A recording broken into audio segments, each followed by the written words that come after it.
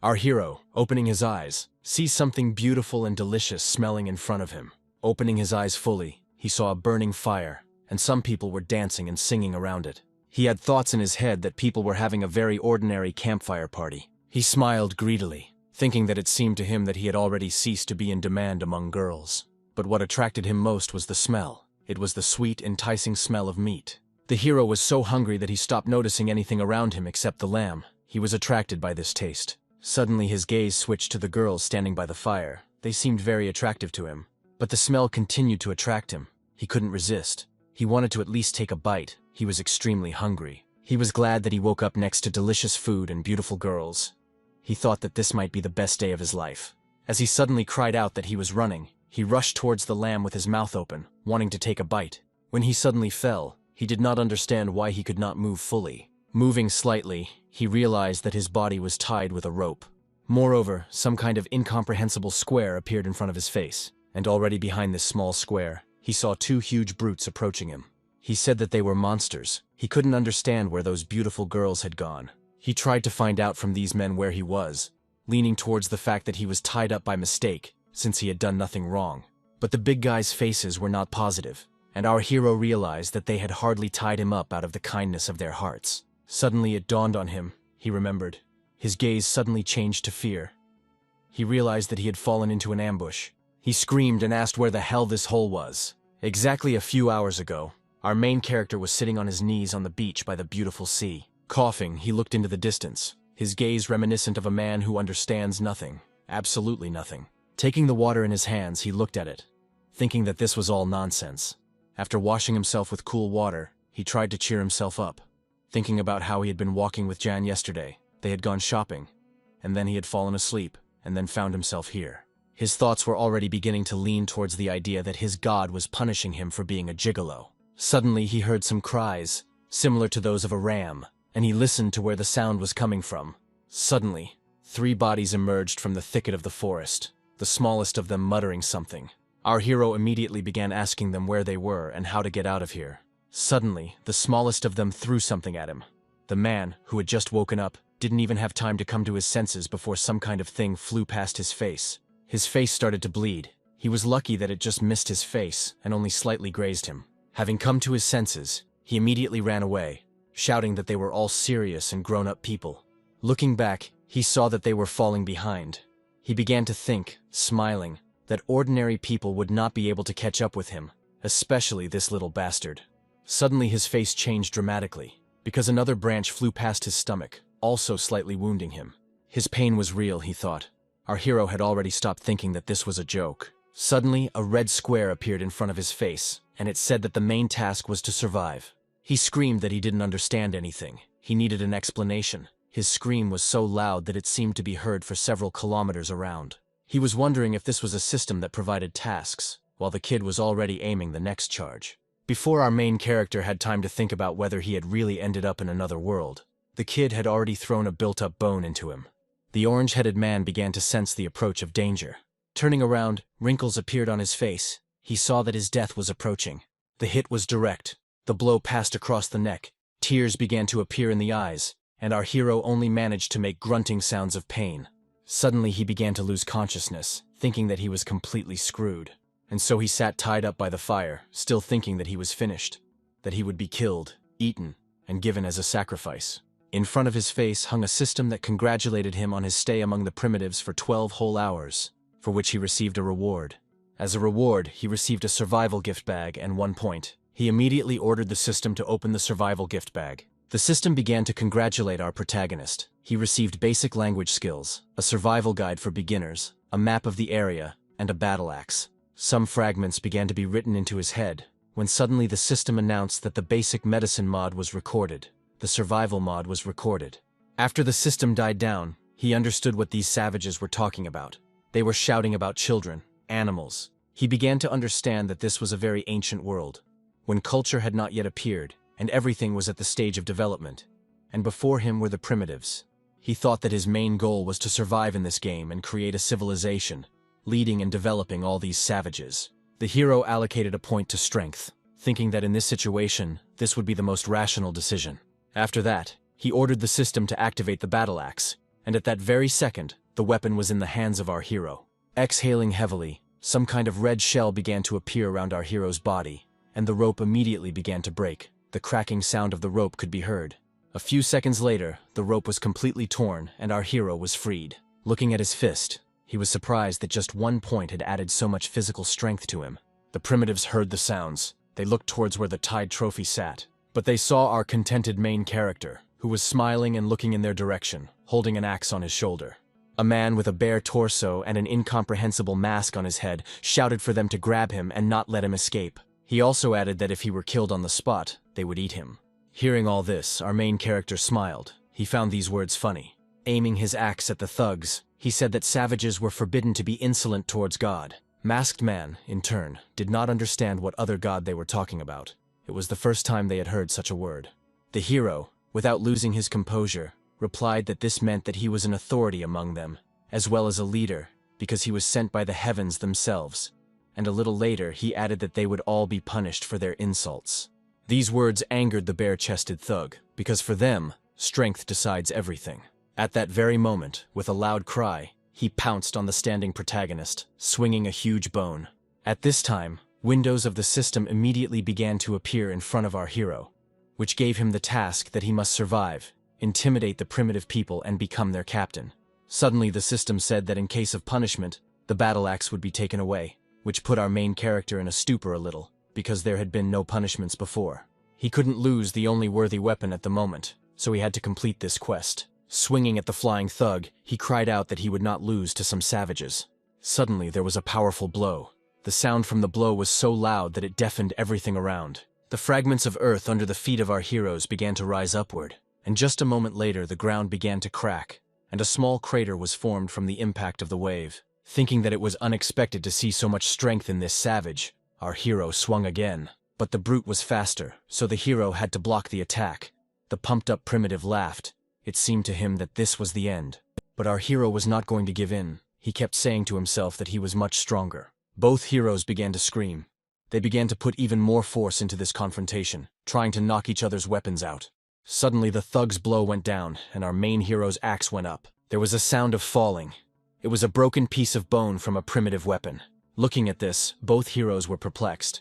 Taking a closer look, the big guy saw that his bone had actually broken. It had been cut by their captive's weapon. His entire tribe looked at the broken bone, because this had never happened before. Looking around with the most stupid expression on his face, our hero thought only that the greatest trouble was about to happen. At that very second he started shouting that this was his favorite weapon. It had been with him since childhood.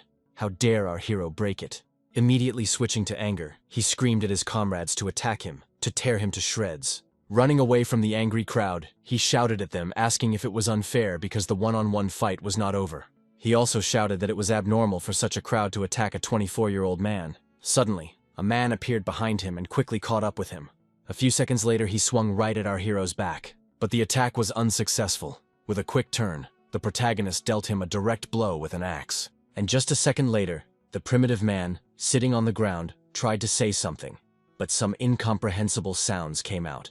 Looking at him, our hero told him that they were just a bunch of savages, and this had to end. Raising his head and looking at the rest of the runners, he picked up the axe and then said that he had no desire to fight them, and if they let him go, he would leave this man alive. And then he shouted as loudly and rudely as possible for them all to surrender. They immediately stopped. Fear began to appear on their faces, and they also began to pronounce some incomprehensible words and sounds. Looking at them, our hero thought that he did not expect such a banal bluff to work, because if they had attacked him in a crowd, he would have been in trouble. At this time they became more and more frightened. They began to scream more and more in fear. Suddenly, screaming for help, they rushed back into the forest. Looking at all this, the hero wondered what was happening. Did he really scare them that much? He wondered if he was really that scary. He was very tense because of this, and at that time some huge figure was emerging from behind him. Suddenly, a system appeared in front of him that gave him a side mission. It said that he had to save the primitives from a saber-toothed tiger. Rereading the tasks, he couldn't understand what kind of side task this was, what kind of tiger it was, and even a saber-toothed one. Suddenly he raised his head. His face changed as quickly as possible. He saw something huge behind his back, and when he came to his senses, he ran away, shouting that it was a real saber-toothed tiger. Looking at the running protagonist, the woolly one saw fun in him. He growled contentedly. Having immediately caught up with our main character, he tried to attack him, but he managed to dodge at the last moment. The tiger continued to strike with its powerful paws, destroying everything around. The fleeing hero did not understand why everyone in this place wanted to kill him. At this time, the saber-toothed one had almost reached our main hero. Noticing this, he thought that if things continued like this, he would die. He was scared. He couldn't understand how the system could give him such an idiotic mission, because this tiger cub would swallow him whole in one bite. While he was in thought, the saber-toothed creature attacked him. The blow went straight to the back of our main hero. The force of the blow threw him to the ground. He fell, his whole body shaking with pain. Trying to get up, he thought that he was going to die now. Had luck really turned away from him so quickly? Raising himself slightly, he aimed the battle axe towards the tiger. Thinking that he could no longer run away, he needed to fight. But he wasn't an idiot when it came to fighting head-on, so he had to somehow outsmart this woolly one.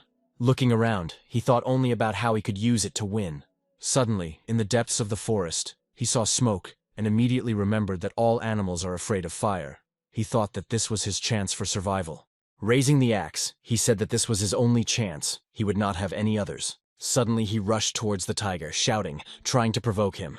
Sabertooth succumbed to the provocation, standing on his hind legs in anger, growling loudly. Tiger versus man, they both rushed towards each other. But the attack attempt was unsuccessful. The tiger stood on its hind legs and landed right on the body of our main character. He got up and immediately started running into the forest, holding his hands on his stomach. He thought that he would never try the tricks from the movie again, even one fucking time. He also thought that all cats were disgusting, because they all loved to play with their prey. As he entered the forest, thoughts began to enter his head that thanks to the plants, he would be able to at least slightly distance himself from the approaching danger.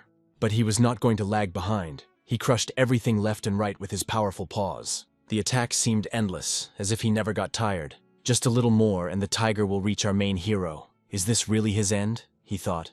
But then he noticed something a couple of meters away from him, and his gaze lit up. He saw that right in front of him was that very same fire of the primitives. With the last of his strength, he jumped towards the fire, thereby dodging the cat's attack. The shockwave caused him to flip over. He spun and hit the ground. Looking up, he noticed that he was right next to the roasting meat. With his last breath, he took a piece of wood that lay under the fire, and then with a sharp movement he stuck it into his head. The tiger immediately began to succumb to pain. His eye was injured. And just a second later he moved away from our main character. He sensed danger. They both stood in front of each other, our hero holding a burning stick with the last of his strength, trying to scare the saber-toothed one. At this time he was rubbing his wounded eye with his paw. Waving a burning stick, he told the tiger to come to him, this big cat. And at this time I hoped that he would get scared and retreat, because his strength was running out. Suddenly some strange sound began to be heard. It echoed throughout the entire area. The sound was extremely deafening. Listening closely, he couldn't believe it, because this sound was familiar to him, but not in such a huge size. It was the sound of trampling, a great trampling. The sound continued to sound, becoming louder and louder. This terrible stomping forced the fight between man and beast to stop. The cat said something in tiger, but it clearly sounded like something like, "Wow." Suddenly he screamed in horror. His face became extremely frightened. And then he suddenly jerked to the side, away from the man. Our main character could not understand what could have scared this strong beast so much. As soon as the tiger disappeared, a system appeared in front of our hero, congratulating him on completing the side mission. He was surprised by the generosity of the system, because it gave him 2 whole points, and he also received the gratitude of the primitive people. But the approaching sound distracted him, because it was already very close. It was becoming louder and louder. Looking around, he thought about where he could run to be in the safest place. As he ran away, he ordered the system to add 1 point to both agility and strength. The system immediately carried out our protagonist's order, increasing his characteristics. He began to feel overwhelmed with strength, and it became much easier to move than before. He overcame obstacles that previously seemed insurmountable. Suddenly he stopped, landing on the outskirts of the cliff. He stopped right in front of the crowd of primitives, looking at their confusion and fear. As soon as our protagonist caught his breath, he screamed loudly to get their attention. Their leader couldn't understand how our main character wasn't eaten by a saber-toothed tiger. He, in turn, immediately smiled after these words. Suddenly he raised his battle axe above his head and said that as soon as they met the saber-toothed tiger's gaze, it immediately tucked its long tail between its legs and ran away. They stood there in bewilderment, when suddenly he added that they should all kneel before him. But they stood in a stupor. Their faces were perplexed, just like the face of our main character, who could not understand why they were not afraid of him. Suddenly, A young girl appeared in front of him, looking straight into his eyes and clenching her fists. She approached him in the payment room, still clenching her fists. Suddenly she hugged his leg and screamed that he was the very benefactor who saved them. At that very moment, everyone fell to their knees and shouted that finally they would not have to be afraid of the tiger. They immediately began to ask him to become their leader. He wondered if this was really the reward that the system gave him in addition to points. They continued to bow to him, asking him to lead them. Even their current leader praised our protagonist, saying that he was the most powerful of those he had ever met in his life. At this time, our hero was thinking about whether it was really so easy to become their emperor. Raising his axe again, he ordered them to stand up, after which he added that from that moment on, he was their king. The system rewarded him by giving him 1 point and 3 band-aids. He immediately added a point to his physical strength. Our hero thought that the more points he added to his characteristics, the easier it would be to complete tasks. After some time, he ordered the system to open the inventory. It contained that very patch. It was an effective medicine with various herbs that stopped bleeding and promoted healing. Its expiration date was exactly 1 day. The expiration date left our main character stumped, because 1 day is not enough. That is, if he activates it, its expiration date will be 1 day. Otherwise it will be spoiled. He took one to see how it would handle the searing wound on his back left by the saber-toothed tiger. After these thoughts, the plaster immediately began to move to his back, covering his wounds. Some small glow began. Some incomprehensible sounds came from the back. And after some time, the wound began to magically disappear. All the primitives were surprised by this phenomenon, because they had never seen anything like it before. And our hero thought that at a critical moment, this thing could save his life. Approaching the former leader of the tribe, he extended his hand with this patch, asking him if any one of them was injured, but he immediately shouted out loud to everyone that their king was powerful. He, smiling and with a wise face, said that this was all the pure truth, because if he were not like that, he could not protect them. He immediately added that if he was their king, then he needed to meet everyone. Pointing his finger at the masked brute, he said they would start with him. He needed to introduce himself and talk about his skills. Making a strange face and showing his muscles, he said that his name was Shigu, and he was the former leader of them, and he was also the best fighter. After the big guy, there were several more. Suddenly, a girl approached Shigu and told him that she was the strongest, and her name was Huangxi. Afterwards, she approached our hero, who could not believe his eyes. In front of him stood a simply enormous girl who told him that she could throw stones. He immediately began to think, because in front of him there could be a whole hidden boss of this game. Next, Shosho introduced herself and said that she could climb trees and pick fruit. Suddenly, something kicked our main character quite hard in the back of the head. A beauty appeared before us, who surprised our main character. Her name was Vut Ayu, but she immediately pointed her finger at the 2 babies, saying that they were her sons, but they didn't have names yet, because she hadn't come up with them yet. Our main character found this funny and laughed carefree. With a lewd smile, he thought about how he was different from Thief Chow. Chow was a fan of collecting widows as concubines. Suddenly a kid appeared in front of him, who scared our main character outrageously. After everyone, our main character introduced himself and said that his name was Chen Li. They could call him whatever they wanted: boss, king, emperor, or just Bro Chen. He also added that he knows everything about civilization, and came here to pass on his knowledge to them. Everyone stood and looked at him in surprise, because they had never heard such words before and did not understand their meaning. He told them not to worry because he would teach them something new, and after some time they would change a lot. And besides, they would be able to eat meat every day. The last words about meat left the primitives stunned, because every consumption of meat was a whole holiday for them. Realizing the words of our protagonist, they screamed with joy, praising their new leader. At that very second, a system window appeared before our hero's eyes, indicating that the main quest to settle down had been activated ahead of schedule. The content of the quest stated that it was necessary to help primitive people build dwellings, officially create a tribe, and increase the number of people to 50. The reward would be 3 points, as well as a large treasure chest. There were 15 days to complete this quest, but since it was activated early, the system added 3 days, making a total of 18 days. Our main character was happy with the new task, and it wasn't difficult to complete. I immediately began to think that at the moment there were 15 people in the tribe. That is, in 18 days it was necessary to disperse as many as 32 people. And this only meant that it was worth joining other primitive tribes. Here his mood changed dramatically, because it will be difficult to do this in 18 days, so our main character will have to try very hard to complete this mission. Thinking about the chest, as well as the additional prize, he was interested. He hoped that the system was not deceiving him. A bright night came. A not quite native moon shone in the sky. Its rays covered all the nearby territories. At this time, our main character was sleeping surrounded by primitives. The hero's eyes twitched and he was bothered by extraneous sounds. Rising abruptly, he thought that he was tired of this lawn. It was chafing him, and the sounds were preventing him from falling asleep. Standing up and holding his stomach, he thought about how it was impossible to conquer the world on an empty stomach. Because first you need to eat well. Looking at his tribe, he said that these guys were simple-minded and did not even leave anyone to guard them. Thinking more and more about food with each passing minute, he thought about where he could get something to eat. Suddenly it dawned on him and he cried out loudly. Where he fought with the saber-toothed tiger, there was a lot of fried meat. But at that very second, he thought that someone might have already eaten this meat. Two opposites were fighting in the man's head. One was saying that the creature that scared the tiger might still be there, and the other was saying that at this rate he could die of hunger.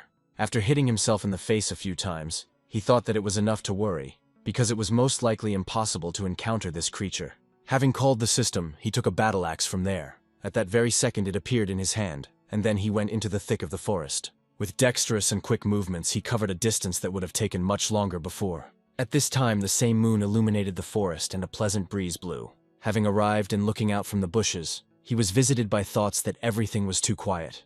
Looking at the meat, he thought that he needed to be extremely careful, because he didn't even know 90% of the monsters in this forest. Approaching the fire, he saw more pieces of meat, as well as a white creature that resembled a hare. Having tied it tightly with a rope, he looked at the meat, thinking about taking some of the loot to my guys. Having tied everything tightly, he went back, because it was dangerous to stay in that place. Running back, he was surprised by the fact that it seemed to him that this territory had changed. Not noticing the cliff, he stumbled and began to fall straight into it, dropping the weapon from his hands, and he landed hard on his bottom. Hitting hard, he screamed that he hates the one who dug such a big hole. Raising his head, he saw a shadow. He could not understand where such bright moonbeams came from in this jungle. Suddenly he became thoughtful, remembering events from the recent past. He felt wild from his thoughts, immediately starting to look around, and his thoughts were confirmed. He is now confident. I am sure that these are not holes, but traces of the creature that scared the saber-toothed tiger. He immediately assumed it was an ostrich, but just as quickly dismissed the idea, since ostriches that big don't exist. Pictures of different monsters that could have left these huge footprints began to pop into his head. He was stunned, because he should have guessed much earlier, when he saw the saber-toothed tiger. After all, it's not just wild animals here. These are the most terrible creatures of antiquity that existed in all the myths and legends known to him. He needed to find a safe place to settle down as soon as possible, because there was not a minute to lose. It was beginning to get light. The early sounds of animals and people began to be heard. The jungle came to life. There were fights between the primitives for meat. Everyone wanted to grab as many pieces of meat as possible. Our hero watched what was happening with a dull face, saying that it would be difficult to teach them anything. Suddenly his patience snapped, and he shouted as loudly as he could for them to stop fighting. Looking at them, he thought that these guys don't know how to make a fire, don't know etiquette, politeness, and rules of economy. Then he added that the first to get food are those who go hunting. Immediately after his words, the former leader of this tribe said that before this they went in turns. Yesterday it was he, Agun, and Huang Shi. Pointing his finger at Tang, Zhu, and Wolfbone, he said that it was their turn today. But immediately clenching his fists in front of his face, he said that today was a special day, because the king would be going hunting with them, so everyone wanted to go.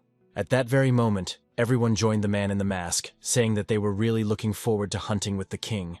At that very second, he noticed a boy busy with something, who was holding a bone with some kind of rope in his hands. Looking at him, our hero thought that this kid was most likely afraid of him, because he thought that he held a grudge against him for catching him yesterday. Our hero needed to somehow improve relations with him. After listening to everyone's opinion, he said that since everyone wanted to go, then everyone would go. They also needed to choose a place to build a house. He began to explain what a family is, and that everyone in the family should support each other and protect them from problems. He compared it to a tree, saying that the roots can be compared to a family. The pumped-up girl smiled and said that this was very important to her. And approaching our main character, she extended her long arms. And then she hugged him very, very tightly, asking if she could really live with the king then. He, wiping the blood from his nose, said that everything was correct. Now they were one family, which of course would all live together. She happily began to leave, shouting that now the king would live with her and she wanted to give birth to his child. Having calmed down and moved away from the hug, he told everyone to come as close to him as possible. And then, sitting down, he added that they should watch and listen to him carefully. He said that first of all they needed a large flat piece of land, The plain would be best in the north with a mountain and a river in the south. This would make it easier for them to get food, build a house, and also get water. His reasoning after a few minutes had already reached the sea, which stunned the rest of the tribe, because they had long since stopped understanding everything, and now they were completely confused. Continuing his reasoning, he spoke about ships and how convenient it is, because it is cooperation with other states. Suddenly the kid said that he knew where such a place was, if he was talking about a big puddle. He immediately grabbed him, telling him to quickly take them there, and also adding that if he really showed where it was, he would make him the first minister. The boy immediately began to tell the story that this place is located in the east, but it is better not to go there, because a herd of bulls lives there. Thinking of ordinary calves, he said that these bulls would become their prey. Suddenly he raised his battle axe and shouted that their first joint campaign and hunt was starting right now. After some time, it was already daytime. Our heroes were following the boy, making their way through the thicket of the jungle. Some of the primitives already began to doubt this idea, because the foliage did not end. Suddenly, a chicken head appeared from the sheet, and our heroes appeared behind her. They were discussing the fact that the area was quiet and calm. Our main character calmed the boy down, saying that he shouldn't worry so much, because he was with them, which meant there wouldn't be any problems. He also addressed the other men, saying that he would protect them all in case of trouble, because he was able to scare off an entire saber-toothed tiger. Pointing his finger to the top of the peak, the boy said that from there, he would be able to see the gathering place of the herd of bulls. The kid kept repeating that they should be quiet and not attract unnecessary attention, to which our main character said that he was making a mountain out of a molehill. Looking out from the top, he could not understand whether there were any other monsters in this place besides bulls. Suddenly he noticed something that made his eyes shine. He saw an ideal place, mountains, a river, a plain.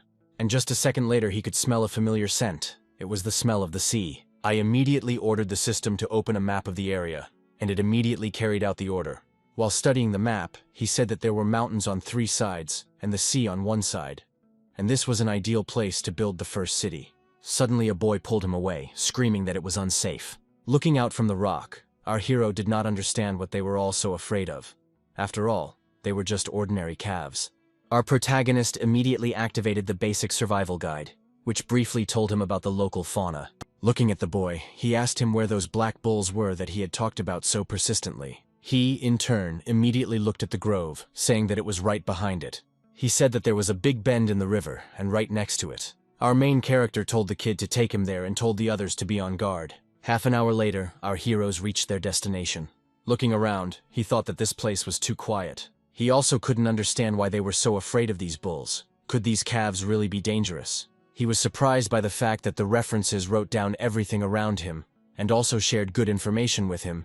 He was glad of this skill. He thought that there might be monsters here that were worse than these bulls. Suddenly he heard the trembling voice of a boy who was pointing his finger to the side. Having looked first at the boy, he began to raise his gaze. Suddenly he noticed a huge black shadow that was moving. The baby immediately started screaming that he was huge, and upon closer inspection, our main character fell into a stupor, saying that they were in complete shit. In front of them stood a huge monster with horns, who didn't even notice our heroes due to his small size. As he passed them, he looked into the distance and moaned. When he screamed, his roar was deafening and ear-splitting. Stuttering, the former boss of the tribe asked our protagonist if they were really going to hunt these calves. He in turn, with the same trembling voice, replied that he had said it correctly. Putting on a brave face, he ordered them to sit in ambush while he went on reconnaissance. Everyone was thinking about how courageous he was, while our hero went behind a tree. As he went behind the tree, tears began to appear on his face. He thought that he didn't want them to die because of him. Looking at the 2 huge bulls, he had thoughts in his head that he had 2 good abilities. Suddenly, another huge black bull passed by him. His face was scared, because this monster was 3 times bigger than him. He wanted to find a calf to practice on. He was very scary. Our hero was at a loss. Watching him eat the leaves, he realized that disturbing the animals while they were eating was a bad idea. Seeing the smallest one, he wanted to try to negotiate with him, because suddenly they have an easygoing nature. Coming out of the tree, he hid the axe and then greeted the bull. He, noticing our hero, fell into a stupor. His face changed dramatically from cute. Suddenly he screamed, yelled towards our main character. His eyes turned red. The bulls standing nearby heard the howl of their comrade and immediately turned their attention in his direction. Just a second later, a whole herd of bulls was running towards our main character. Shouting at them not to come near, he began to run away from them. As he swam across the river, he thought that they were afraid of the water and would stop. But it was not to be.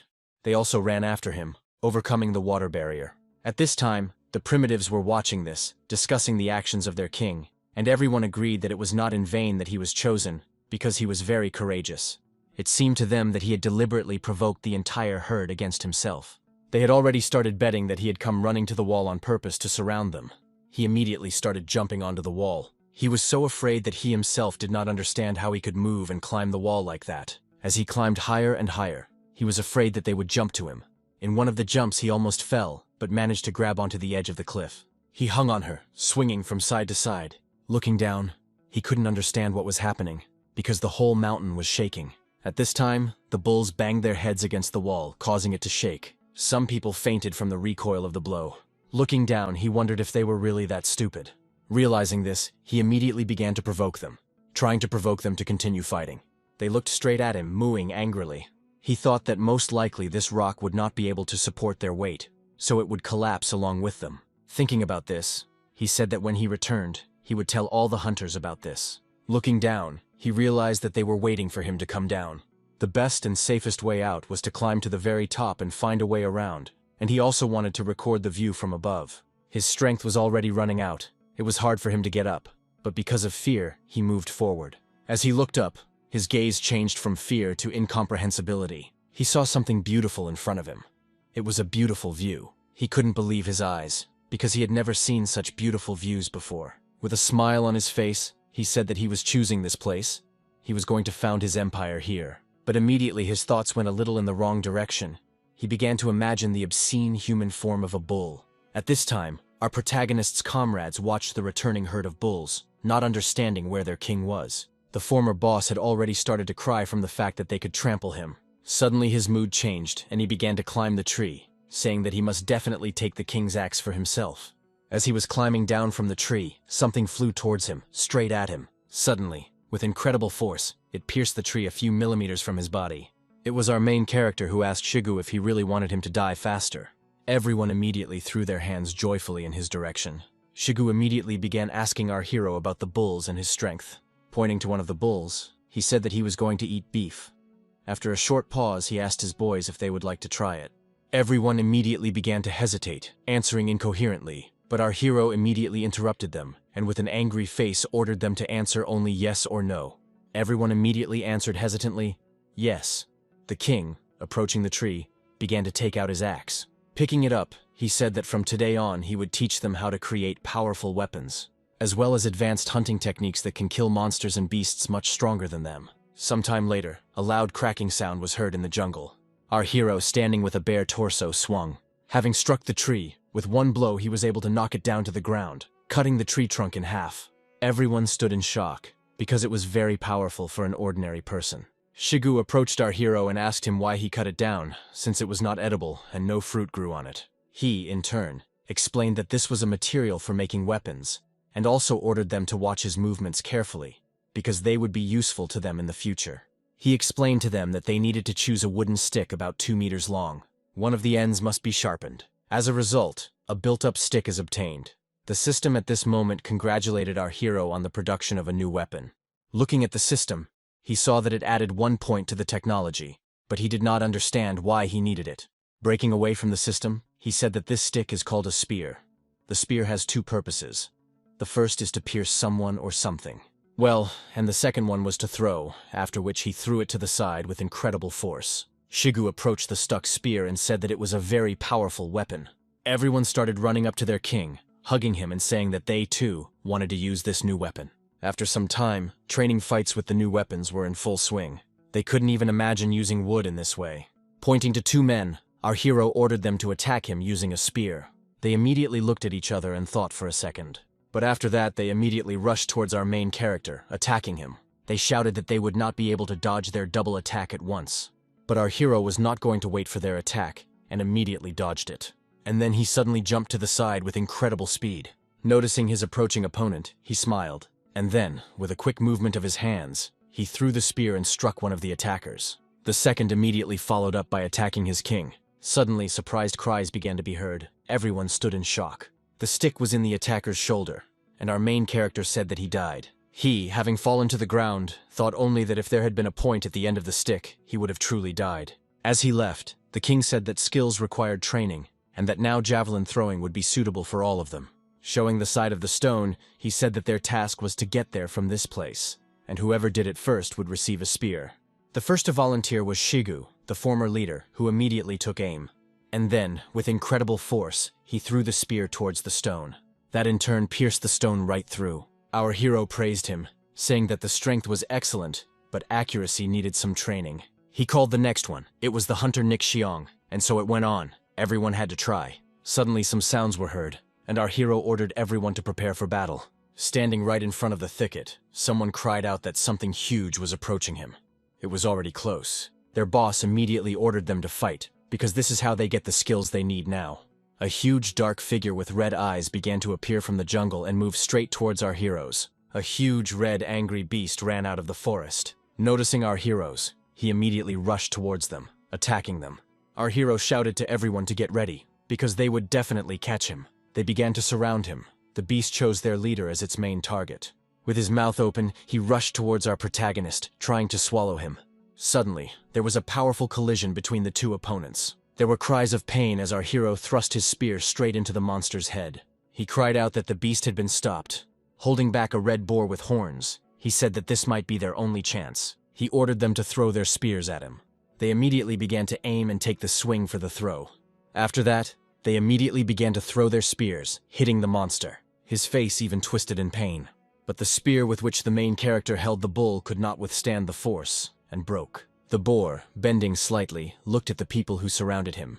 Suddenly, a boy with a skin on his head threw a spear in his direction. He began to go wild with pain because the hit was accurate. Looking at all this, the hero thought that this boy had skill. The boar rushed towards our main character. All this time the boy sat on the deck and watched what was happening, waiting for the moment to attack from the air. The red boar fled in desperation. An axe appeared in the boss's hands. He was not going to let him escape. Having hit him and sent him aside, our hero screamed. This was a sign for Xiong, who was sitting in the tree. He immediately jumped down from the tree, raising his spear and aiming it straight at the beast's head. Having stuck it in, the boar began to squeal in pain. He began to thrash from side to side, breaking trees with his huge body. The system notified the protagonist that the monster had gone berserk, after which the boss immediately screamed for everyone to dodge. At this time, the boy was shouting for everyone to save themselves, but he was not going to let go of the spear. At this time, their king was approaching the monster. He was going to save his subordinate. He jumped and swung, shouting for Xiong to let go of the spear. With fury in his eyes, he struck the monster with all his might. The blow seemed to cut through even the air, and a column of dust rose up. The silhouette of our main character began to appear from the dust, and the monster lay on the ground without the slightest movement. Standing on his head, he shouted loudly that there would be a big feast today. All this time, Xiong did not let go of the spear. He continued to hold on to it. The king extended his hand to the boy, telling him to get up. He praised Xiong, telling him that he stood out more than anyone else, and that he was a great guy. He praised all his subordinates, saying that they deserved the food. Everyone was happy, because they would eat a tasty and hearty meal of meat. Shigu saw a woman carrying a huge piece of meat, telling her that this piece would be his. But she immediately refused him, saying that this piece would go to their king. She, approaching the king, did not understand his reaction to raw food. He explained his reaction by saying that he saw them frying food over a fire. She answered him that they had not managed to preserve the source of fire, so now they would have to eat the food raw.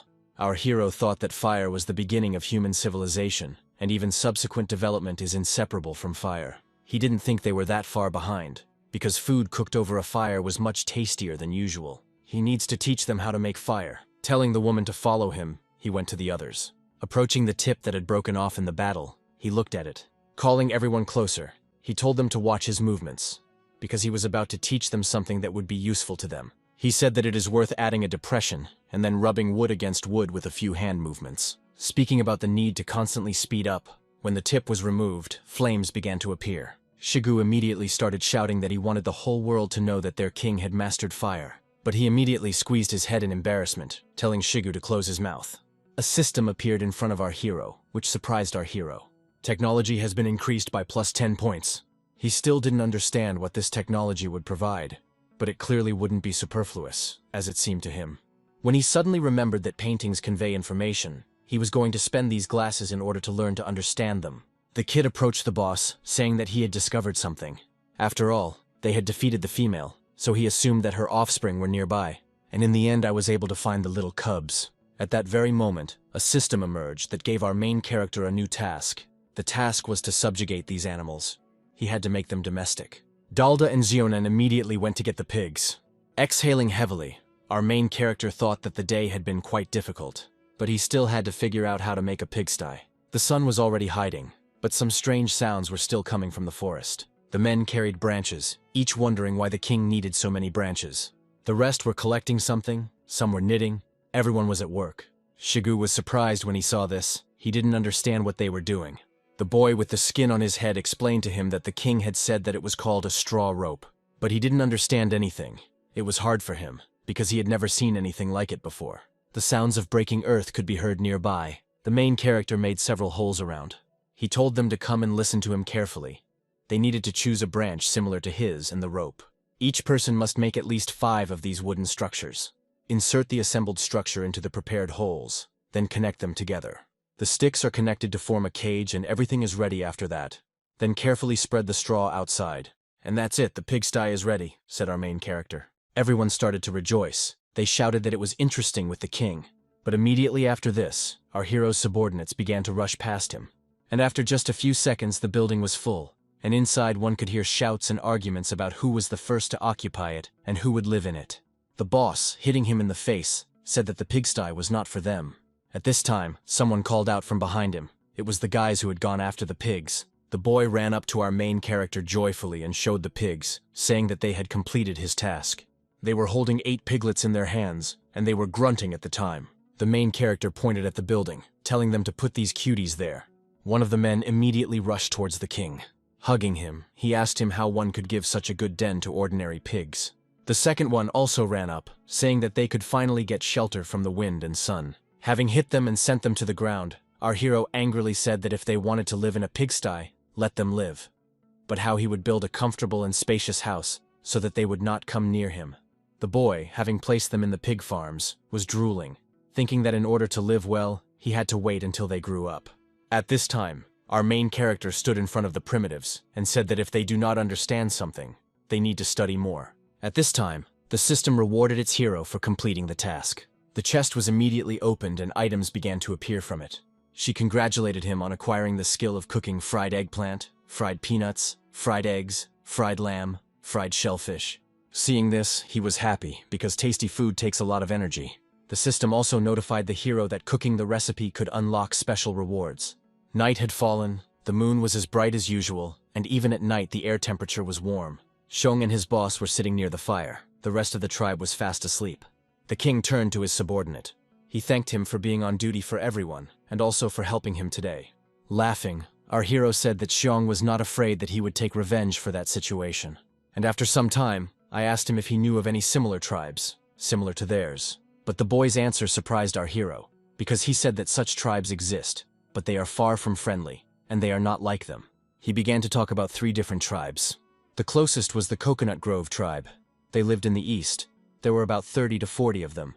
Their representative was a woman. The second tribe of the Sea Bay, there are also 30, maybe 40 people. They look scary and are constantly killing each other. And finally, the Giant Rock tribe is the most powerful tribe and has the largest number of people. They live in the mountains. They say their leader has gained supernatural powers and can kill a tiger with his bare hands, and it is better not to mess with him. Lost in thought, our hero reasoned that if Xiong's story was to be believed, the most suitable target would be the Coconut Grove. He had already started making a plan in his head on how to make friends with them without any fights. Suddenly he felt cold and began to feel danger approaching. A huge woman came up from behind, grabbed the boss by the back and asked him why he wasn't asleep yet, and then obscenely asked if he wanted to do something interesting with her. But our hero immediately answered no. Parodying a cat, she meowed, hinting at something to the king. Extending a trembling hand towards the boy, he said that she was doing a great job of showing a saber-toothed tiger. At that very second, he grabbed Xiong and rushed towards the forest, screaming that he really wanted to go to the toilet. 2 comrades were sitting in a tree and having a conversation, when suddenly the younger one said that they had arrived. The king immediately began to watch them closely. A blue, human-like creature ran after the bird, screaming that it would kill it, and just a few minutes later she was right in his arms. A second blue creature immediately appeared. But they had a conflict over who would take this bird, and they began to angrily shout that they would kill each other. At this time, The boss of the primitives was discussing the fact that these guys are very physically developed and have well-developed limbs, but their brain is very simple. He also told Shuno that if they could connect them to the flames, they would be able to capture the dodo birds. The kid immediately responded that their tribe was much smaller in number, and they would not be able to capture them. At this time, the situation between the two blues was heating up. The king agreed with Xiong, thinking that sophisticated weapons could help them. His plan was to first get rid of the herd of bulls, and then use the new resources to create more powerful weapons and equipment for battle. Having thought everything over and seen everything, he told Xiong that they were returning. After some time, our heroes returned to their comrades. At this time, some were resting, some were collecting branches, some were eating. Shigu sat thoughtfully and watched something. At this time, the king and the boy appeared, and everyone began to rejoice at the return of their king. Shigu approached the boss and said that he was starting to get very worried, because he had searched everywhere, but had not found his king. Our hero immediately sent the guys to training so that they could practice with spears. At this time, someone approached our main character. It was the girl who was talking about how such large leaves are convenient to use when you go to the toilet. He ordered her to gather all the women. He needed their help, because he was now going to teach them something interesting. She immediately left, saying that she would gather everyone in a few minutes. After some time, the main character was surrounded by women holding stones in their hands. Showing the stones to the king for evaluation, they expected praise from him. He immediately set to work, explaining that first you need to make a rectangle out of the stone, and then rub it tightly against another stone to create a point. In this way they will make a stone axe. They began to applaud him, saying that their king was magnificent. The system congratulated our hero, saying that he would receive 1 point for making an axe. But he was not happy about this, because he did not understand how it worked, because he was given 10 for the fire. Upset, he accepted the point. Waving to the girls, he told them to try while he rested, but one had already done it. She showed her creation. Our hero was surprised, because he did not show an axe with 2 sharpened ends. She immediately answered that she saw a similar one at her king. A system appeared before our hero, congratulating him on fulfilling 2 conditions. The reward was the activation of the detection of hidden talent. He began to see the talents of his comrades. This girl's talent was creating instruments. She looked at the king with a lewd face, thinking that he was examining her completely. Approaching the other girls, he showed them a recently made axe with a smile on his face, saying that they should make as many similar weapons as possible today. The sun was already hiding. Night was coming. They shouted that the 30th was ready. The king, standing in front of the pumped-up girl, praised him, saying that she had a whole talent. Showing his hands, our hero was surprised, because they were all wounded from the fact that they had been sharpening stones all day. She immediately began to switch to that very scary topic for our hero. The others joined in, showing their hands. They asked to blow on their hands, and the king thanked them shyly. As soon as they began to approach him, he rushed into flight, shouting that 50 was enough. They could rest. He was lost in his thoughts as he made his way through the bushes. When suddenly I heard that I needed to let go, and at that very second something began to approach our hero. He barely managed to dodge and shouted some obscene words. As he watched the moving target, he thought that the boys were having a great time. Suddenly they shouted for the next group to get ready. Approaching Shigu and the boy with the skin on his head, he praised them, and then said that tomorrow they would be squeezing with the bulls. He also added that he would take a secret weapon with him. Night fell. The moon illuminated the area. Our main character stood near the fire. He was swinging an axe and doing something, hitting it against a stone. Each blow became more and more powerful, and the sounds became louder and louder. He exhaled heavily and thought about how he hadn't slept all night because he wanted to finish making the secret weapon. The whole tribe came to him. He told them to watch. They had to pick the black tops of the leaves, and if they had wounds on their hands, they should not touch this juice of the leaves. After all, his system identified them as a natural paralytic. He hopes that this juice will be able to paralyze the monsters. One of them asked why he was digging a hole in the stone. He told her to call the girls as quickly as possible. Use a stone mortar and crush the green leaves, and then you need to coat the spear tips. That's what this pit is for. One of the men also cried out, asking what they should do, since they also wanted to be useful. But their boss told them to eat well and rest, because a big battle awaits them all. The sun began to rise and a cool breeze blew. Our main character sat in a tree, and while he was eating he thought about the upcoming battle. He had a shashlik in his hands and salt lay next to him. Suddenly the woman cried out that the preparations were complete and they were completely ready, immediately throwing a spear at him with incredible force. But the king didn't even bat an eyelid. For him, this throw seemed extremely slow. He grabbed the spear that was flying past. Slowly looking up and exhaling lightly, he said that the time had come. Standing in front of them, he gave orders. saying that the women should stay here and protect the children, and the rest should take up arms and move up the mountain. Everyone was happy because their new story was beginning. Now it's the monster's turn to tremble, they screamed. After some time, our heroes reached their destination. The king went alone as bait, while the others sat in ambush. Shigu spoke about how their king was strong and that no one should think that he would not return. Suddenly Xiong shouted for the others to get ready. He saw some movements on the other side of the river. Shigu said that they had the right to make mistakes, because their king took a very big risk for their victory. 10 minutes ago, some sounds were heard in the foliage. These were the sounds of movement. The bulls often paid attention to this, examining the thick forest.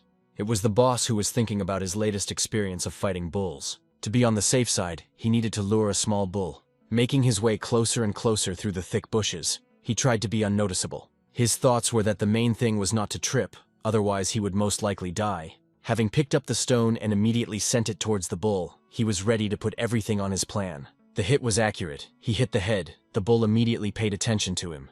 The hero began to shout all sorts of nasty things at the calf. He immediately became angry and went berserk, and the rest of his herd also turned their attention towards the main character. They immediately rushed towards the man. The king was a little confused, because it was enough for him to try his strength on one, and there were 3 of them. But as soon as he came to his senses, he immediately took off running, starting to implement his plan. The bulls quickly began to catch up with him, destroying everything around them. Running down the hill, he shouted for Shiga to order them to aim at the first bull. At this time, the first bull was already trying to hit the running man. Shigu gave the order to the primitives to prepare for the attack. As soon as he saw that the bull was within attack range, he ordered to attack. Everyone started throwing out their spears, aiming for weak spots. All but one of the spears reached their destination, piercing the bull's body. Our hero at this time was climbing up the stone wall, trying to climb as quickly as possible. The boy with the skin on his head took aim. His goal was to prevent his king from being captured. Suddenly he shouted that he wouldn't miss, and then launched his spear towards the bull. The hit was accurate in the neck. The bull felt it and began to scream in pain.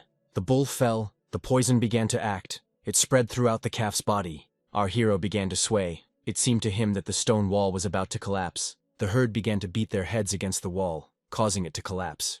Looking at this, the king thought that things were bad, when suddenly the place he was holding on to broke off. But someone grabbed him safely by the hand.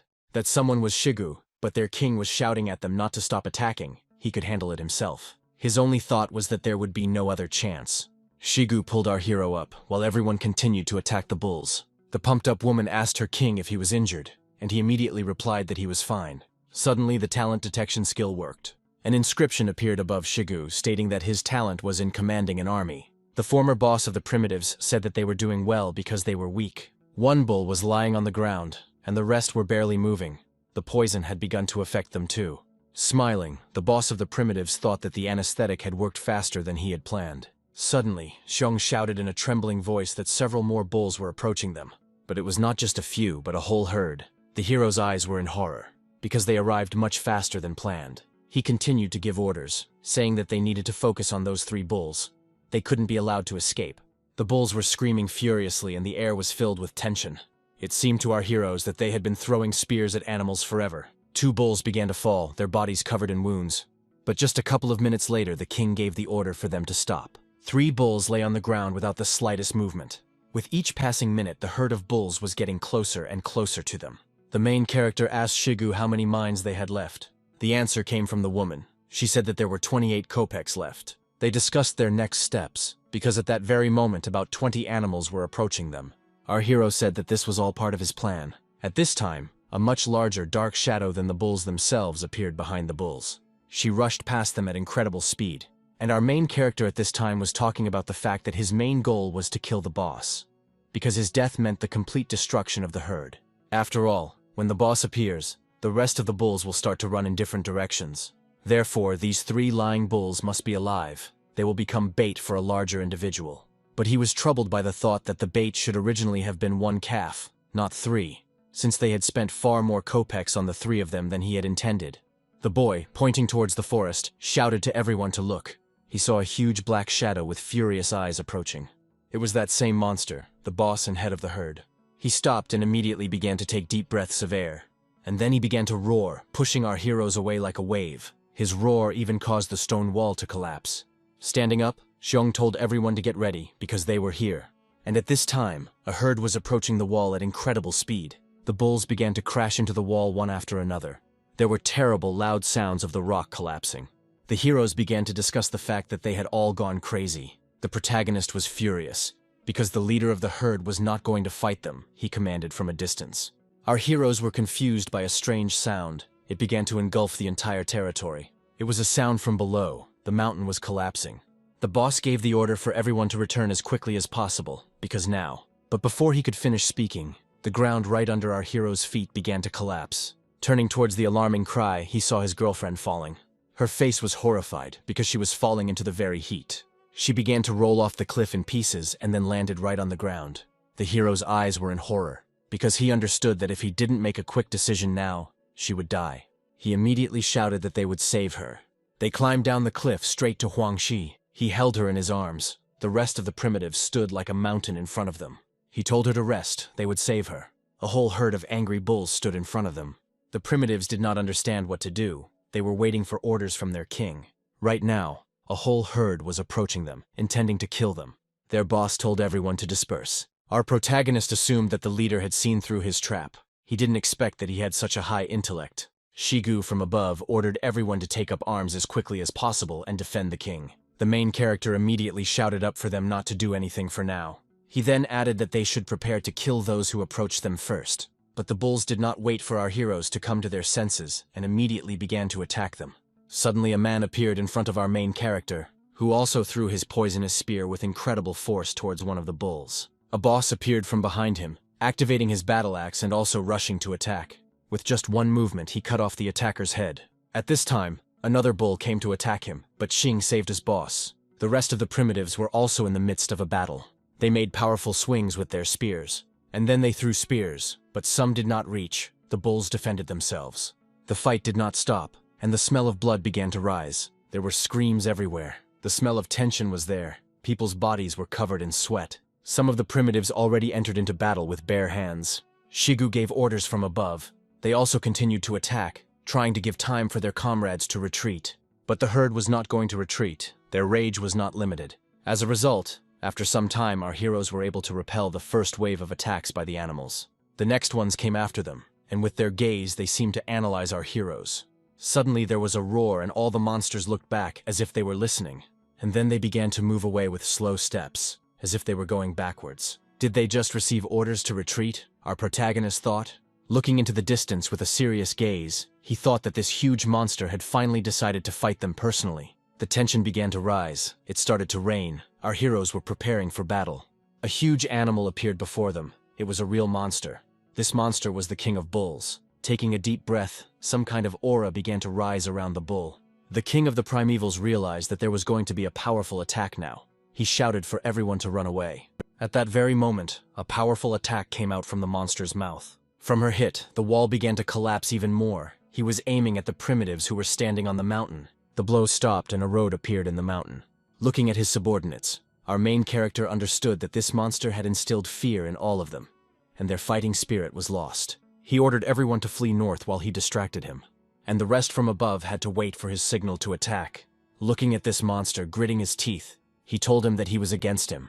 He immediately rushed towards our hero, preparing to strike him. The king was not going to stand and wait for his death. He stood up and also rushed towards the bull. Their blows touched, dust rose, and a shockwave passed from their blows. None of them were going to retreat. Each of them wanted to kill each other. But the monster's strength was greater than that of our main hero, and he threw it aside. And then destroy the earth beneath you. He immediately rushed towards the fleeing man, wanting to deal him the final blow. The future emperor's gaze turned towards the mountain. He saw his chance to save himself. He understood that if he managed to get up, the outcome of the battle could change. He had only a little time left to rise. He was already about to open his mouth to give an order to Shigu. Suddenly there was a powerful blow from the Bull King, which made the entire wall shake, and then the impact was followed by a powerful explosion. Everyone started screaming because their king was right under attack. The woman began to reproach herself for the fact that it was her fault, because if it weren't for her, everything would have been different. At this time, the monster switched to the remaining primitives, intending to finish them off. The monster stood right in front of our heroes. Her appearance frightened them, but each of them understood that they could not retreat under any circumstances. Suddenly one of them cried out that they should prepare for the most difficult battle. The The bald man said that they would kill her here and now. They must avenge their king. Suddenly, something flashed past the king of the bulls. His eye was wounded. Blood began to flow. The bull could not understand where he was attacked from and who could have done it. Suddenly, a shadow began to appear, which blessed the bull because thanks to him, the gorge appeared. It was our main character who supplemented his words about the gorge by saying that at the critical moment he was able to hide in it. But even despite this, he was seriously injured. His body was shivering and his body was covered in wounds. Everyone started screaming. These were screams of joy. They couldn't believe their eyes, believe that their king was alive and he was with them. At that very moment, the king turned to Shigu. He in turn replied that he was glad to see the king alive and unharmed, and that he was eagerly awaiting orders. Immediately rushing towards the huge bull, our hero shouted that they must kill him. Everyone also rushed towards the bull, following the orders of their king. Everyone was determined to kill the monster. One of them approached first. He jumped with the intention of hitting the monster straight in the head. But the monster was not going to stand still and wait for the attack. With the help of her horns, she attacked the attacker. Plunging her horns straight into the man's body, he screamed in pain.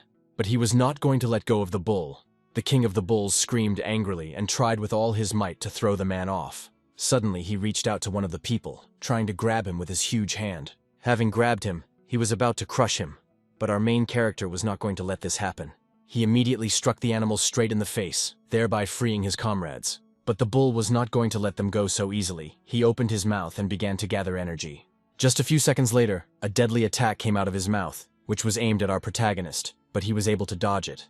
The blow almost reached one of the king's comrades. She screamed in fear, because just a little more, and the attack would overtake her.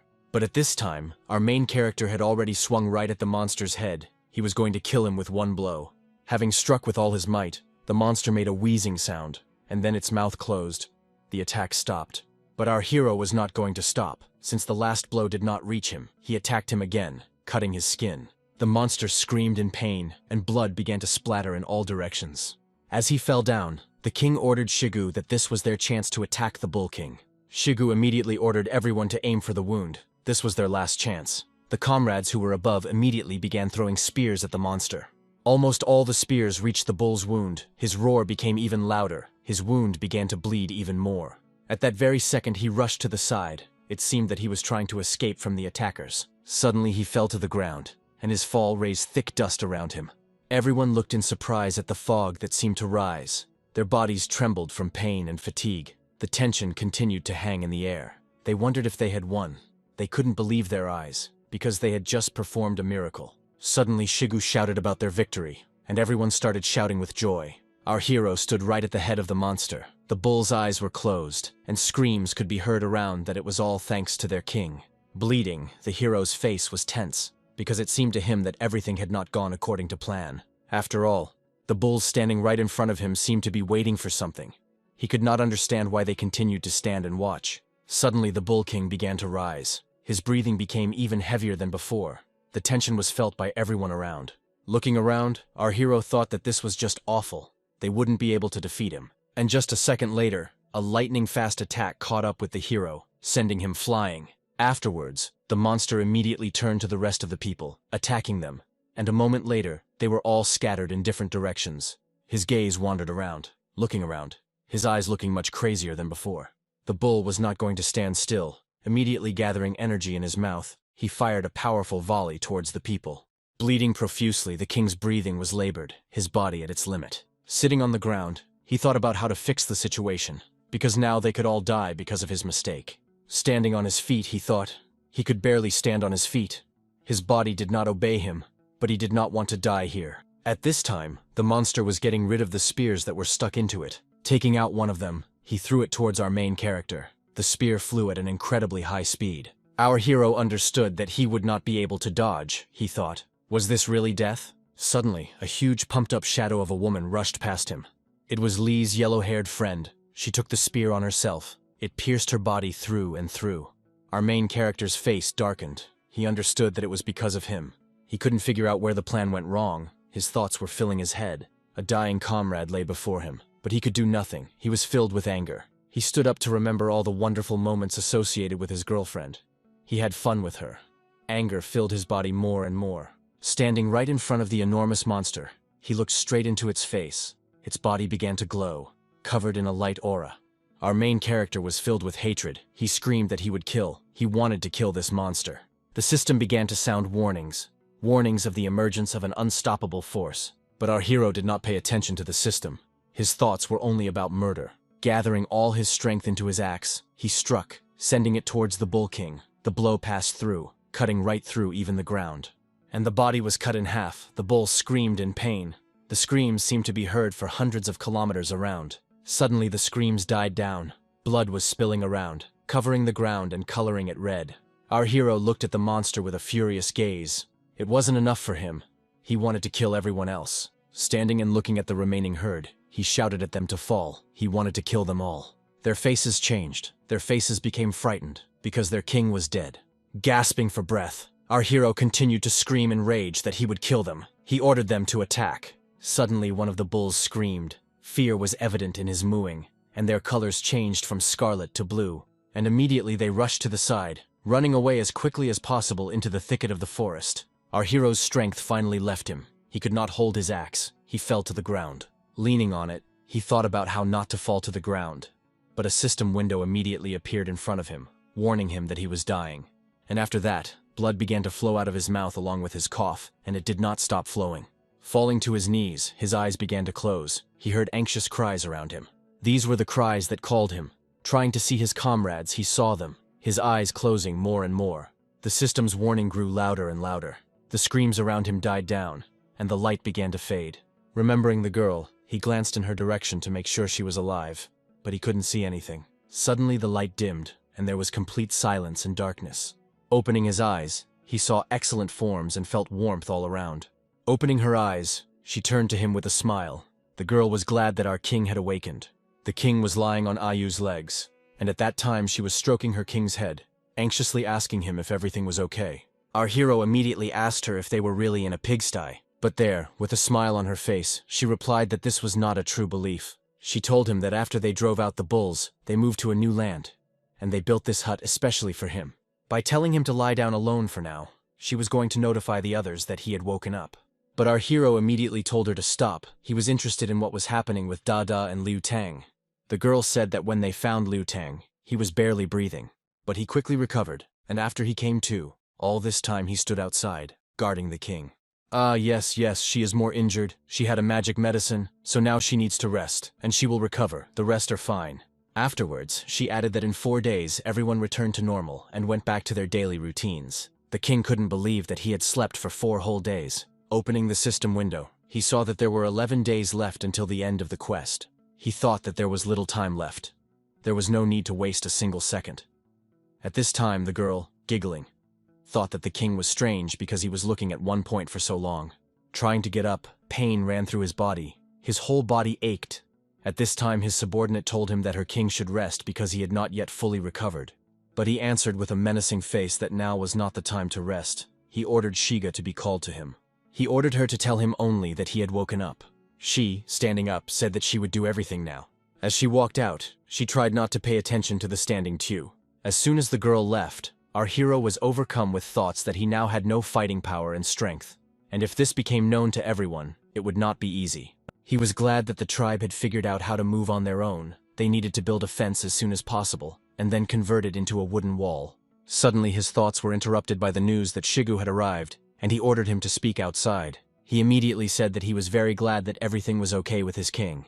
Our main character said that he had a special assignment for Shigu. He ordered him to come closer to the walls and remember everything he was about to hear. He inclined his ear, saying that he would do everything in the best possible way. A few minutes later, he happily turned around and, shouting that he would definitely do everything, began to leave. The hero understood that he could no longer make mistakes while hunting bulls, so he needed to clear the area. After that, he immediately turned to Liu Tang. The king said that there was a special task for him too. He ordered him to go for the Bull King and bring his skull and skin. Holding out the axe, he made his subordinate sparkle with joy, because he considered this weapon divine. As he left, trembling with joy, he also shouted that he would definitely complete this task. The girl, approaching the entrance, said that the king should now rest, but he, without letting her finish, immediately refused. He said that there was a special task for her as well. After a few seconds, he told her that if there was no one around, she could come to him, alone. As she entered, she listened to the king say that he had sent them away specifically to give her a secret mission. She immediately took off her clothes and said that she had been ready for a long time. Our embarrassed protagonist began to shout that she had misunderstood him, and then ordered her to get dressed. Sitting sheepishly before the king, she awaited orders. He talked about how he needed her to help him put on a play. She didn't understand what performance was being discussed. She asked what exactly was required of her. The king said that he planned to send someone to negotiate with the Coconut Grove tribe. The main goal of this mission was to convince them to join them. She responded by saying that they had more people, and therefore they most likely would not agree to these conditions. But our heroes said that they need to show strength. They must think that agreeing to join is their only choice. He said he chose her for 2 reasons. The first was because they were a matriarchal tribe, so it would be easier for women to communicate. Well, and secondly, only she knows about the current state of her king. Our hero said that the explosion caused severe damage, although the medicine stopped the deterioration, but in order to fully recover, something better is needed. She still sheepishly agreed with her king. She asked the king again if she should look scary to intimidate the Coconut Grove tribe, but she immediately said that she understood everything and that she would not let him down. Our 2 heroes were on their way. They both didn't know what was waiting for them on the other side, but they wanted to be useful to their king. The kid said that they were about to arrive, and he added to his words that the Coconut Grove tribe does not like war. But he also reasoned that conflict with them should be avoided, because even though they consist of women, their strength is great. But his companion reassured him, saying that his only task was to show where this tribe was, and that she would take charge of the negotiations. The boy also complained to her that the king was too partial, since he had created such beautiful clothes, especially for her. After some time, sounds began to be heard in the bushes. The rustling of leaves was quite loud. Suddenly, our heroes appeared from behind the foliage, looking out, and surprise appeared on their faces. They saw a beautiful sight. Several women were taking a bath. Joyful cries were heard, but there were also some insults. Among them stood a green-haired woman. She was the queen of this tribe. The boy's companion immediately began to admire the queen's beauty, but he immediately interrupted her, not letting her finish speaking, citing the fact that appearances are deceiving. He heard that she ate several suitors. During their heated discussion about eating the grooms, someone snuck up on them from behind. This was a detachment of the tribe that guarded the rest of the tribe. Sometime later, our heroes were brought to the queen. 2 armed women reported to their queen that these 2 had been spying on them while they were taking water treatments. They also added that they called themselves Pooh and were very demanding to meet the queen. The kid immediately started yelling that they were not Poop, but ambassadors of the king of their tribe. The green-haired girl immediately asked him again. She did not understand what ambassadors he was talking about. At that moment, the girl looked away in surprise. After thinking for a while, the queen gave the order that the woman be left as a slave, and the man be fed to the fish, and the piece of meat be made into dinner.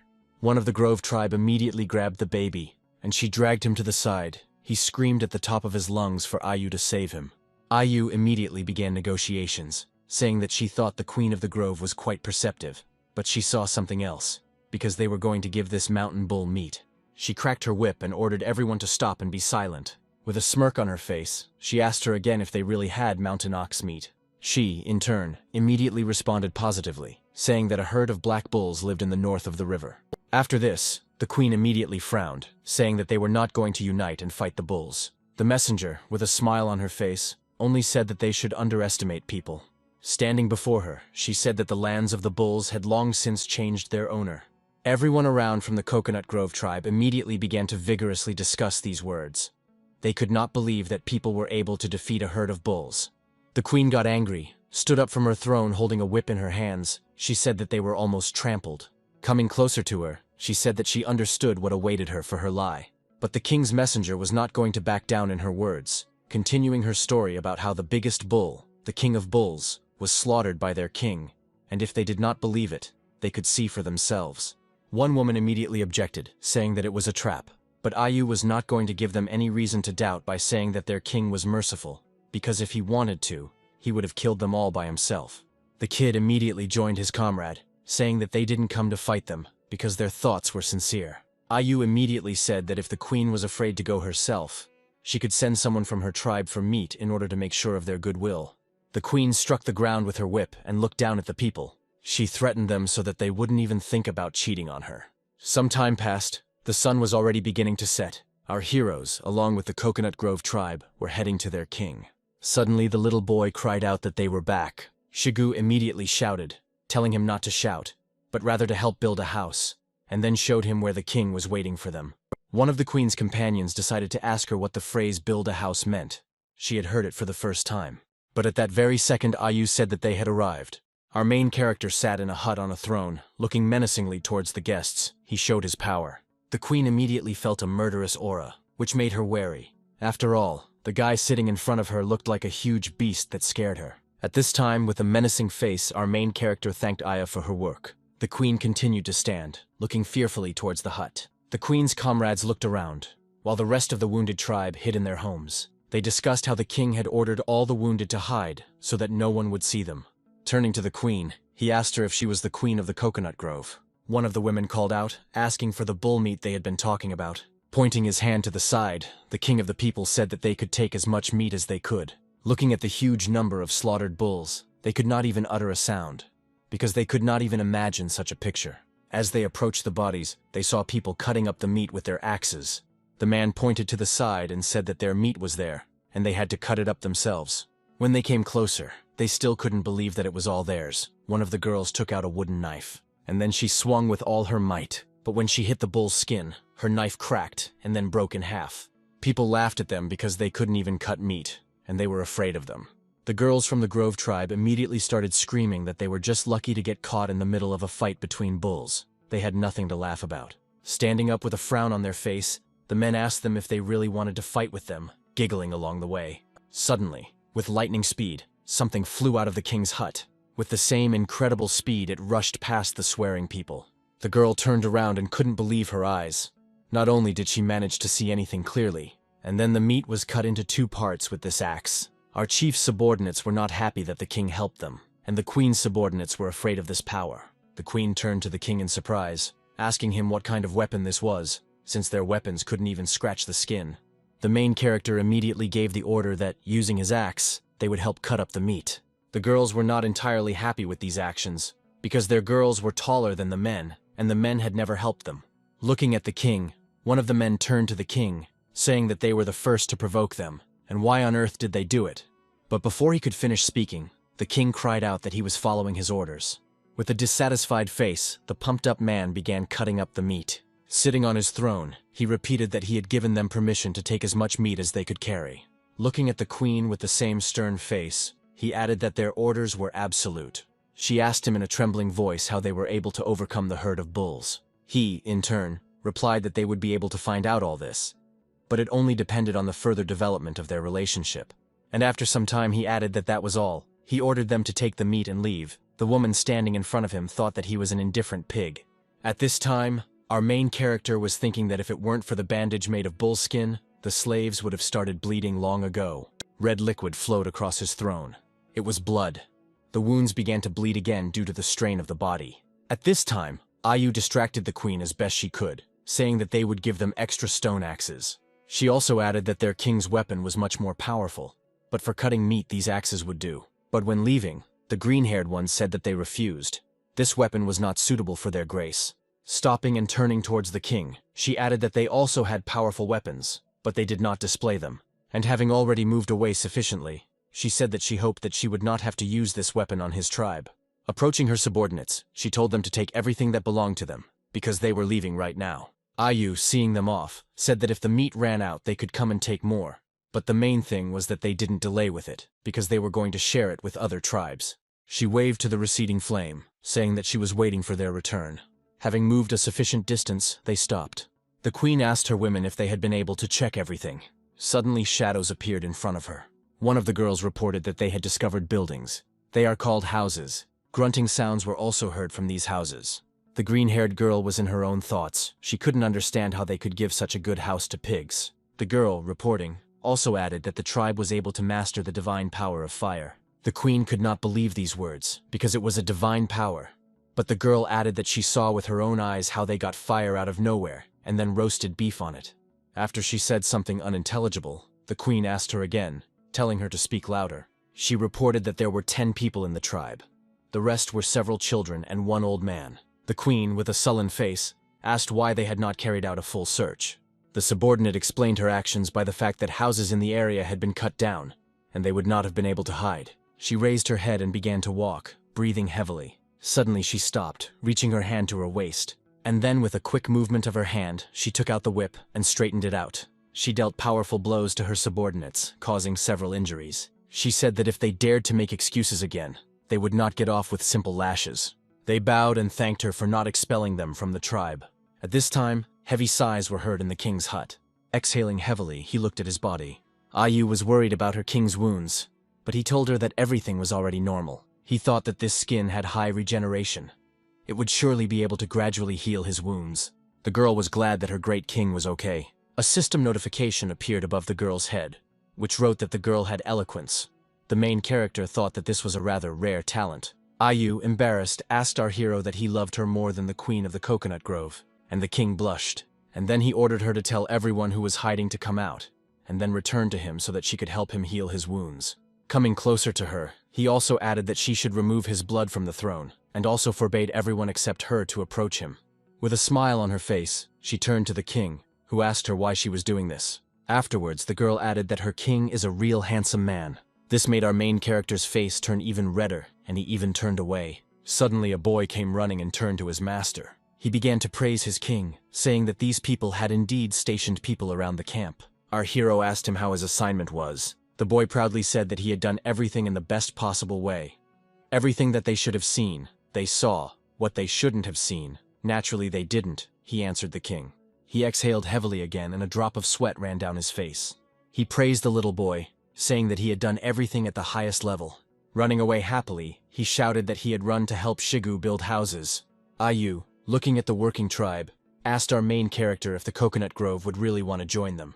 To which he replied that it was still too early, the plan was only half complete. When they come to them next time, they will begin the second part of the plan. Lying on his bed, our hero looked at the system window.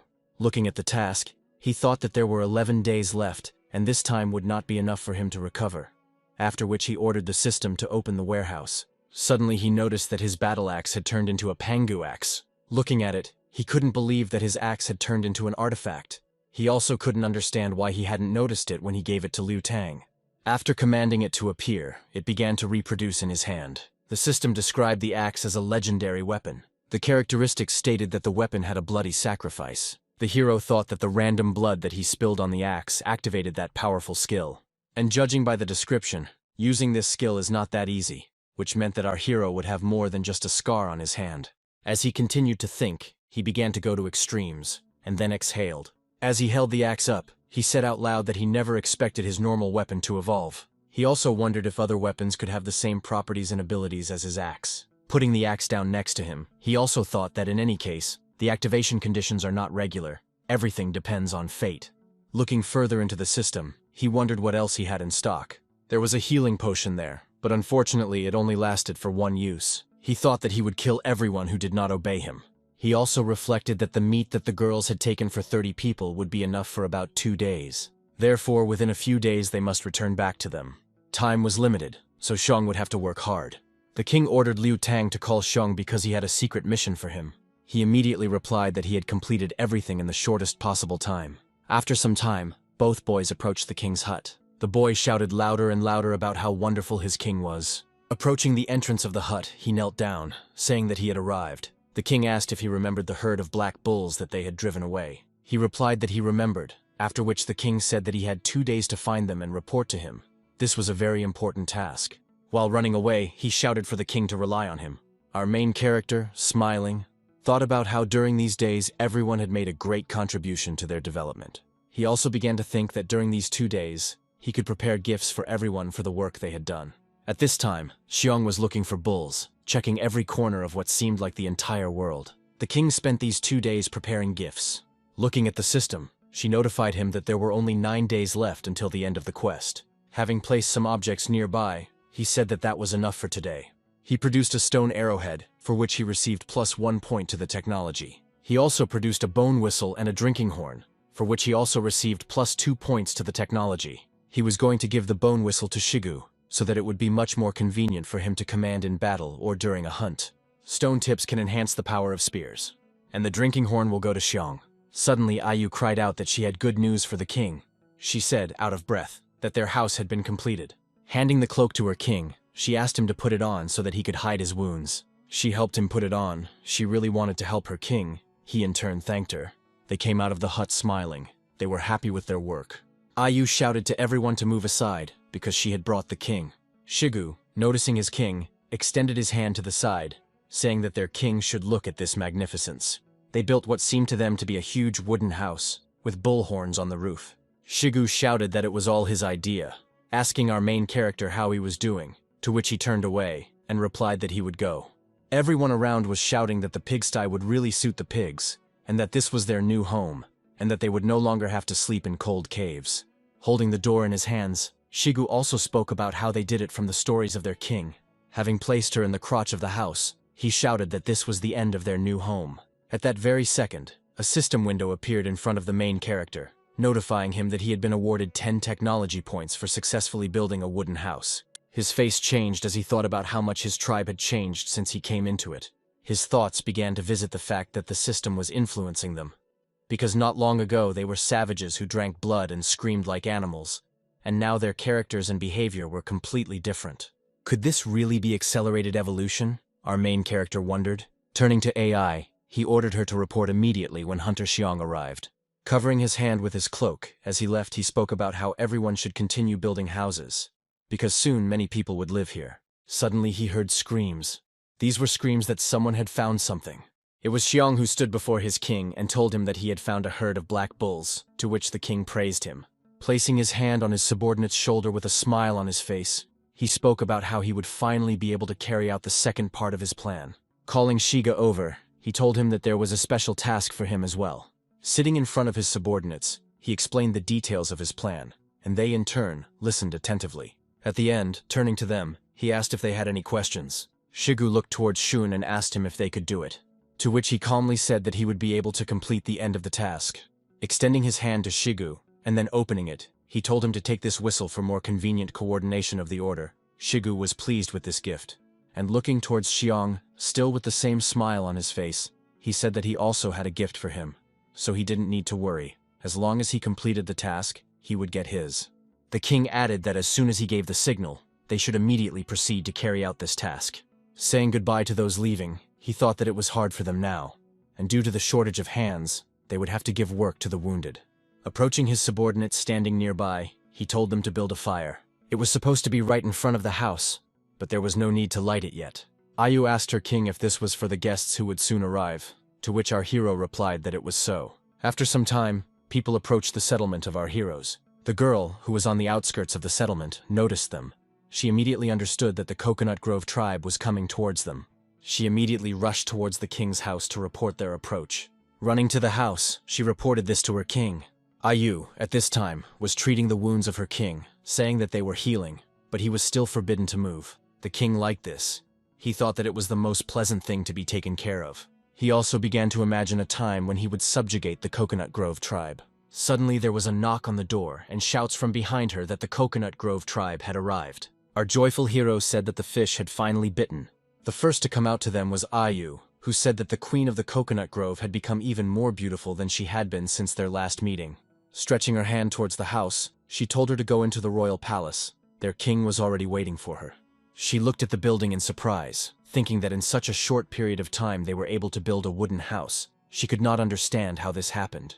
Suddenly she switched to the girl standing next to her, saying that their king was really afraid to come out to her. And then she added with a grin that this time they would take even more meat so as not to disturb their tribe. The entire Grove tribe stood behind her. She said that everyone wanted to meet such kind neighbors. Ayu replied that their king had already told them to prepare beef for 40 people, so they could go get it. Smiling and giggling, she said the only problem was that there were clearly not 40 of them. The queen of the grove approached Ayu, asking her if she would like to join them, to which she replied that she had long been subdued by the powers of her king, so she would refuse. After a short verbal altercation between the girls, Ayu finished and said that the king's order was that whatever they could not carry with them, they were to eat on the spot. If they had a hard time cutting up the meat, their warriors could do it for them. Turning away, she said that they would do everything themselves. Suddenly a powerful voice interrupted them, and from the house it was said that she could come in. As the doors slowly opened, a slight creak could be heard, and there was a sense of excitement in the air. She began to walk slowly into the building. As she entered, she saw the king sitting and greeting the queen of the Coconut Grove. She shook her head in embarrassment, saying that she was very grateful to him. She also added that the royal palace looks normal, At this time, our main character realized that she liked the construction technology. It interested her. With a grin on his face, he answered her that this was just a temporary palace. The real one was still under construction. All the residents would be settled there. She, taking hold of his waist, asked if he would really allow all people to live there. To which the man replied that this was all temporary, and that later everyone would live in stone houses. The girl immediately wrapped her weapon around her, pointing it towards the king. He understood that with such a body he would not have time to react. The queen enveloped him in her weapons. Standing right in front of him, she placed her foot on him. Our king could not believe that she was going to kill him. She ordered him to shut up, arching her back and smiling. Holding the knife to her face, she said that no one knows men better than her. She has ways to make them do it. Our king began to understand what was being said. He began to blush. She, also blushing, asked the king how he could understand that she had grabbed him. He thought about how to remain calm, because it was very exciting. Immediately switching to a serious face, the king asked her if she really thought he had not played it safe. At this time he was thinking that there was no plan. He was finished, because with such a body in a one-on-one fight he had no chance. Suddenly the door opened and Ayu said that everything was ready. The banquet could begin. An awkward picture appeared before her, and all participants were shocked by it. The Queen of the Grove immediately unwrapped the king. Our main character, laughing, said that they had already finished their conversation, and that they could all go and eat together. He asked his subordinate if they had made a fire, to which she replied that everything had already been done long ago. The queen was lost in her thoughts, because in her tribe all the guys were weaklings. But this man was not so weak. When they left the house, they saw a big fire and a friendly atmosphere all around. Her fellow tribeswomen began to shout for their queen to come to them quickly, because the meat would soon get cold. Our main character at this time was handing the salt to Ayu, so that she would share a little bit with the coconut grove. She immediately told them how to use it and explained what it was for. The Queen of the Grove began to appear, to which the girl said that if she didn't want to, she didn't have to take it. All around, everyone who sprinkled salt on the meat was screaming. They couldn't believe that the taste had changed so much. Standing and watching all this, our protagonist thought that if only he could buy a little more time for Shigu and Shun. The queen, having tasted the meat, was delighted with the admiration of the taste of this meat. At this time, screams and sounds of trees were heard in the forest. These were our main characters, who were looking for bulls, making their way through dense foliage. Noticing the herd, Comrade Shigu asked him if they really didn't have enough meat, since it seemed to him that there was much more than they could eat. To which he replied that they were not here for hunting. And then he added that he would understand everything later. Now he just needed to follow his orders. Suddenly, a boy with a skin on his head, seeing the smoke, cried out that the king would give them a signal. It was time for them to act. Shigu immediately blew his new whistle, also signaling to the others. They immediately began throwing spears at the black bulls. The hits were accurate, and during that time they greatly improved their throwing skills and accuracy. The enraged bulls rushed to the side. Shigu shouted for Xiong to get ready, because they were approaching him. At this time, Xiong stood on the tree preparing to attack, because there was only one chance. Noticing one of the largest bulls, he prepared to attack, and then jumping from the tree he swung for a powerful blow. He thrust his spear straight into the black bull's back, causing it to scream in pain. Xiong shouted that this bull was his. He succeeded. The boy saddled the running bull in front of the herd. It seemed to him that he could hold on. His life could end there. The running bulls destroyed everything in their path, breaking trees and demolishing the earth. At this time, Xiong was only thinking about how to hold on. He was trying not to let his fear get the better of him. The bull thrashed against the trees in an attempt to throw the bug off his back, but Xiong shouted that these were pathetic attempts, since even their king had become prey to them. At this time, the rest of our heroes were watching all this. One of them was a boy with a skin on his head, and when he realized that the herd was moving east, he knew that something had to be done, because their course had to be changed. Shigu, who was sitting nearby, said that he had given a signal. Taking the whistle he was given into his mouth, he began to whistle. The sound of the whistle was heard all around. The herd of bulls also paid attention to it. Xiong couldn't believe that they were running in the wrong direction, but he also knew that Shigu wouldn't just give the signal like that. Taking hold of the protruding spears, he began to try to turn the bull around. The beast tried to resist. The herd gradually began to disappear into the thick foliage, and their heart-rending cries began to subside. At this time, joyful raptures were heard around the fire. The queen cried while eating the meat. She understood that if she ate so much meat, she would definitely get fat. But she could not stop, because it was so delicious. At this time, our main character was watching what was happening, looking around. Seeing the birds taking off, he realized that very soon his plan would be realized. No one around even suspected that this was all part of a big plan. A girl ran out of the foliage. She was screaming. These were screams of fear.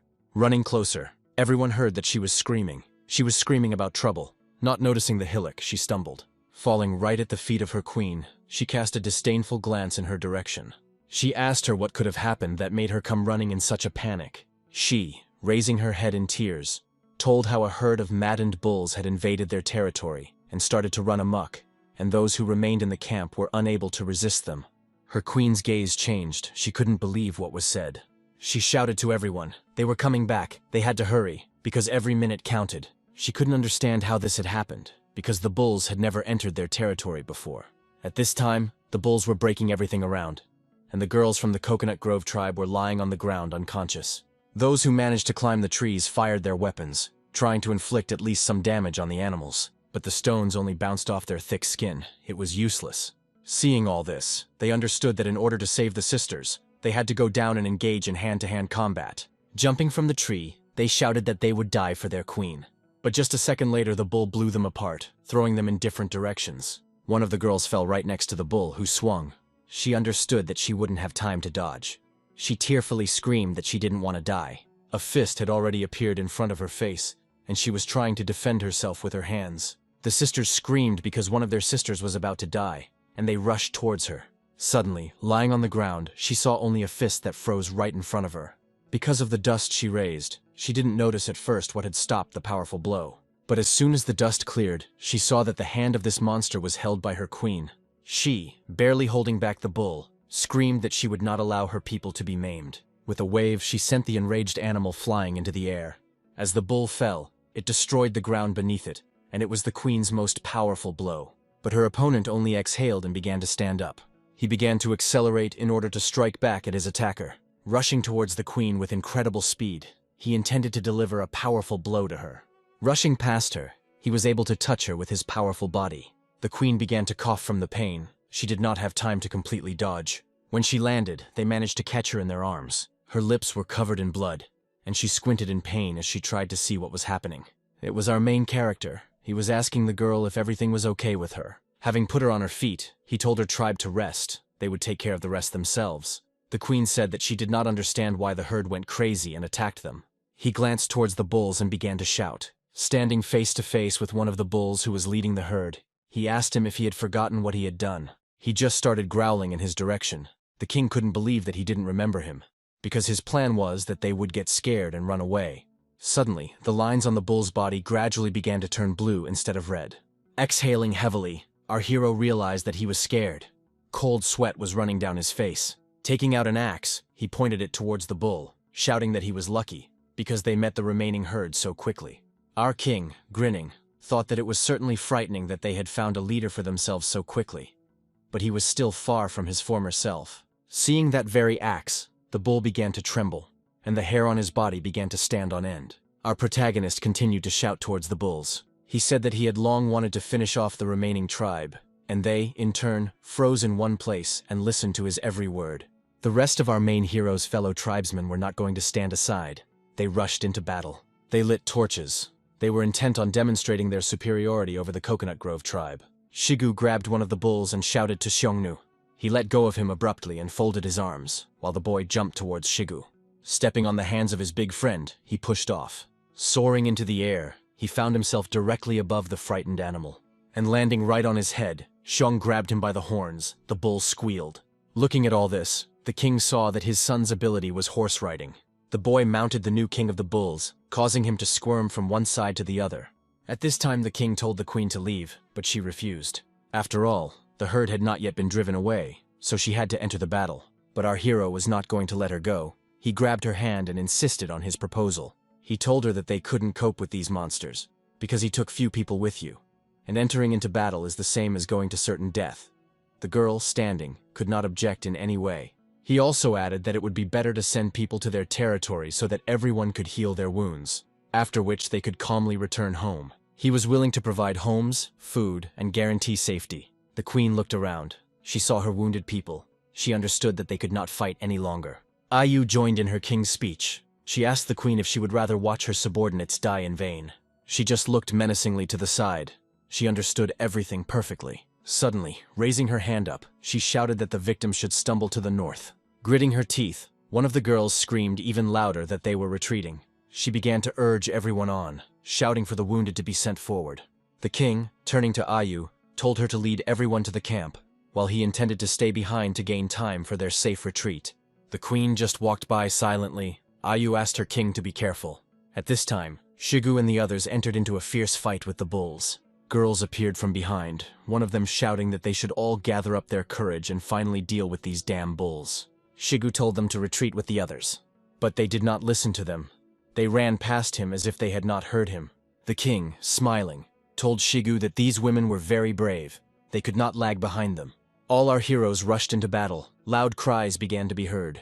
After some time, the sun began to set and there was a sad silence all around. People started coming out of the forest. One of the girls ran up to those walking. She asked where the king and the others were. Ayu replied that the king and the others remained, and also added that many wounded came with her. They needed a good rest.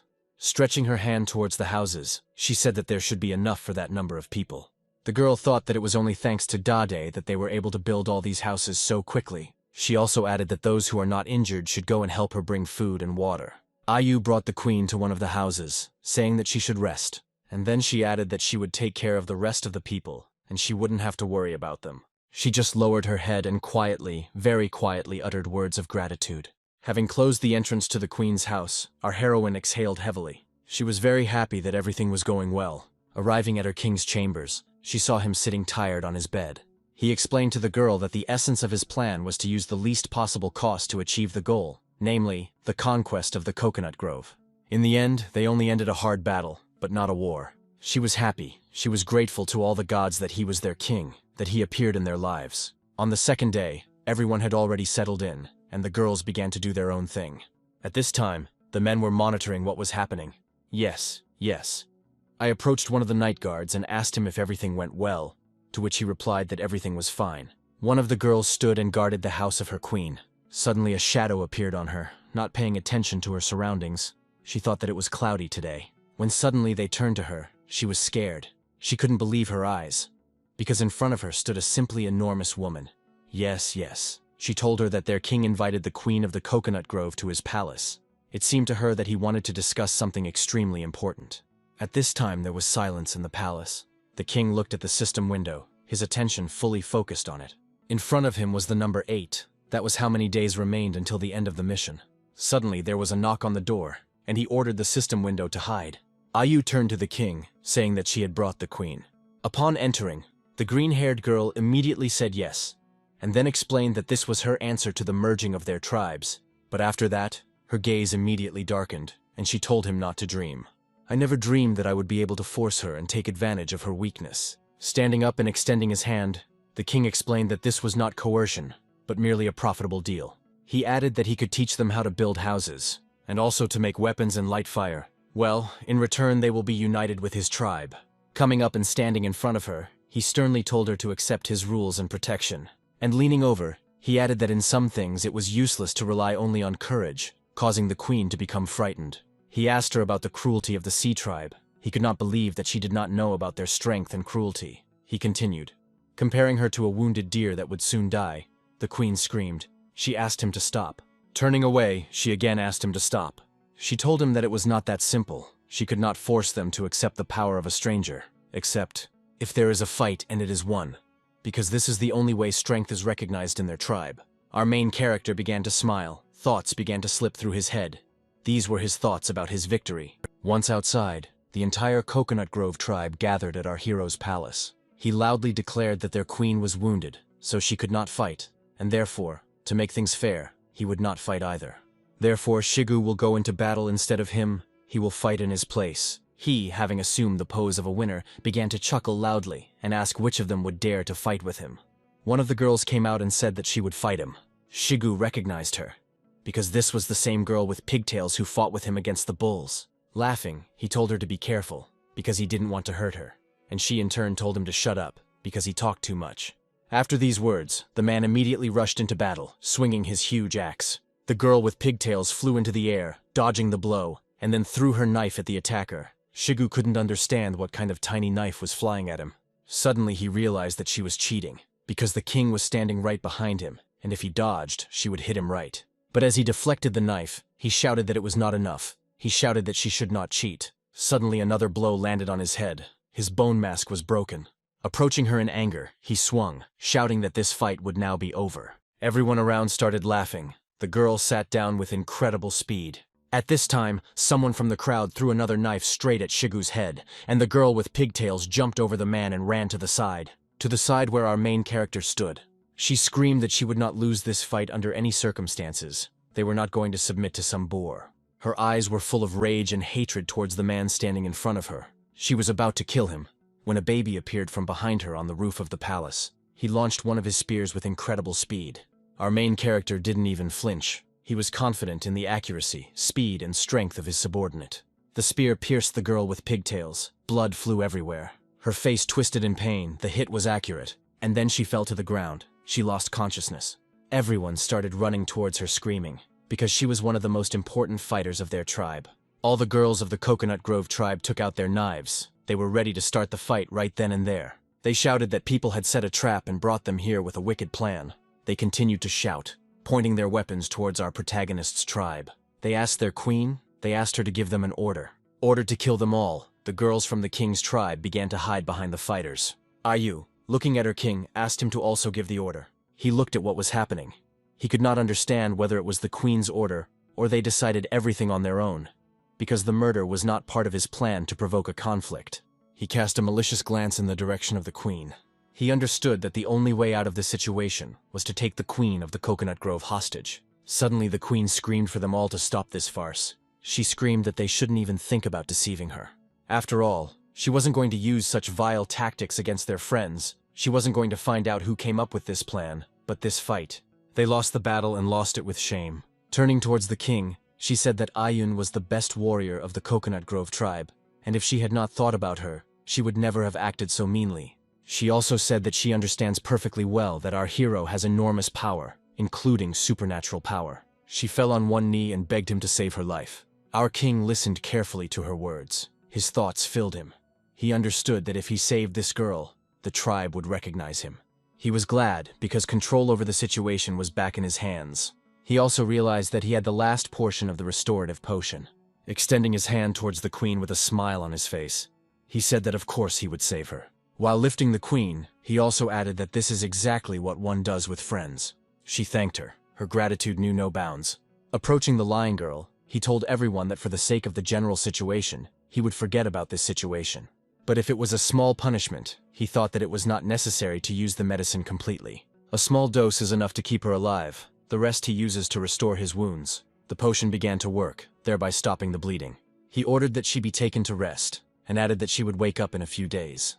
Everyone was surprised, because no one had seen such power before. Everyone screamed with delight, shouting that the king had performed a miracle. At this time, the king hugged the girl standing next to him, and then he hugged her, asking her if he could now unite their tribes. She agreed, lowering her head in embarrassment, and our hero laughed loudly. He allowed her to command his tribe as long as she obeyed his orders. At this time, the girl said that she had one last request. Still embarrassed, she said that the king must become her official partner. They must hold a grand ceremony to confirm their relationship. The king looked in her direction, pleased and embarrassed. His dirty thoughts filled his head. It was like a pie delivered to the house. They would have a wedding, exchange rings.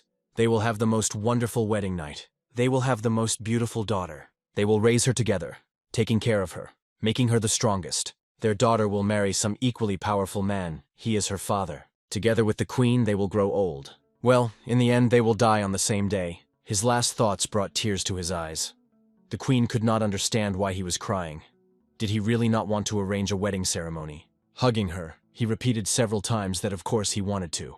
And then, in a sweet voice, he added that he hoped that she would first fully recover, and during that time he would have time to prepare for the ceremony. Turning to the others, he loudly announced that they could disperse, and a few days later he invited everyone to the wedding ceremony. At that very second, a system window appeared in front of the main character, which said that he had officially created his own tribe. He needed to name it.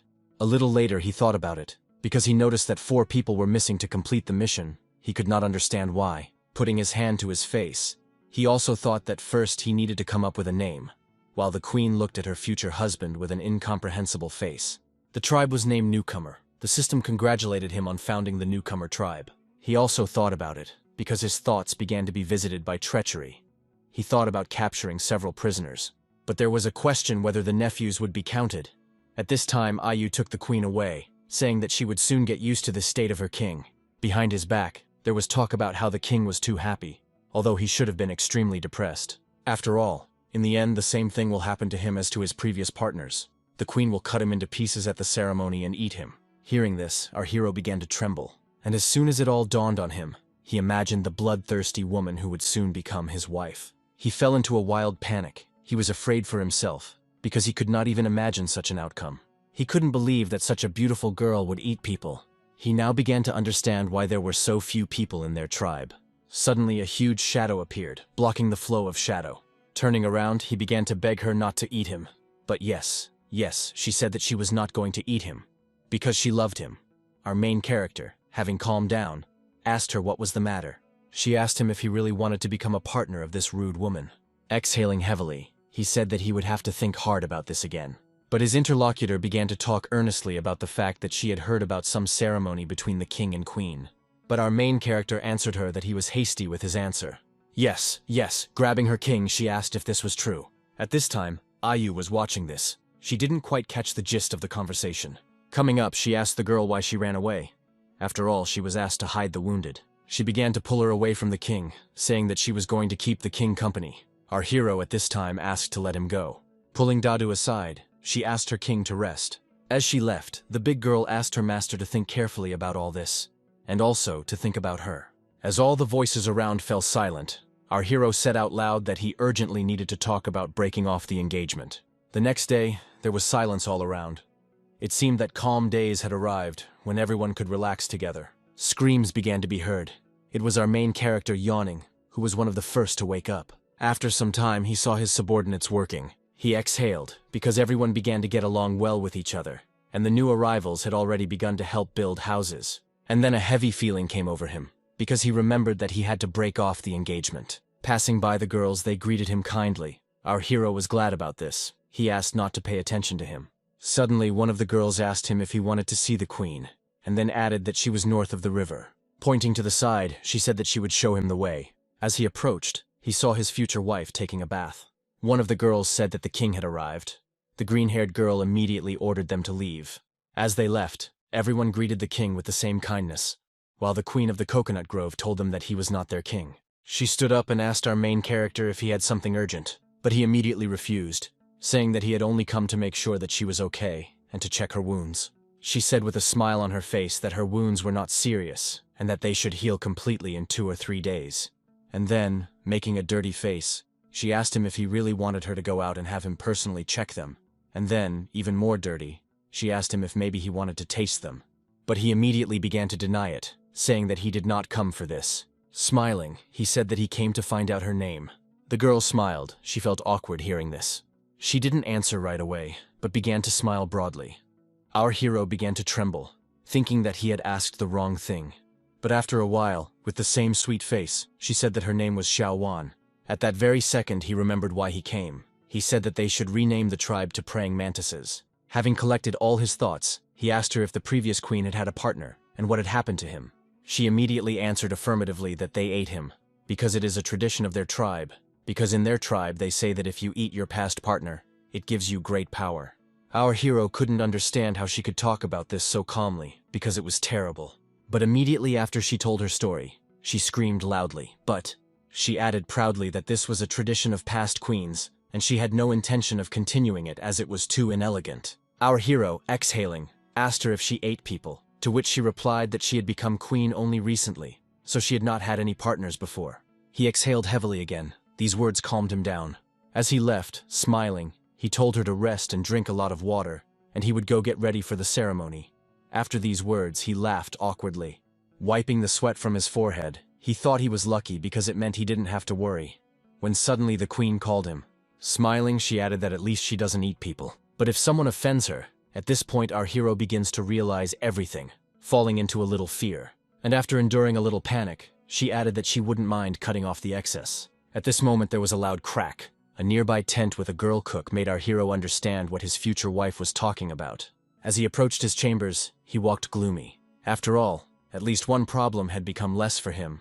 But he needed to capture several prisoners right now and complete this task. since there were only 7 days left to complete it. Shigu, passing by, greeted his king. His king immediately stopped him, saying that he had a task for him. He said that he had to leave, so he was responsible for organizing everyone's work. If something urgent happened, the king asked to send someone to the south of the sea to find him. Shigu replied that he could rely on him. After some time, our hero reached the beach, but he saw a terrible picture. He could not understand what had happened here. Sitting on the tree, he did not understand how the Sea Gulf tribe. It was destroyed. The sea inhabitants lay on the beach without moving. A terrible picture appeared before him. Terrible thoughts began to visit him, starting with illness and ending with a war with someone. The bodies of the sea tribe were surrounded by birds making croaking sounds. Walking past the lying bodies, our hero scattered the birds in order to take a closer look at the bodies. Bending down, he saw the wounds. He thought that it looked like a battle, and it had ended quite recently, because these bodies were still warm, and they did not stink. And the shape of the wound was very similar to scratches from their own claws. Could it be that these madmen started a civil war? Our hero thought. As he walked further, he wanted to find any survivors to take away. Suddenly he noticed something. He noticed something that made him surprised. He saw a corpse lying there, but it was not wounded. His face was severely distorted, indicating that his death had been painful. And the limbs were all in the mud. It was drowning. But how the water people could drown in the sea, our hero could not understand. He began to go through all possible options based on his past experience in this world. Suddenly he heard someone screaming. It was Xiong who was screaming about trouble. Running closer, he shouted that they were being attacked. It was a bunch of crazy people from the Sibei tribe. The king could not believe the boy's words. He shouted to him that they were coming back immediately. With incredible speed, he rushed towards his settlement. At this time, a fierce battle was about to begin on the territory of the settlement. The tribe's fighters came running to the cries. Shigu ordered everyone to save energy, because it would be a difficult fight. After all, these madmen ignore their wounds and spears. Our heroes couldn't understand why they didn't feel pain. Shigu gave orders, and also supplemented them with the fact that they should not let themselves be dragged into the sea, because certain death awaited them there. And just a second later, the water tribe rushed to attack. Their animal cries began to be heard, frightening those around. Shigu shouted that they were much weaker on land than in water, and also warned them about their sharp limbs. Our heroes entered into a fierce battle. The numerical superiority was on the side of the water ones. Turning around, Shigu noticed the queen, who had come running to help them. She immediately began asking about what happened and why they were fighting, since there had been no clashes with them before. She also couldn't understand why they came from the south beach to them. She was also confused by their behavior. Shigu responded to her assumptions by saying that in his opinion they were crazy. One of the men said that the word monster suited them better than people. The rest of her fighters ran up to the queen. The battle was about to resume again. The water people rushed into battle again. They shouted some sounds. These sounds resembled those of animals. Our heroes prepared to repel their attack. The fight resumed, during which the queen grabbed one of them, trying to talk to him. She couldn't understand why they couldn't communicate. She screamed that they were crazy. At that moment, another water monster appeared at her side. He pounced on her with incredible speed. His gaze was murderous. He was intent on killing her. The queen noticed him at the last moment. She understood that she did not have time to dodge. Suddenly, our main character appeared and blocked the attack. The powerful collision raised dust around. The aura of both of them terrified everyone around. The king was angry because this monster had attacked his woman. While holding back this monster, he ordered Xiaowan to leave. And then he pushed the attacker aside.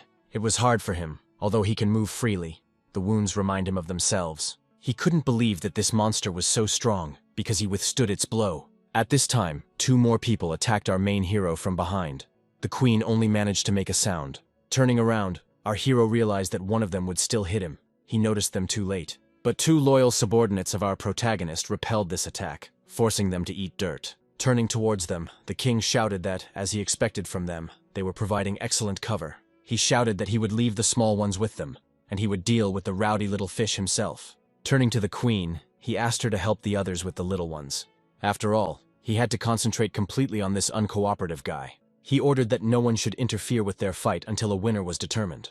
He addressed the bully, saying that he was sorry for what had happened to their tribe, and also adding that it had nothing to do with them, so they were not taking revenge on those. He asked the little fish to think about it and weigh the pros and cons. But he immediately rushed into battle. Our hero could not believe that they had lost the ability to communicate. This monster had excellent muscle strength and reaction, in addition to which were sharp teeth and claws. Although our hero was several times stronger than ordinary people, he was clearly losing to such a monster.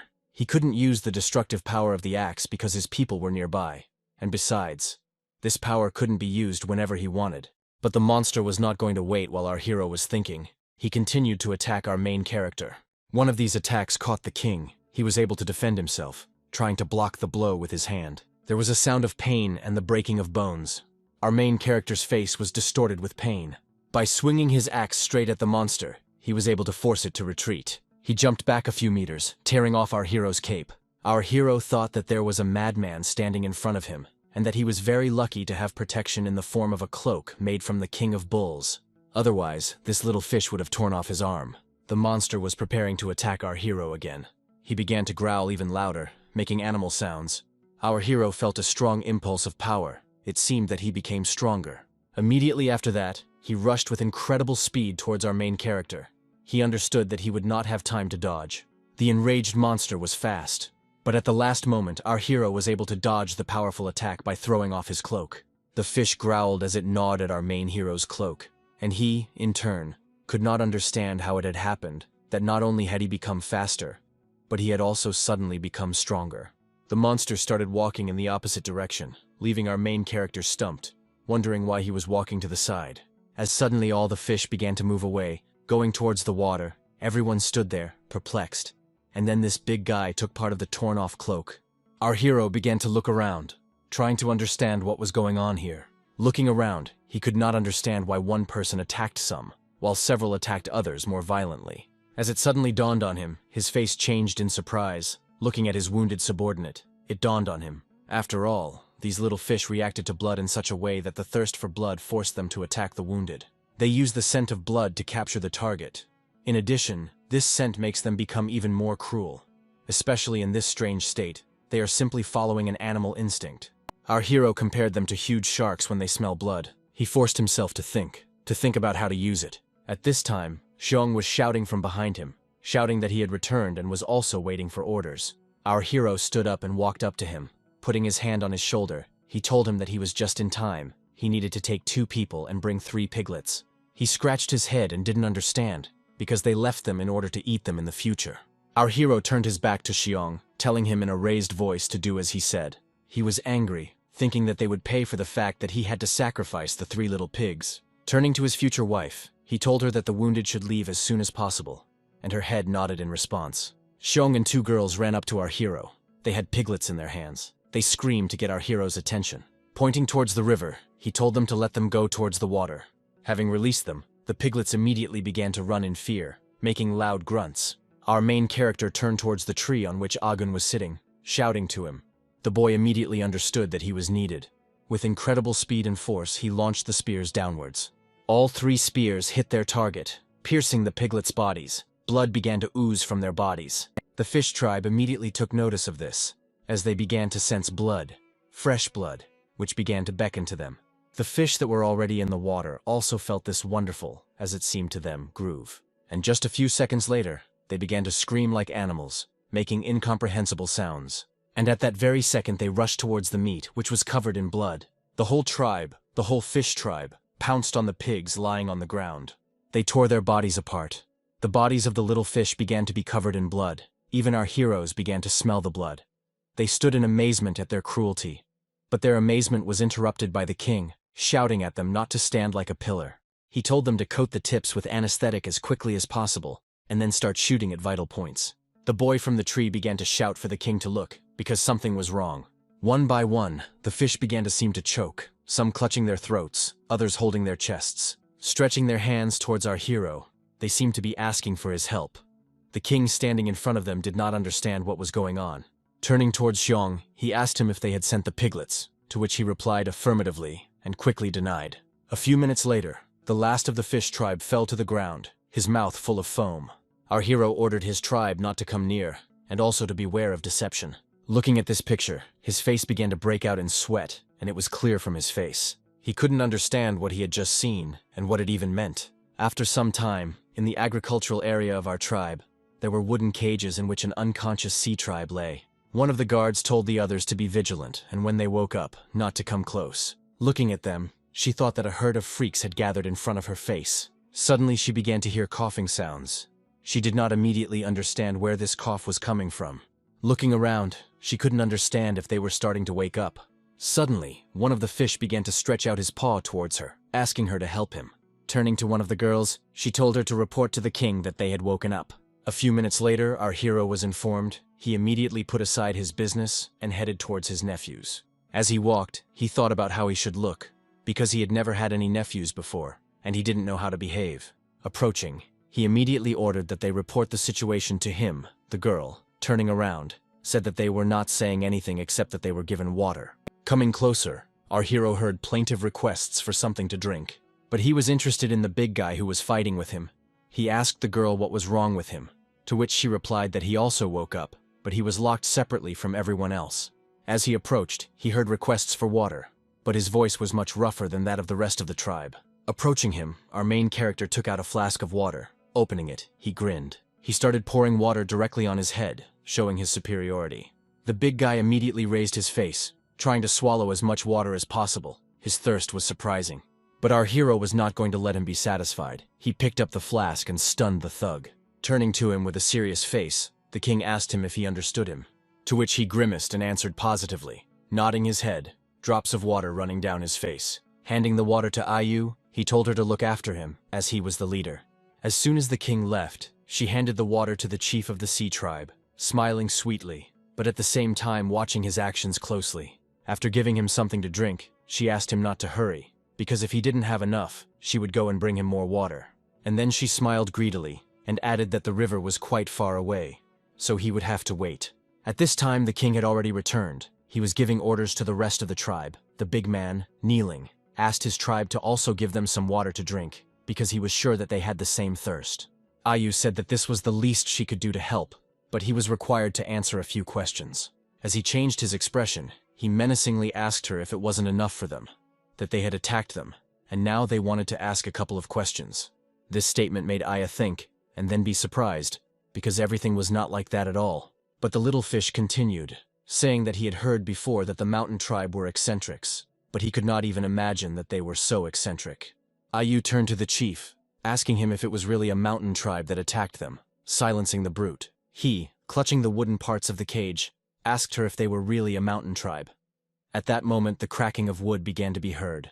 The girl immediately refuted the chief's words, saying that they were a tribe of newcomers, and their king was behind their backs. He, letting go of the bars of the cage, could not believe her words, saying that before this he had not heard of the existence of such a tribe. In a sad voice, he said that it was probably the mountain people who sold them as far away as possible. Exhaling heavily, Ayu told the leader that he had missed again, which was not true. She began to tell him that it was they who attacked their territory, and that they also had no relationship with the mountain tribe. But at the time of the attack, she told him that they couldn't communicate, so they had to temporarily lock them in there. He immediately started shouting that this was impossible, that this couldn't happen. His face angry, he asked her if she really wanted to tell him that he had completely lost his memory.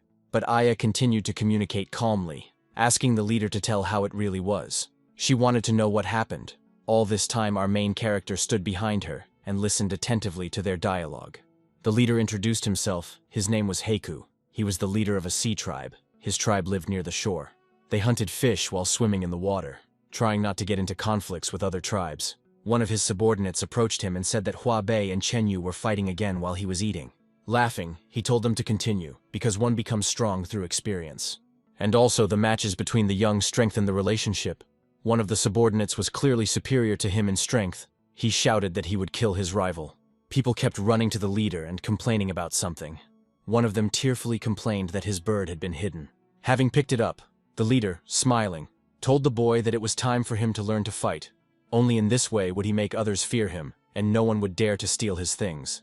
But the kid, pointing towards the forest, said that it wasn't Alan, they were some weirdos. The leader became alert and realized who they were talking about, realizing that big problems could start now. Turning around, he saw people from the mountain tribe who were armed. Standing up, he asked them why they had come to them. The rest of the tribe tensed up, because it began to smell like something was fried. The largest of the men raised his hand silently, his face speaking for itself. And then, waving towards the sea tribe, he shouted for them to kill them. The savages from the mountain tribe immediately rushed towards the sea tribe, shouting that they would kill them. The leader of the fish did not understand what was happening, because they attacked them. He ended his story by saying that he was knocked out, and then he woke up captured and put in a cage. but he didn't remember how it happened. The king stood there lost in thought, thinking about what he didn't know about the rest of the tribe. But without finishing his thought, he exhaled heavily. Coming closer to the chief, he told him that he had recently been in their territory, and there was not a single living creature there. He immediately began to shout that it was impossible. Our main character added that if he had not left them alive, their tribe would have disappeared from the face of the earth. After these words, the leader fell silent, and his mouth continued to be open. And then shaking, he began to scream about how he couldn't protect his tribe. Curling up, he made whining sounds. Ayu was very surprised by these actions, because before that, she considered this tribe to be savages. And then she noticed that something fell from the thug's body. She reached for it, and then picked it up.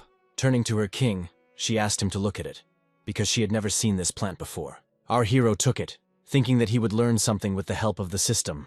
The king called the system, telling it to identify the plant. It was hemp, a herbaceous plant that tasted bitter, had pain-relieving properties, and its smoke caused hallucinations. The system's response surprised our main character. He couldn't believe that this was it. The sea tribe was happy. They were given water to drink. The girls took turns going and collecting water. The girl standing not far from our main character was shouting that they shouldn't rush to drink, because there was enough for everyone. She asked them to pass flasks of water to each other. At this time, our main character was looking at the very plant that had fallen from the tribal leader. He had several pieces of paper in his hands, and walking through the fish, he collected one from each. He understood that this drug was given to them specifically to make them lose their minds. Xiong said that the leader of the mountain people had divine power. Our hero began to compare this god with a demon. He made the sea people of pity kill each other and cause them to hallucinate. Our hero continued to reason. And now he understood why there were people suffocating on the beach back then. Because they were trying to hide from the smell. Looking at the tribe, he thought that this mountain tribe was frightening, because these mad amphibians had not invaded here by mistake. If this was the mountain tribe's plan to force the amphibians to fight us until both sides were hurt or dead, this means that the tribe of newcomers was not only noticed, but also considered an eyesore and wanted to be removed, the king reasoned. Looking at the chief, he thought that even this powerful brute had turned into a doll, so the power of the mountain tribe could not be underestimated. Our main character called the system, and it appeared in front of his face at that very second. Looking at his skills, he thought that 3 strength points were not enough, so before real danger came, he needed to strengthen his strength.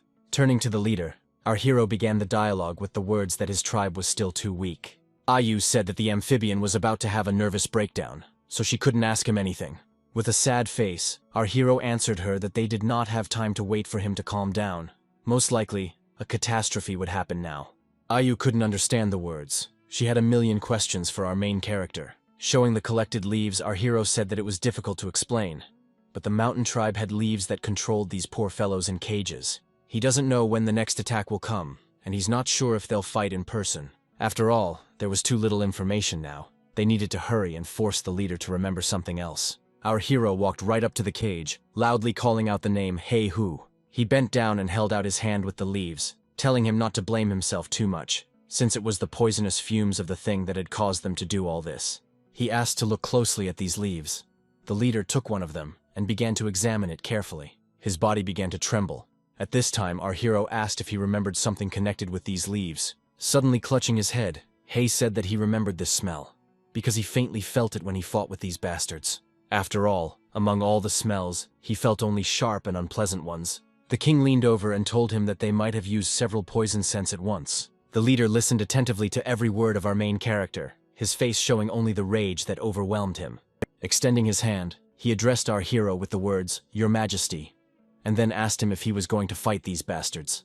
If so, he asked to be allowed to join. After all, if he doesn't take revenge on them for this, he will regret it for the rest of his life. At that very second, hands began to reach out from the cages one by one, each amphibian asking King Chen Li to give them a chance to take revenge on these bastards personally. In one voice they began to shout about revenge, adding that they were ready to do anything for it. Our hero at this time thought that he only needed 4 people to complete the mission. The leader of the amphibians said that their sense of smell was very good, which could help the king identify and track down poisonous herbs. To which our hero loudly said that this is exactly what he is afraid of. He explained this by saying that they are too sensitive to the smell of blood, and if everything gets out of control, the consequences could be dire. To which Hay began to shout loudly. He shouted that if they had not breathed in these poisonous fumes, they would have been able to easily control themselves. Our hero responded by asking him if they could be sure that they would not release the poisonous smoke again, since their direct opponent was using it at the highest level. To which the leader immediately closed his mouth. His face changed. With sadness on his face, he only said no, he couldn't be sure of it. Our main character calmed down. He said that he understood everything. He understood perfectly well their desire for revenge, but they would not solve anything with anger and hatred alone. Suddenly he laughed and then said that he had one way. The leader in turn said that these people were all that remained of his tribe, and if there was a way to help them take revenge, then their lives were in his hands. Our hero agreed. His face changed to a smile, because this meant the mission was completed. He spoke loudly about how if they wanted to take revenge and become stronger, they had to follow his plans and also carry out his various tasks. And in turn, he guarantees that they will take revenge. Of course, not everyone will personally have such an opportunity, but still, they agree. He asked the amphibians. A smile appeared on Hei's face, which spoke for itself. He agreed with the king of the newbie tribe. Following the leader, each of the prisoners began to utter words of agreement, and they began to shout about it louder and louder. Our hero turned towards the girls standing nearby, and then he turned around. The leader of the sea tribe could not understand why Chen Li was leaving. Our hero turned to Ayu and Afen, telling them, so that they would release them all, because now they are their new comrades. At that very second, the system began to congratulate our main character on the successful completion of the mission. He began to receive a reward from the system. At the end, the system added that for completing the task 8 days earlier, it gives him a big gift in addition. The population of our hero was 68 people. The civilization was at the level of the Stone Age. Exhaling, our hero thought that the population had increased by 22 people in one go. The system asked to distribute points between skills. With a smile on his face, our hero ordered her to have the system increase his strength. He ran his hand over the strength characteristics and was glad, because now he would become much stronger. At that very second, some kind of force began to form around his body. The aura was overwhelming. Our hero's entire body began to burn, pierced by pain, and strength began to boil within him. He fell to his knees. He felt himself getting stronger, but his body was still pierced by pain. The aura around our hero began to fade. Gasping for breath, our hero was glad, because the system notified him that the increase in strength was complete. Looking at his characteristics, he thought that he was now not inferior to any person in strength. Noticing his hair, he thought it had grown a lot. He attributed it to a side effect of the system. Opening the vault, he was curious about what the system had provided him with, and began to look closely at it. Opening a large treasure chest, he obtained a metal raw material. It was 1 ton of hematin. Looking at her, he was glad, because iron ore is a very good thing. His thoughts immediately began to focus on how to create an environment where the temperature was above 1,700 degrees, because this meant that it would be possible to skip the Bronze Age. He was happy with his knowledge, and the fact that he didn't miss classes. Looking at the side bag, he hoped that it contained more valuable things.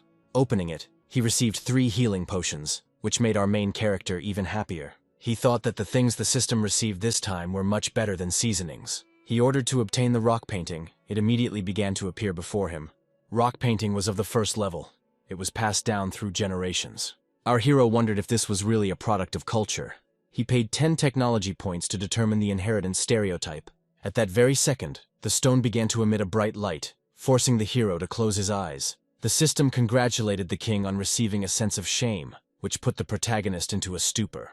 He thought about it, because this is truly a decisive step in the development of culture. But he was glad about it, because he wouldn't have to worry about men and women bathing together, because he didn't want others to see his future wife in the bath. He was happy with this catch, because it was much bigger than the previous one. Now it's time to think hard about how to deal with the threat from the tribe. At that very second, Ayu ran up to him. With a smile on his face, he asked her what happened, and she, seeing the face of our main character, was a little stupefied. She told him that he had become taller and stronger, and that his hair had grown, to which our hero replied that it was just puberty. He asked her why she was looking for him. At that time, Ayu stood on her toes, because she couldn't reach the king's head. Confused, she asked the king if she should go and negotiate with the mountain tribe and resolve the misunderstanding. But he angrily asked her if this was a misunderstanding, since they were determined to destroy them. Besides, they are definitely strong opponents at the moment, because they were able to set them on the sea tribe in order to gain benefit for themselves. The king continued his story. She, hugging our main character's hand, asked him what they should do then, because she was very scared. He, looking at his new comrades, answered her that the only thing they could do now was to build high walls and stock up on provisions. because there was no point in provoking the mountaineers until they had time to prepare. With a satisfied face, he told her that she needed to stay in the shadows and wait for her time, to which the girl replied that she did not understand anything. Ayu asked what they should do with those who had recently joined their tribe, to which the king replied that they needed to divide them into 3 groups. Some would build houses, others would collect food, and others would make traps. The girl was again stunned. She did not understand what traps were and why they were made. Our hero explained to her that traps could be used to protect territory. He gave an example that they could use pits to protect themselves from attacks by the Sea Tribe. Setting up different types of traps depending on the terrain allows not only to avoid repeating mistakes, but also, with good luck, you can catch a living enemy or beast.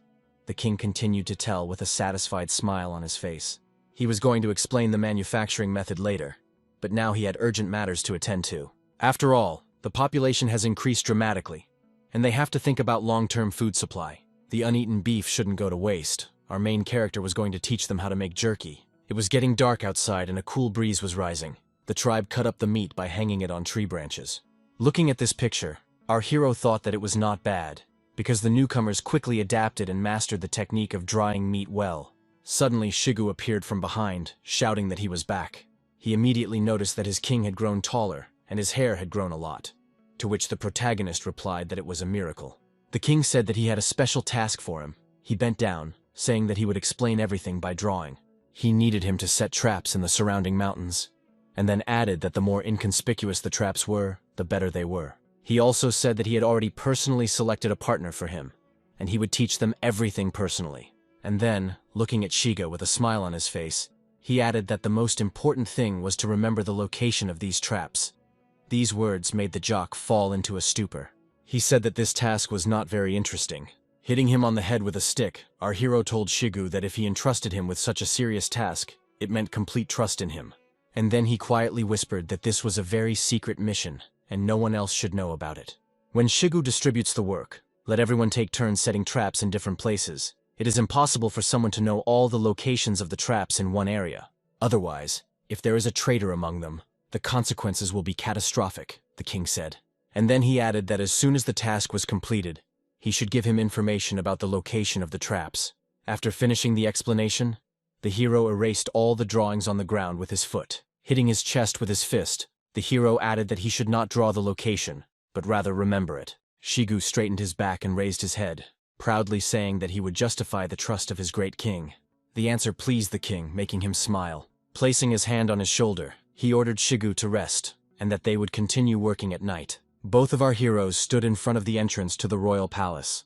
Having erected the cultural monument, our main character smiled. He said that he would leave it here so that they could all see for themselves how many things they would still learn, he thought. Turning to one of his subordinates, he said that he needed to rest now, and that Shigu would visit him at night. When leaving, he asked to wake him up if there was anything urgent. "Come into your palace," he shouted loudly. He was too tired. Falling onto his huge bed, he felt much better, as if the bed was taking away all the accumulated fatigue. Lying there, he reflected that time was running out, and there was simply a huge amount of work that had not been done. Training soldiers and building fortifications. It was also necessary to somehow distribute patrols and expand the territories. And also one of the main aspects was the development of technology. There was still a lot of unfinished work, so he treasured this time to rest and recuperate. His eyes began to close gradually, and eventually they closed completely. Suddenly he began to hear some screams, laughter. These were women's eyes. They made him open his eyes. Standing up, he saw huge forms that he did not immediately even take into account. And as soon as his awareness fully came to him, he saw before him an entire party, at which there were only women. His face turned red with embarrassment. One of the girls touched him, asking if everything was okay with him. Pointing to a bottle of some kind of booze, she asked him if it would suit him. He asked them who they were, and laughingly said that drinking would be just the thing. The girl leaned over to him and said that he had drunk too much. Her name was Xiaoya. The other 2 girls also introduced themselves as Lily and Tidan. He laughed. He screamed about how he was finally able to return from time travel, and finally he didn't have to live in fear. Lighting a cigarette, the smile never leaving his face, he asked for the music to be turned on, and they began to dance. After some time, morning came, the air felt different, all worries evaporated. Our main character was lying in bed with a girl who was hugging him. Getting up, she told him that it was time to work, to which he said in a quiet, tired voice that he wanted to rest more, because he could no longer work. Having started to go through the girls' names, he didn't guess a single one, and she began to get angry. And in the end, he finally said that his name was Shigu. Our hero made a strange face and was shocked. He didn't understand how this had happened. And having realized everything, he screamed at the top of his voice. He was scared.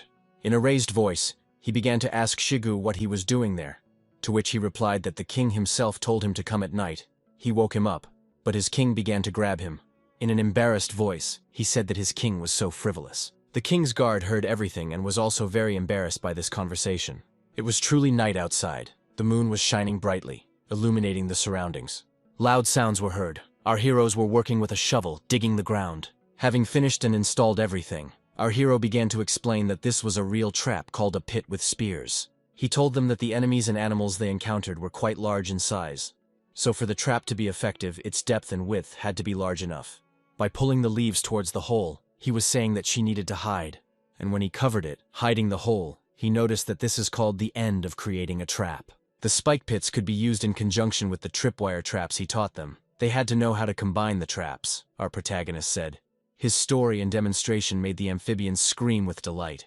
Pointing towards Agan, he told him that he could also learn to make them, to which he replied that he did not know how. With a smile on his face, he explained that the moving target he used last time to practice throwing spears would simply turn into a trap. He explained that if the tree were replaced with a net, then it would be possible to make a hanging net trap. He ended his story by saying that he left everything else to Shigu. He needed to do other work. He ordered them to return after dawn. As he passed by Shigu, he told him not to forget what was required of him.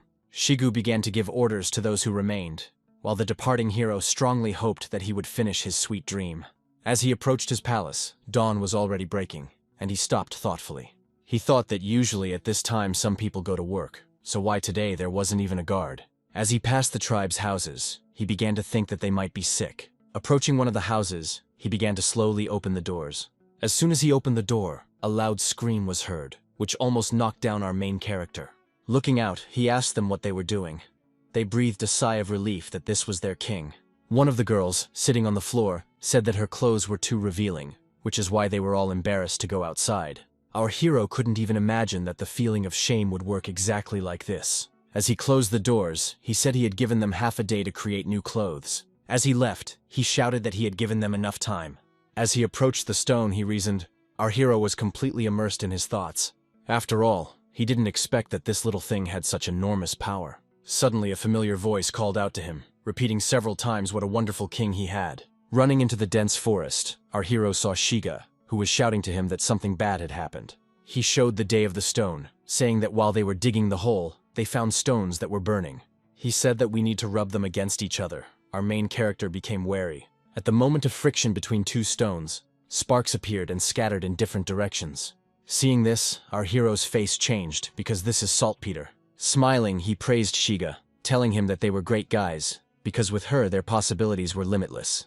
Shigu took the king to show him the very hole where they had obtained these two stones. In a hurry, Shigu told him how surprised they were when they saw almost fire beneath them. Holding out his hand, the big man told his king that they were about to arrive. A hole had been dug near the rock, and it was to this hole that Shigu pointed with his hand, saying that they were going to dig everything up here. Coming closer, our protagonist thought that their number was small. After all, due to the drought, the soil here was saline. They weren't formed naturally, then maybe.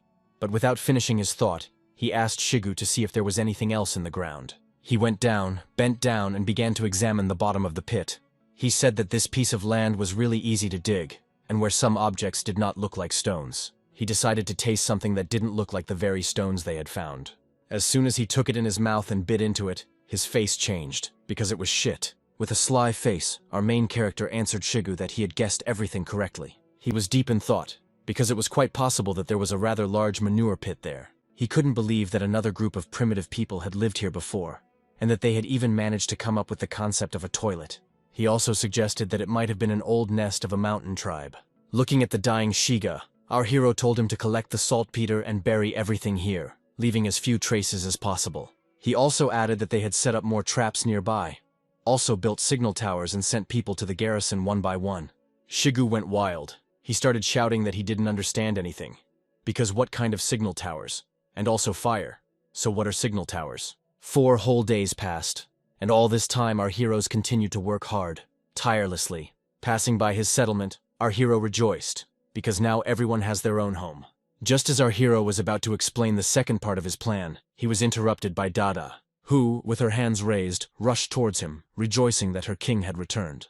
While running away from her, he asked Liu Tang to hold this madwoman. But she caught up with him faster. Our king screamed for someone to save him. With incredible speed she approached and grabbed our hero, but she did not stop. And after some time, there was a sound like an explosion, and they flew into one of the houses. The collision seemed to be heard even in space. As soon as the dust settled, Tang ran up to our protagonist, anxiously asking him if he was okay. Before him appeared a picture of the king, barely conscious, lying in an embrace with Dada.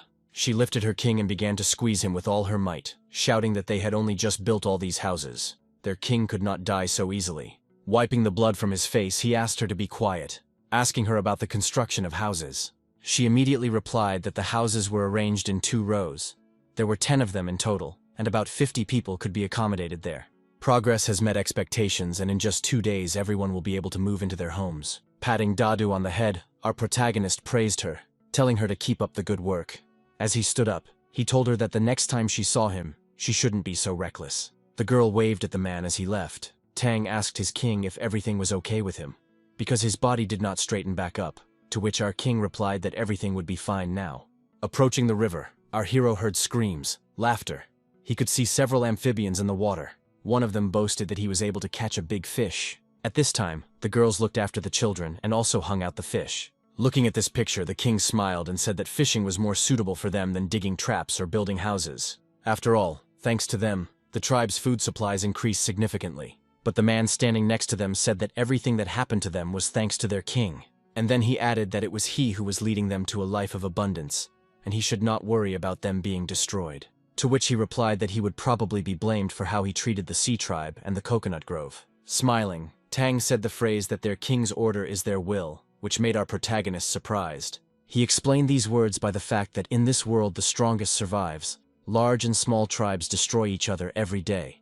These words made our hero smile. Our satisfied hero said that he already had all the most valuable qualities. Now our heroes are heading off to check the borders. He believed that the people from the Sea Tribe would give them many more surprises, adding at the end about some kind of detachment of divers.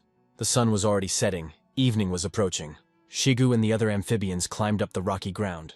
But from behind his back our hero called out, telling him not to hurry because he wanted to ask him something. He was interested in how things were going with setting up traps and signal towers. He reported that they were erected in 3 directions, namely south, west, and north. He also added that after they appointed 6 people, they guarded the bathhouse in shifts, so there was too little manpower left. So in order to finish all the work earlier, they had to start everything much earlier. Shigu's interlocutor, breathing heavily, said that there was this problem of a shortage of labor again.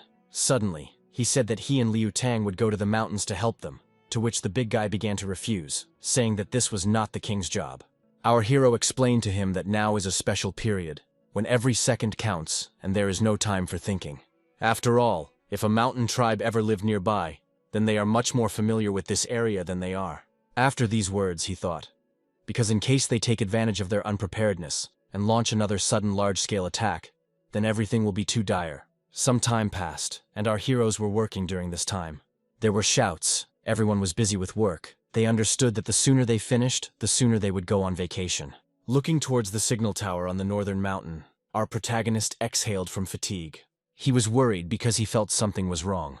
As he tightened the rope, he reduced it all to the fact that his imagination had begun to play with him due to fatigue. Suddenly a loud cry was heard, which made everyone around pay attention.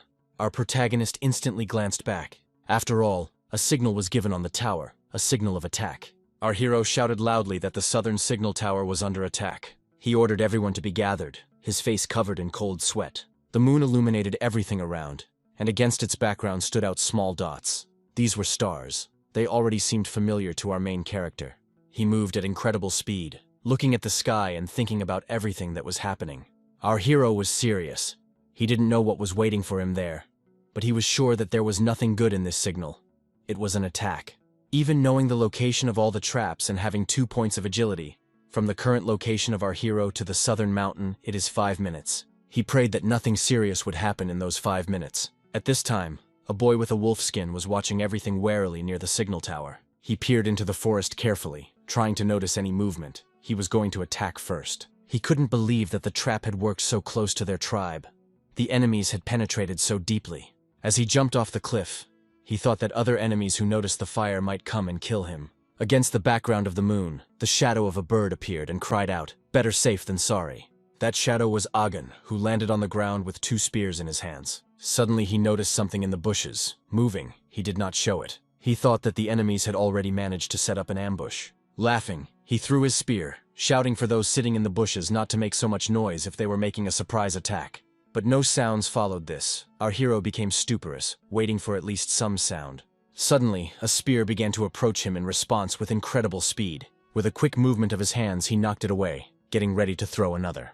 But as soon as he had time to lift it, he was already attacked. He could not believe that the attacker was so fast. He bent down and raised his spear, realizing that his life was over. But the weapon stopped, and he heard a familiar voice. It was his king who stood and looked at him suspiciously.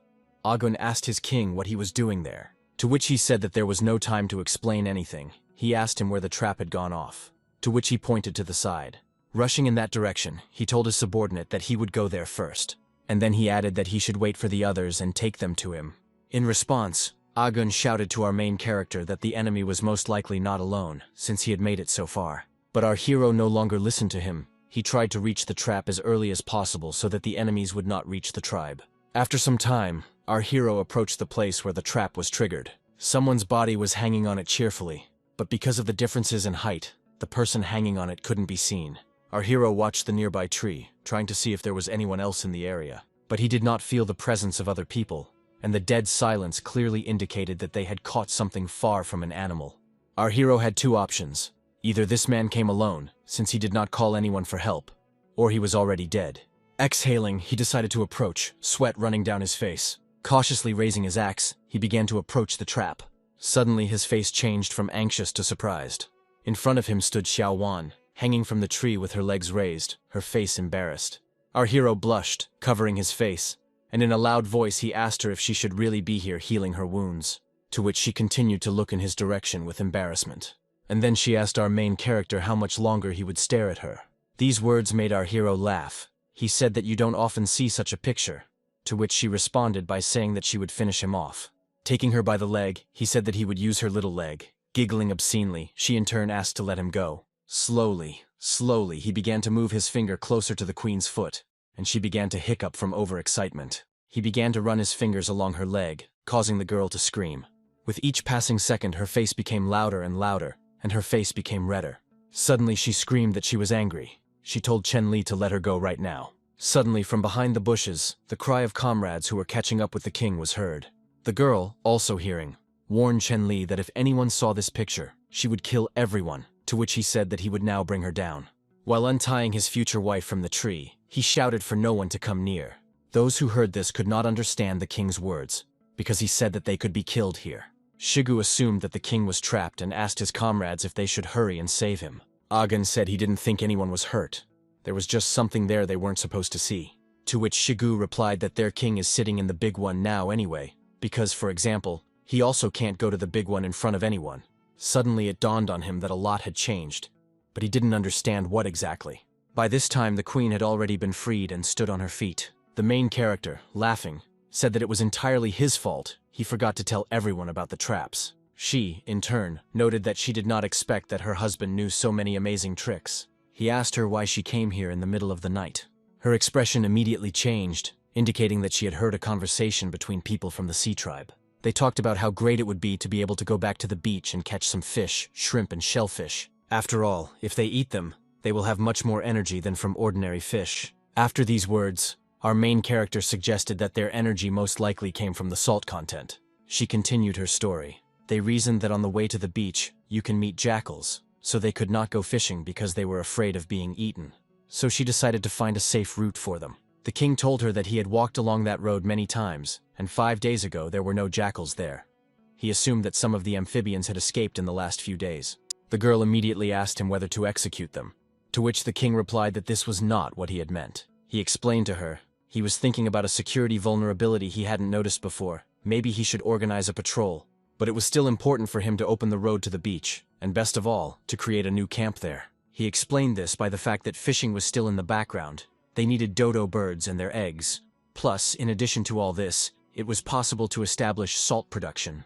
Suddenly, he shouted loudly that it was decided. He was going to go at dawn and deal with all the impudent jackals. The queen said she could help with patrols and secret missions. And regarding getting rid of the jackals and expanding the territory, she asked her king to think again. He leaned over to her with a smile on his face and asked her if she was really worried that he wouldn't be able to cope with the wild animals. She shyly pulled his face away from her, shouting at him not to flatter himself. She was worried that she was being too reckless in separating people to protect two territories. To this, she added that the beach had already been attacked by mountain people. Our protagonist hugged her, saying, "They were there a few days ago, so he thinks it's still safe there." The location of the mountain tribe, our camp and the beach form a triangle. As long as the tribes and the strongholds on the beach can exchange information, they will be able to support each other. After all, the enemies know how to use poisonous smoke. If they don't all live together, it will be easy to poison them all at once. He began to massage her back. The girl embarrassedly said that she did not understand what he was talking about, but since everything had already been decided, then so be it. At this time, Agun and Shigu were sitting behind the bushes nearby, and Shigu was saying something in his sleep about the king being a bottomless barrel. Some time passed, and our heroes set off on their journey. 4 were sent to clear the area of jackals. Everyone walked cautiously, except for our main character, Chen Li, who was confident in himself. The leader of the amphibians asked his subordinate if he had definitely met jackals here, since he couldn't smell blood here, to which he answered uncertainly, "Here." Rustling the leaves, he assumed that they were somewhere nearby. He had seen several jackals on this road 2 days ago. Suddenly, not far from them, the leaves began to rustle loudly. Suddenly, one of the jackals rushed towards them, intending to kill the amphibian. But the leader was already prepared to protect his fellow tribesmen. He swung a powerful blow, and then he sent the jackal flying. It flew into the tree with incredible speed, breaking its powerful trunk in half. Exhaling, the leader said something incomprehensible. His younger comrade continued to sit on the ground in surprise. Suddenly, one after another, the remaining jackals began to emerge, until the entire tribe appeared. The king's guard asked his majesty to be careful because the situation was getting tense, to which his king, with a smile on his face, replied that the sea tribe were not their enemies, and there was nothing to worry about because of these wild dogs. The tribe leader turned to King Chen Li, telling him that if he wanted, he could deal with the cuties on the left. While scattering the jackals in different directions, he shouted that everything on the right was his. One by one, the jackals fell to the ground, stopping moving. Some of them moved closer, feeling the powerful aura emanating from the king. They tried to attack him first, but they didn't have a chance. Right in front of the king stood his comrades, who wouldn't let them near. He thought that he would not engage in battle, because this was a good chance for them to learn. Suddenly, a wild dog appeared behind him, aiming to bite our main character's neck. But he sensed her thirst for blood and immediately turned around. And then he grabbed her by the throat, without using any force. He squeezed her tighter and tighter until the dog began to whine.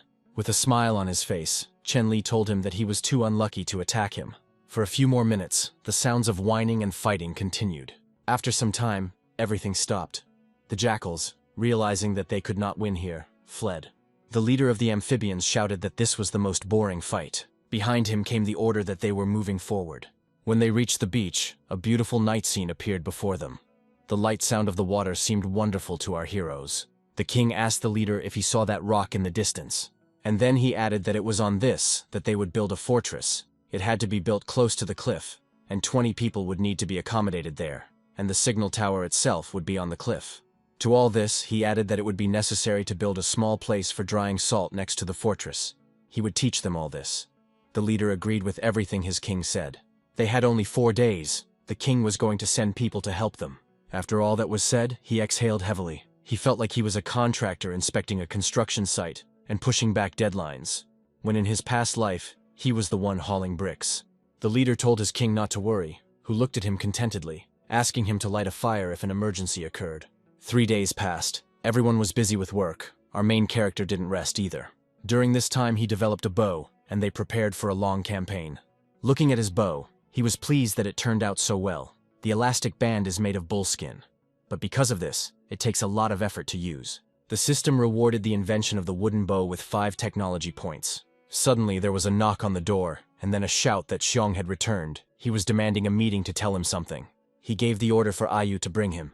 After some time, the door slowly opened, the tension in the air increasing with every second.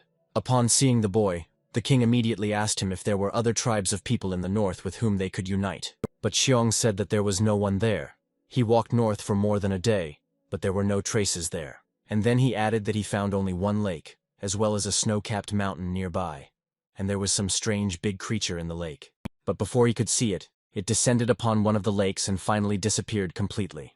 Because there was a scary snow-covered mountain ahead, he did not dare to go there, so he turned back.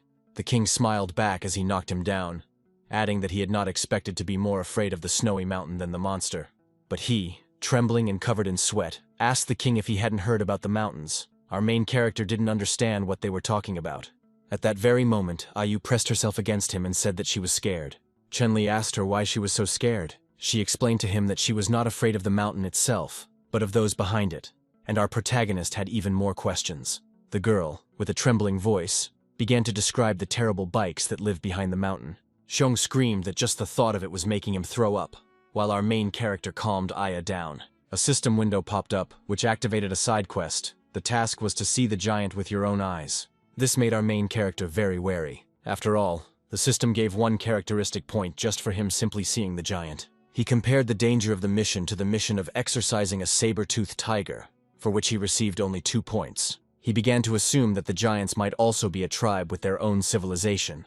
Maybe he can subjugate them, making some of them powerful assistants. Looking at his frightened subordinates, he understood that he had to be careful, since there was a high percentage that they would be able to easily destroy them. With a smile on his face, the king told Xiong to take a rest, because the banquet was in how many days. He told him to have a good time. With a trembling voice, he said goodbye to his king. Ayu said that it was cute, because Xiong could be such a coward sometimes, to which the king said that he wasn't sure about that. He speculated that his danger perception was much higher than that of normal humans, which made him so sensitive to certain things, so Xiong was able to calmly explore the outside world. He asked Ayu how the preparations for the wedding ceremony were going, to which she replied with a smile on her face that the preparations were almost complete. The king told them to prepare equipment for 4 people. He was going to take someone with him on a long trip. Ayu immediately asked her king how dangerous the trip was, to which he, still smiling, replied that he was simply exploring the surroundings, and that his clothes were excellent. As he left, he said that he would leave immediately the next day after the wedding ceremony. 2 days later, our heroes had a solemn wedding ceremony with their king. At this time, our hero was training hard with his new invention. The hardwood leather was combined with a cowhide interior, and the weight of the shield was just right for him. He struggled to create it for 2 whole days. For inventing a wooden shield, our hero received technology points, the total number of which was already 62. There was a knock at the door, and the king ordered them to enter. It was Ayu who said that everything was ready outside. It was time for our main character to change clothes. After some time, cries of joy and congratulations began to be heard. Our main character left his palace. The whole tribe was celebrating. The radiant day improved the mood. The king stands with a smile on his face. Looking at all this, he was happy, because everything that is now in front of his face is his merit. Suddenly his gaze was directed straight ahead. He could not take his eyes away. His wife, who was also wearing a wedding dress, appeared in front of him, and people around him started shouting that the wedding ceremony was about to begin. As he walked, he thought that in his past life, he should have been working hard now. And now he has his own tribe, as well as wonderful people who love him, and also a beautiful, delightful wife of his own. He couldn't even imagine such a thing in his past life. It seemed to him that everything in front of him was a hallucination, our hero thought, stretching out his hand towards the girl. They took each other by the hand. Our hero continued to think that he was very glad that he got here, because here he had a feeling of belonging to something big. Turning to his wife, he told her that from now on, while he was away, the tribe of newcomers would be handed over to her. Shigu, who was standing nearby, shouted, "From today on, Xiao Wan is the new queen of the tribe." Everyone started shouting congratulations. They welcomed their new queen. They started shouting that it was time to kiss, and our heroes began to move their lips closer to each other. Dada was watching all this. There were tears on her face. She was thinking that she should have been in the wife's place. And then she said that no matter how much she wanted to be the king's wife, it was very touching. It made her cry even more. Night fell, everyone began to disperse. They wished good night to their king. He stood there tired and thought that everything had gone well, without any surprises. Ayu approached him, telling him with a sly face that his queen was waiting in the palace, and that everyone was ordered not to disturb them. Our hero's face changed, and obscene thoughts began to visit him. He began to imagine how Xiao would show his boundless love. With every thought about this, our main character became more and more excited. As he walked to his palace, he looked forward to it, hoping that it might be even more exciting. As he opened the doors, he laughed, telling his little wife, "He has arrived." Suddenly, a terrible picture appeared before him, which made him afraid. The queen sat on the throne. Her face was frightening. Looking at this, he thought that this atmosphere was like someone was about to be killed. The girl immediately said that she was giving him a chance to say everything himself. But our hero didn't understand anything. He didn't understand what words she expected from him. Taking out her weapon, she turned it around, thus causing the king to become frightened. He asked his queen to be more gentle. After all, it was their first wedding night. Looking at the whip, he realized that he had given it to her in vain. The girl said that she knew everything, because Chen Li was going to leave immediately after the ceremony was over. She asked him if he was really in such a hurry to get out of here so quickly. He exhaled and said that he had already managed to get scared, and it was all just because of this. Laughing, he told her that his wife had misunderstood everything. Grabbing her, he asked her to calm down first. He was going to tell her everything, he just didn't have time. Having told her everything, she asked him if he was seriously going to convince the giants to join them in the battle with the mountain tribe. The girl needed her husband's legs, and he replied that he wasn't really sure, so just in case he would take 3 more people with him. With a serious look, he told his queen that the real purpose of the trip must be kept a complete secret. He told her how Ayu and Xiong reacted to the giants, which made him wary. Xiao asked Chen why she didn't go with him, to which he replied that one of them should stay in the tribe. Besides, she has more important things to do. He took out something and began to twirl it around for her, showing it to his wife. The queen began to ask her king what it was. He told her it was a sling. Now he would show her how to use it correctly. A sling is a hunting weapon. He needed a team of people who knew how to use it, and she had to train them. The next day, our heroes set off on a long journey. As he walked, the king told how important this mission was. All this time, the girl behind the king seemed to be piercing our main character with her gaze. Sweat began to appear on his face, because he noticed it too. He thought that she was deliberately walking slowly in order to stay behind him. He hoped that she was not looking for an opportunity to kill him. But he couldn't do anything, because it was Xiao's idea. During their time together, our protagonist asked her why her feet were so soft, although she always walked barefoot. But she did not answer, saying her own. She told him to choose 3 from the Coconut Grove tribe and the Sea tribe. He told her that he planned to take Haika. He had personally seen his power in battle, and the fortress on the beach would be temporarily handed over to Shigu's responsibility. He also argued this to her by saying that if he took it with him, the new arrivals from his tribe would not be able to create problems in his absence. With a very serious expression, she said that the other 2 were at his discretion, but Ayun had to go with him. With an angry look, she said that this was far from a request. She argued that Ayun was the strongest and bravest fighter, and if she went with him, she would be calm. Grabbing her husband's face, she said that she had taught her a lesson for what happened then, so she asked her husband not to worry about that situation. He exhaled heavily as he recalled all of Xiao's words, thinking that he wasn't worried at all. Trying to watch his back, he hoped that, in a pinch, Agun would be able to protect him. Suddenly, the boy in the wolf skin turned to our hero, saying that he thought someone was watching them. But then laughing, he said that it seemed to him that he was simply very nervous. But the king said something in reply that made him tense up, because it didn't seem to him that the order was for him to look behind their backs. The leader of the amphibians asked Chen if he knew that there was a large lake ahead, to which the king replied that he had already been told about it. Laughing, Heiku said that he already knew that there was a giant living in that lake. The king asked him if he was talking about that huge monster in the lake, to which the leader of the amphibians said that this was exactly the case, because when he was a child, he saw how this monster swallowed a leopard whole. Opening the flask, he said that he was a child then, but now he would definitely fight him if he managed to see him again. Looking at how he greedily drank water, Chen Li wondered if it was really luck for this weirdo to meet a huge monster. Our hero also said that no matter if it was a water monster or something else, he would be interested in facing someone stronger than him. As soon as he gave the example of the giants, Agun's face changed and his face became covered in sweat. And then he screamed, asking his king not to hope for this, because it was much more dangerous than water monsters. Leaning towards Agun, the king said that he had just casually mentioned it. Did the boy really think that they really exist? He began to tell what happened before meeting the new king. They were a large tribe, consisting of more than 30 people. But one day they met a huge giant, but they were too weak to fight back, so they just ran away. Unfortunately, most of the people were eaten, Agun continued.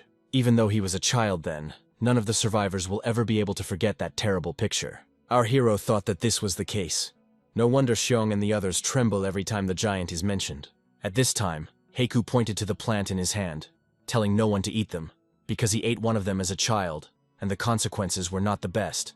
Bending down to one of them, our main character began to examine them carefully. The system conducted an analysis. It was croton, a herbaceous plant. Bitter taste, poisonous. Laughing, our hero imagined the consequences.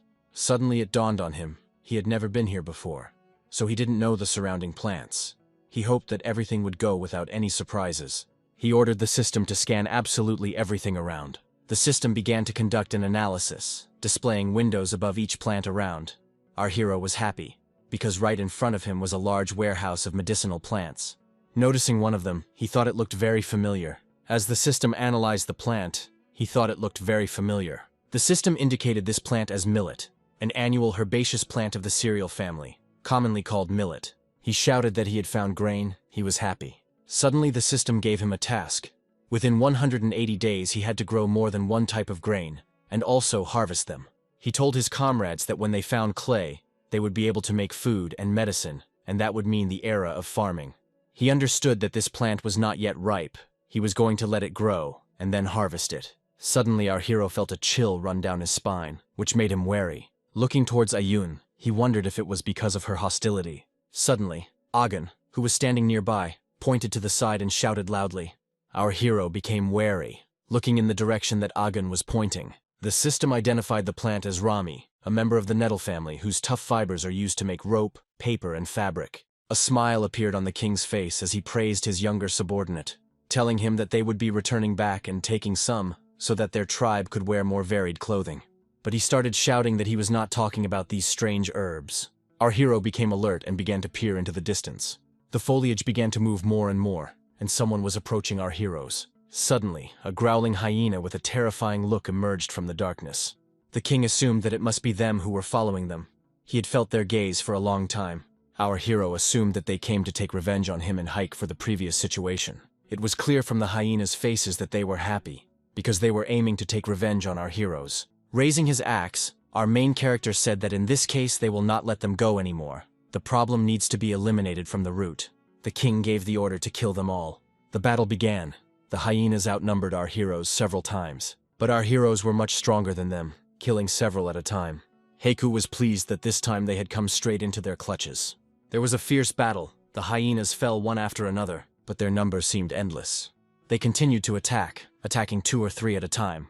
The girl understood that one of the attackers would most likely hit her. Suddenly, hyenas flew in and pushed the attackers into the ground. It was Heiku, laughing and saying how cool he was. Smiling, he told the girl not to thank him because he was a man. The hyenas began to flee again.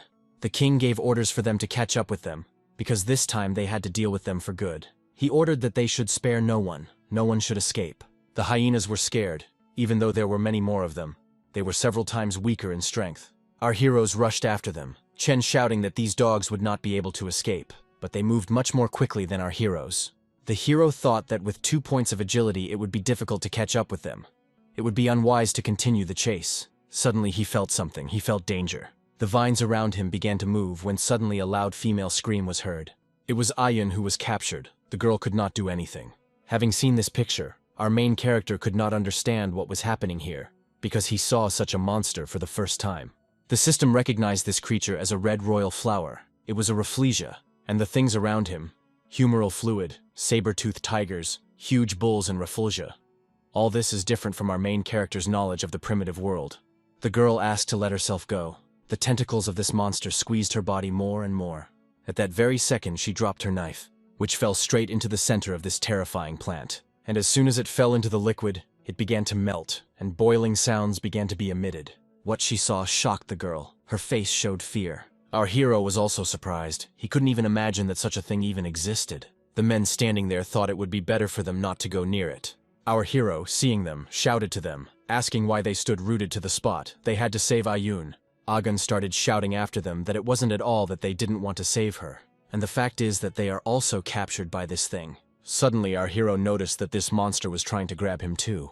With a quick movement and powerful blows, he cut through the tentacles. Rushing towards Ayun, he shouted for them not to be afraid. He was going to save them.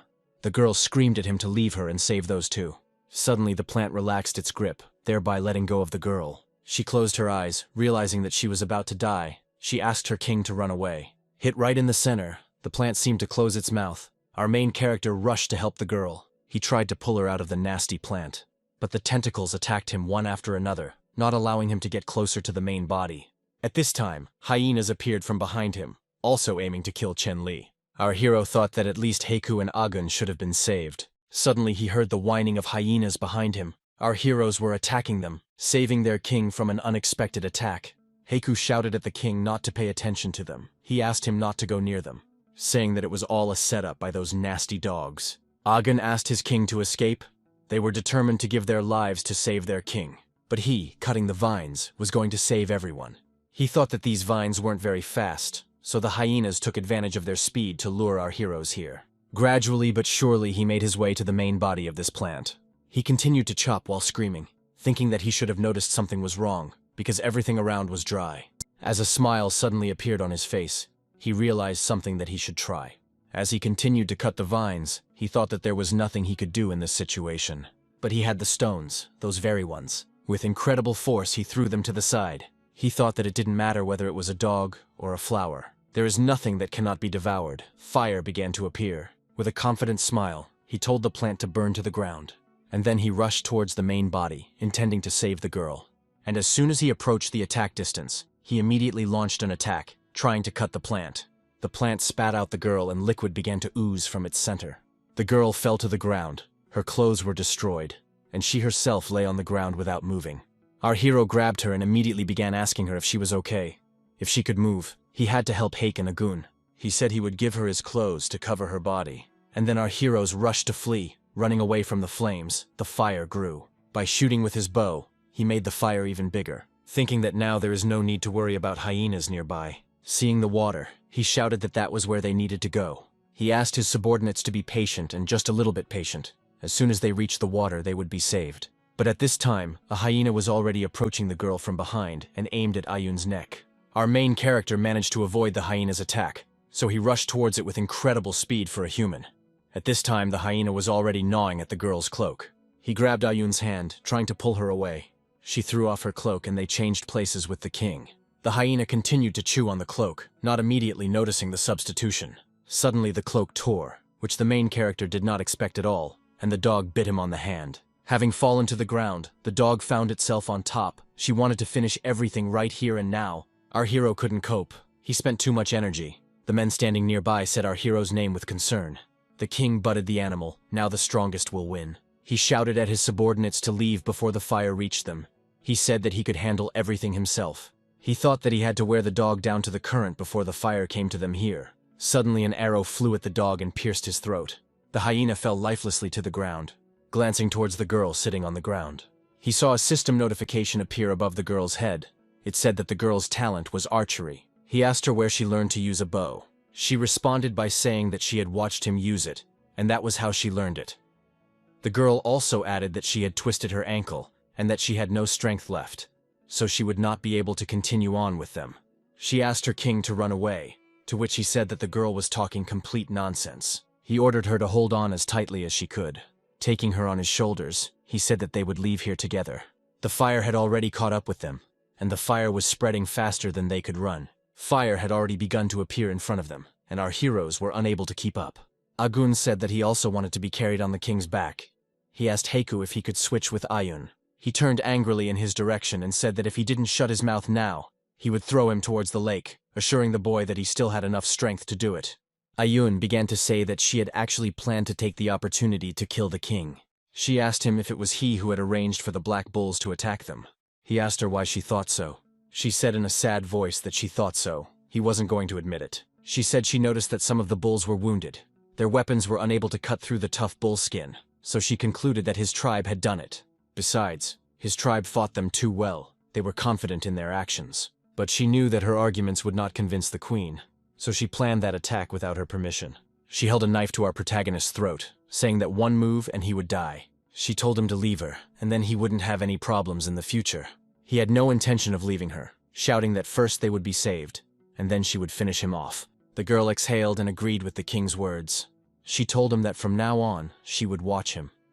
If he betrayed her queen or the Coconut Grove tribe, she would kill him. Our protagonist agreed, saying that if he treated them badly, he allowed him to be punished. The girl laughed and said that it was a very good idea. After such a difficult journey, Our heroes were able to reach the lake by jumping into it with a running start. Heiku emerged and shouted that they were saved. They understood that if they had gone a little further, they would have burned up, but they were able to reach the water at the last moment. Our hero thought that 2 of the 4 had lost the ability to move, and it would have been better for them to abandon the plan to find the giants. Turning to Hike, he ordered him to take them to the place where Agan had found the Rami, and he himself would find and bring the medicinal plants. After some time, our heroes accomplished what they had planned. Agan rubbed his leg with a plant. He arched gracefully and said that nothing hurt him anymore thanks to the king. Heiku and Chen Li collected Rami because the medicinal properties of these plants were excellent. Suddenly the face of the leader of the amphibians changed. He felt a strange smell. He smelled the hyenas, although he couldn't understand why he was there, since they had dealt with everyone. Our hero began to comb through the leaves, examining everything around. Suddenly he noticed something that made him surprised. He saw several sleeping puppies lying in the leaves. Having picked up one of them, realizing that the hyenas had not come for revenge, but to protect their cubs, our protagonist assumed that they were a threat. At that very second, a system window appeared in front of the hero, which gave him a side mission. The mission was to tame hyenas. He accepted it with joy in his eyes. It was one of the best missions. Our heroes set out again, making their way through the dense forest. Suddenly there was a deafening sound that made me cover my ears and my body tremble. A huge creature with a frightening aura appeared from behind the tree. A thirst for blood pierced the bodies of our heroes. A huge monster appeared before our heroes, and its terrifying aura was felt by all the people standing in front of them. The boy with the wolf skin on his head screamed in fear. He recognized this monster. In front of them stood an enraged man-eating bear who intended to kill our heroes. Our main character immediately realized that they couldn't win with 2 wounded men, and it was even difficult to escape. Throwing the tide grass, he said that he would distract them. The rest had to make a detour and return home. They tried to object to the king's order, but our protagonist did not accept the objection and sent them to retreat. He said that they only had one chance, and in a fight with him, they would only get in the way. Summoning his axe, our hero began to address Haika. He told him that the safety of the 2 remained his responsibility. He had to get them home safe. And then he jumped on the bear, shouting at them to leave quickly while they had the chance. Heiku and the others ran away, turning around as they ran, looking at their king with delight, because he was ready to give his life for them. He, in turn, continued to attack the bear, not allowing it to pay attention to those running away. Time after time he tried to strike the bear, but the bear seemed to like it. There was laughter in his eyes, because he thought that he was much stronger than our hero.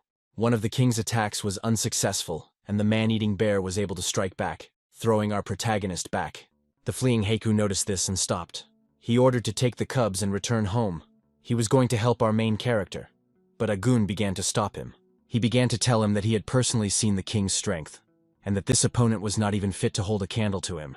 He continued speaking, telling Hike that they would only hinder the king in battle. Heiku, having listened to everything, exhaled, and then said that they would continue to follow the order. Our hero looked at the backs of his fleeing subordinates. His breathing was ragged. It was difficult for him to fight against this monster. Looking at his axe, he thought that now was the time. After all, the bear's attention is completely focused on him. As he began to stand up, he exhaled, trying to catch his breath. He thought that all he had to do was distract him, and the job would be done. He hid from one tree to another, trying to throw off the trail of the fugitives. He deliberately provoked him by shouting at him to run straight towards him.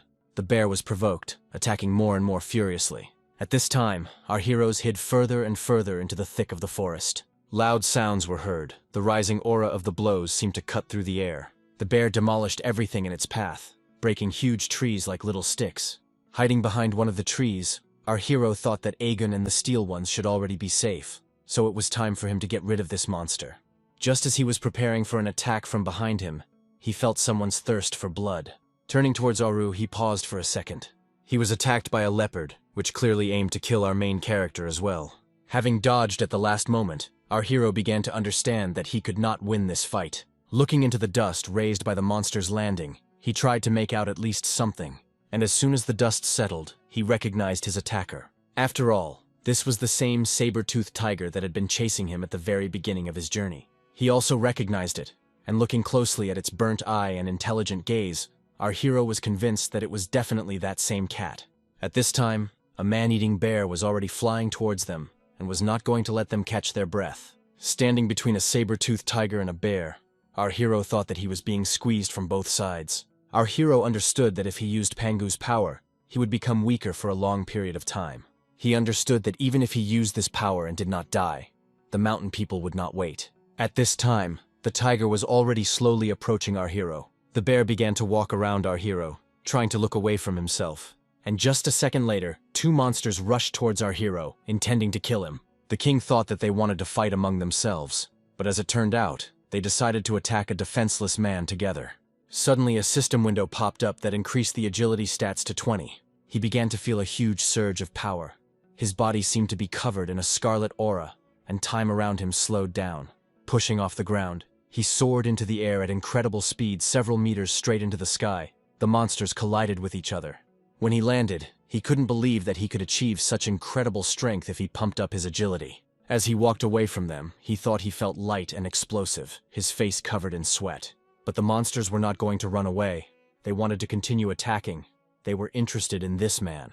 They rushed again with the intention of attacking our hero, who was gathering an aura around himself. And then he took off running, shouting that we do not advise them to pursue him, asking them to adhere to at least some boundaries. Running away at incredible speed, he moved further and further in the opposite direction, trying to divert attention from his subordinates. The system began a countdown, giving him only 600 seconds to use his advanced skills. Stopping after a while, he looked around, thinking that he had finally managed to break away from them.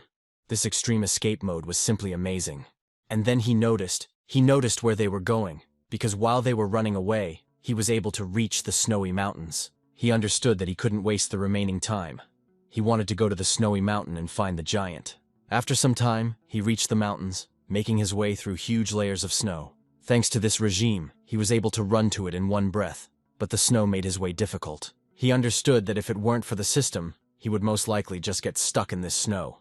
When he saw the summit, he was happy, because he was about to disprove the giant theory. Suddenly his gaze focused on something. He couldn't believe his eyes. Having reached the very top, he saw something he did not expect at all. After all, right in front of him sat a huge giant, with a huge dinosaur walking around on a leash. Seeing the giant in front of him, our main character could not believe his eyes. He screamed in surprise. The system congratulated its hero on finding the giant, and also automatically issued a second test.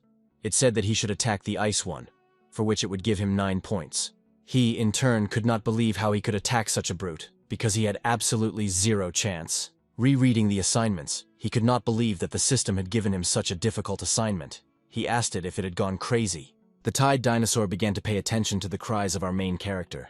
Noticing this, our hero immediately hid, covering his mouth and nose with both hands. Sweat began to flow down his face, while the green-skinned beast growled towards our hero. Looking out, he smiled. Because the reward of 9 attribute points really warmed his heart, he decided to try to complete this mission. Looking out, he thought about what he could try now, while he was running fast, while the giant was still sitting without any movements. Looking out, his face changed. He was a little scared, but there was no turning back. He swung. And then he threw a stone towards the giant, thinking that the main thing was that he didn't wake up. The stone fell, which immediately caught the attention of the tied dinosaurs, and a large echo was heard from the fall.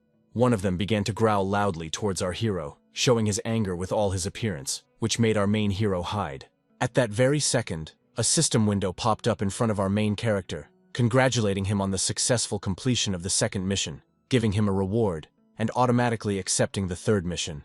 This made our main character wary, because missions come one after another, and their difficulty increases. Around our main character, dinosaurs roared while he read the description of the third mission, which said that he had to kill a giant alone, for which she gave him 100 points of characteristics, and the time was unlimited. Thinking about such a huge reward, he began to look again at this huge monster. Looking at him, he thought about what he could try, when suddenly the giant began to raise his hand, and then, touching the ground, he caused a huge whirlwind to appear, which was covered with huge balls of snow. Standing completely in the snow, he did not move so as not to attract attention to himself. And after he started to lie about the snow, he thought that this big guy had woken up. With horror on his face, he thought that even if they gave him 10,000 points, he would not agree, because his life was much more important to him. The sun was already setting, and there was noise in the place where our other heroes were staying. One of the Queen's squads returned and they reported to her. During the night patrol, they found nothing. These words began to anger their queen.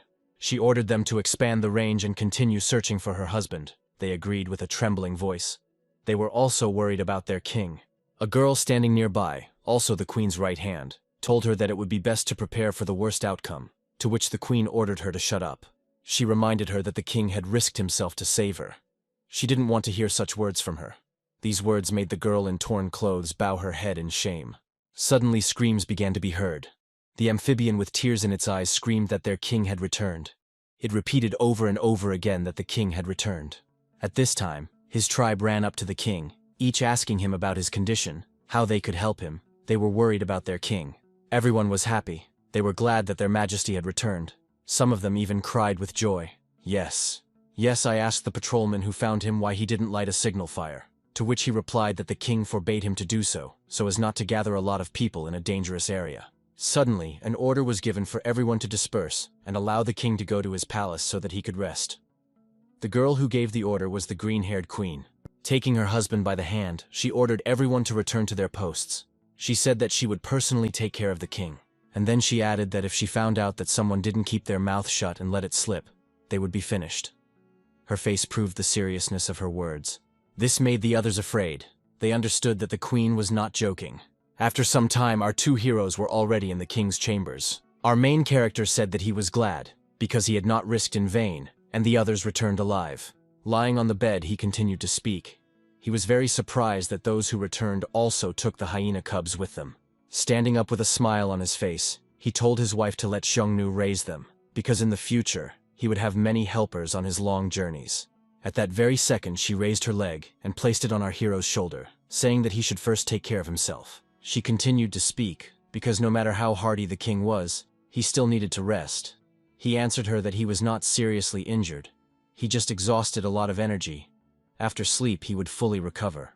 She agreed. She would pass everything on to Xiong, but she continued to insist on rest. Sliding her leg lower, she said that she understood that he was the king and the main protector, but he didn't have to carry everything on his own.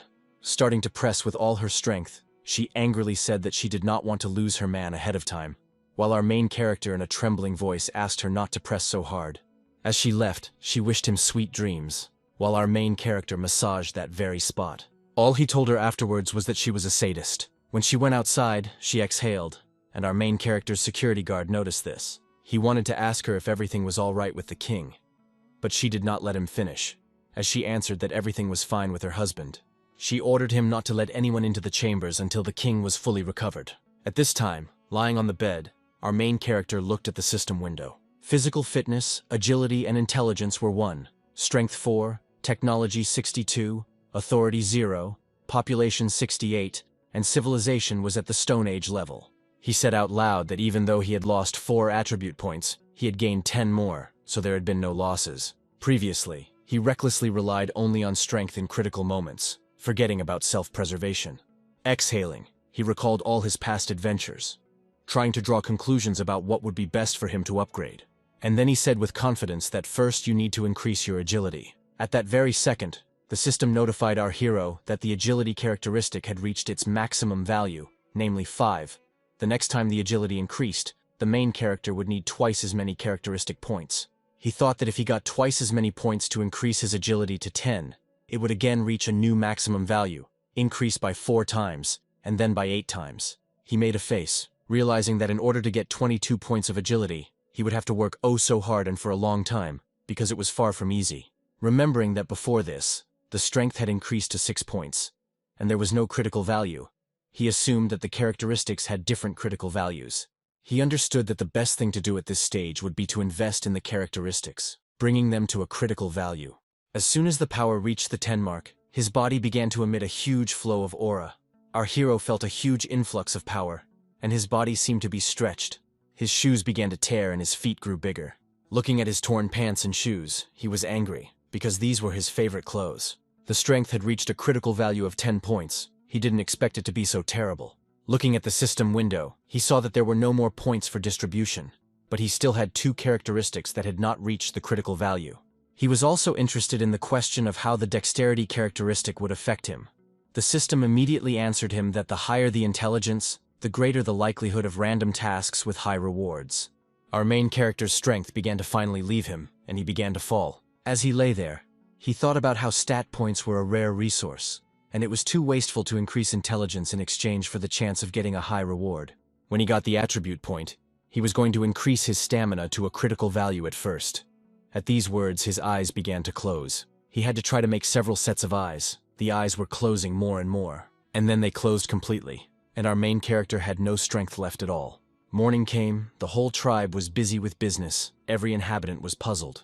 The amphibians caught fish and dried it immediately. The girls were cutting it up, discussing the beauty that surrounded them. Some of the amphibians were frying fish over a fire, shouting for the hungry to come over. The female combat unit was trained by the green-haired queen. She gave them orders. She made them strictly follow her every order. At the order to shoot, each of the girls sent stones flying at a good speed. Most of the stones hit the target. The target was a man-sized target that they had made. They were preparing for battle against the mountain tribe. One of the girls reported to the queen that there were 6 shots in total. One hit the edge of the target. The other flew past. At that very moment, the king appeared from behind and began to praise them. Smiling, he said that he had managed to watch them from the side and it looked decent. The green-haired girl angrily hit her husband on the chest, asking him why he wasn't resting. But jumping around here, she asked him what he was doing here. To which he replied that he was the king of the tribe and should know what his people were doing. Putting his hand on his wife's shoulder, he made her notice that her husband had new pants.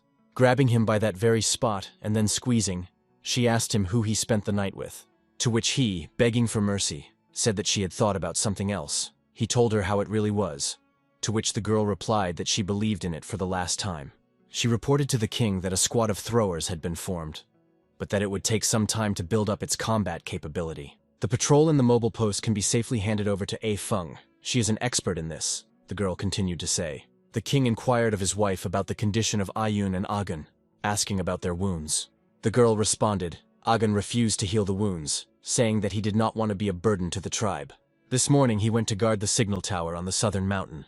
Ayun was in charge of bringing him food and water. She looks after him, so there is no need to worry about him. But the queen said she was most worried about Ayun. The girl immediately began to practice archery non-stop, resting little. The queen said that she may have been too harsh with her earlier due to anxiety. But in any case, she is now in poor condition for training. Our main character, hugging the green-haired girl to himself, said that Ayun is good, and she really cares about her queen. For the sake of her queen, she takes on a lot. He told her to try to treat her better, and then he said that it was time for him to return and continue to gain strength. Smiling, he told her that in a few days he would be heading north to collect the precious millet grains. Arriving at the door of his chambers, he thought that since he had nothing to do these few days, he would be an inventor. 4 days passed, and the tribe was busy all this time. Our main character, sitting on the floor, was puffing and inventing something. But a minute later, the hero breathed a sigh of relief. He said that he had almost finished the invention. There were some words written on the stone that resembled a book. He thought that as soon as he returned, he would immediately teach them simple addition and subtraction. And then in the future, he would not have to do all this on his own. The system immediately congratulated our main character on the invention of writing and mathematics, for which it awarded him 10 technology points. Such a large reward surprised him. And then she congratulated him, because the technology had reached the 100-point mark, and this meant the opening of a technology store. The system continued, saying that in the technology store you can exchange technology points for practical tools or heritage plaques. The purchase is not subject to return or exchange. These words brought a smile to the face of our protagonist. The store had a lot of stuff, from medicines, hematite, large pots and even stoves to mysterious objects. He squealed with delight. He couldn't believe that he could get all this in exchange. He began to look at the store more closely. The delight on his face did not leave. Having decided what he wanted, he shouted that he would exchange it and get it, and then reached his finger into the system window. The system notified that the hero had exchanged 30 technology points for a large iron cauldron. The current number of points was 70. After this notification, the cauldron began to motorize. Looking at it from different angles, our hero couldn't be happier, because it was the best little thing possible. Looking in the direction where no one was, he asked, "Do you really think he spent 30 points on a saucepan?" And then he started waving his finger, saying that it was far from just a saucepan. He bought the boiler not only for cooking and evaporating salt, but because it was made of iron. "If you wear it on your back, it will be armor," our main character continued to say. Laughing, he continued to talk about how if you take it to your forearm, it can make an excellent shield. During various posing of beautiful poses with a saucepan, our main character's security guard came in, and an awkward situation ensued. In a slightly incomprehensible tone, he reported that he heard strange sounds, so he went to check. The king was silent. As he awkwardly left, he told him that he communicated with other gods and spirits, and he, in the same incomprehensible tone, replied that he thought so. After some time, our hero built a small structure for convenient cooking. His breathing was a little ragged as he tried to finish as quickly as possible. After all, it was not at all easy to dig a stove in the ground and then boil water in it. For inventing the stove, the system rewarded our protagonist with 10 technology points. He thought that in the past he was a professor.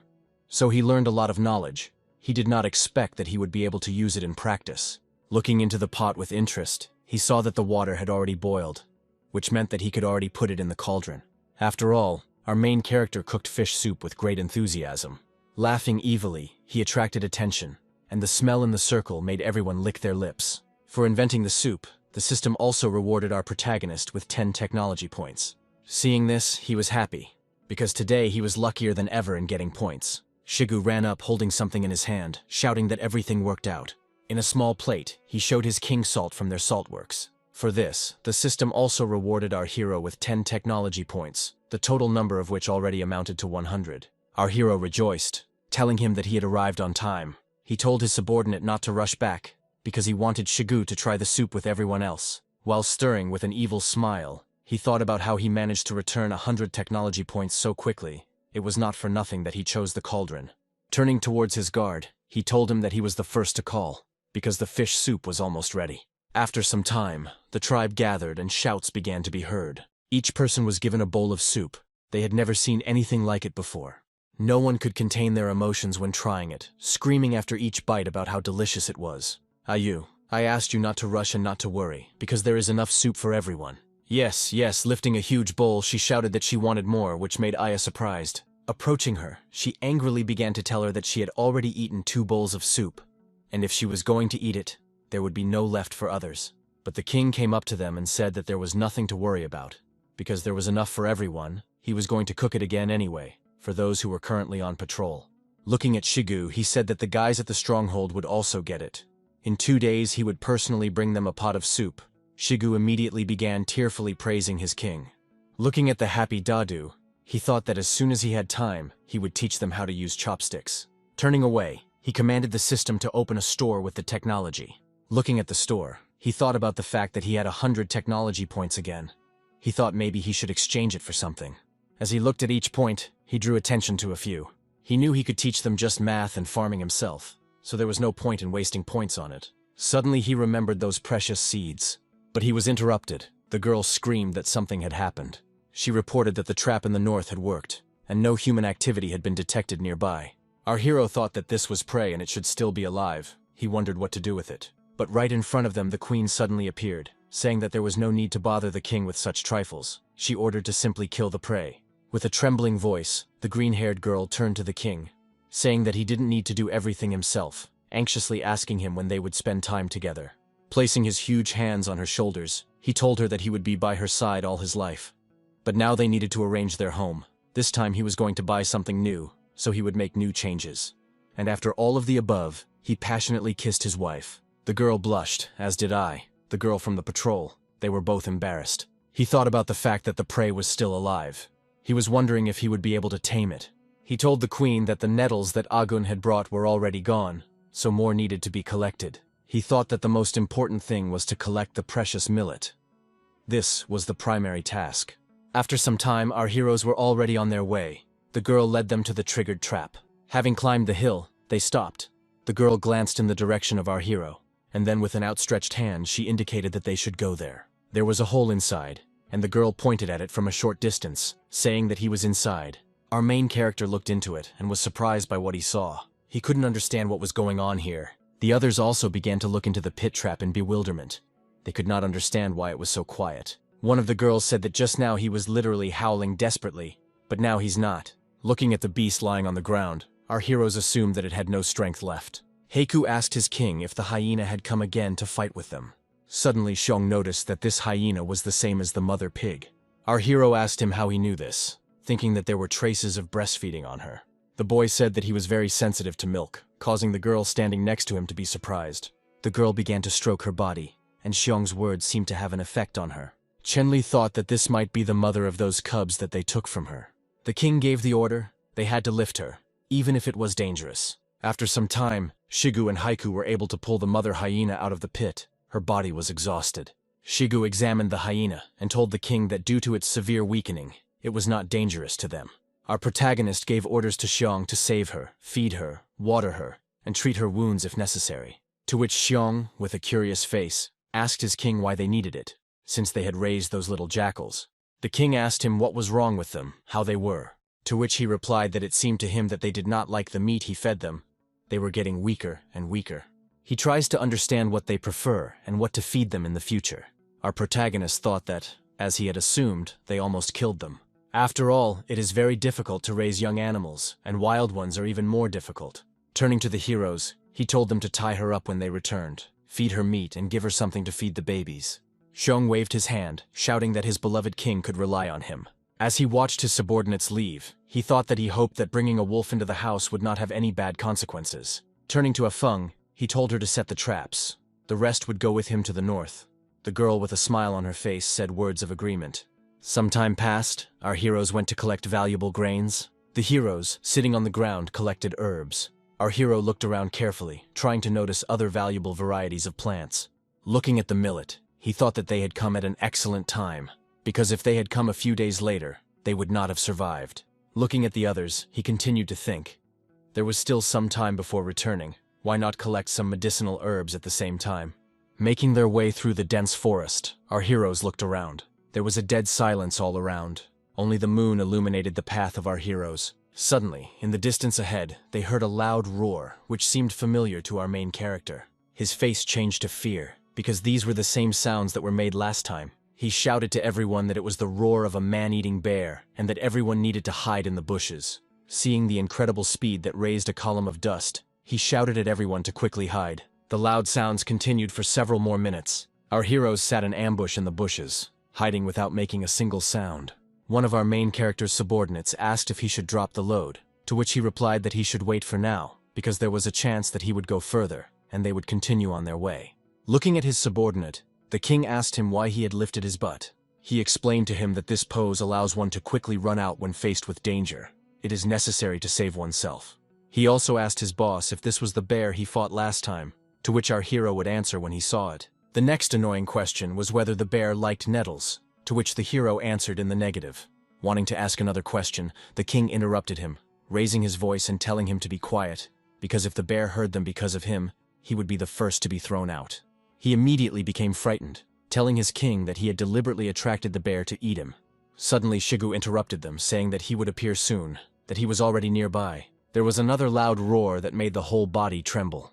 A huge carcass appeared, running on 2 hind legs, destroying everything in its path. Suddenly, having hit this tree, he froze in one place, and then he fell to the ground. Our main character could not believe his eyes. Was he really wounded?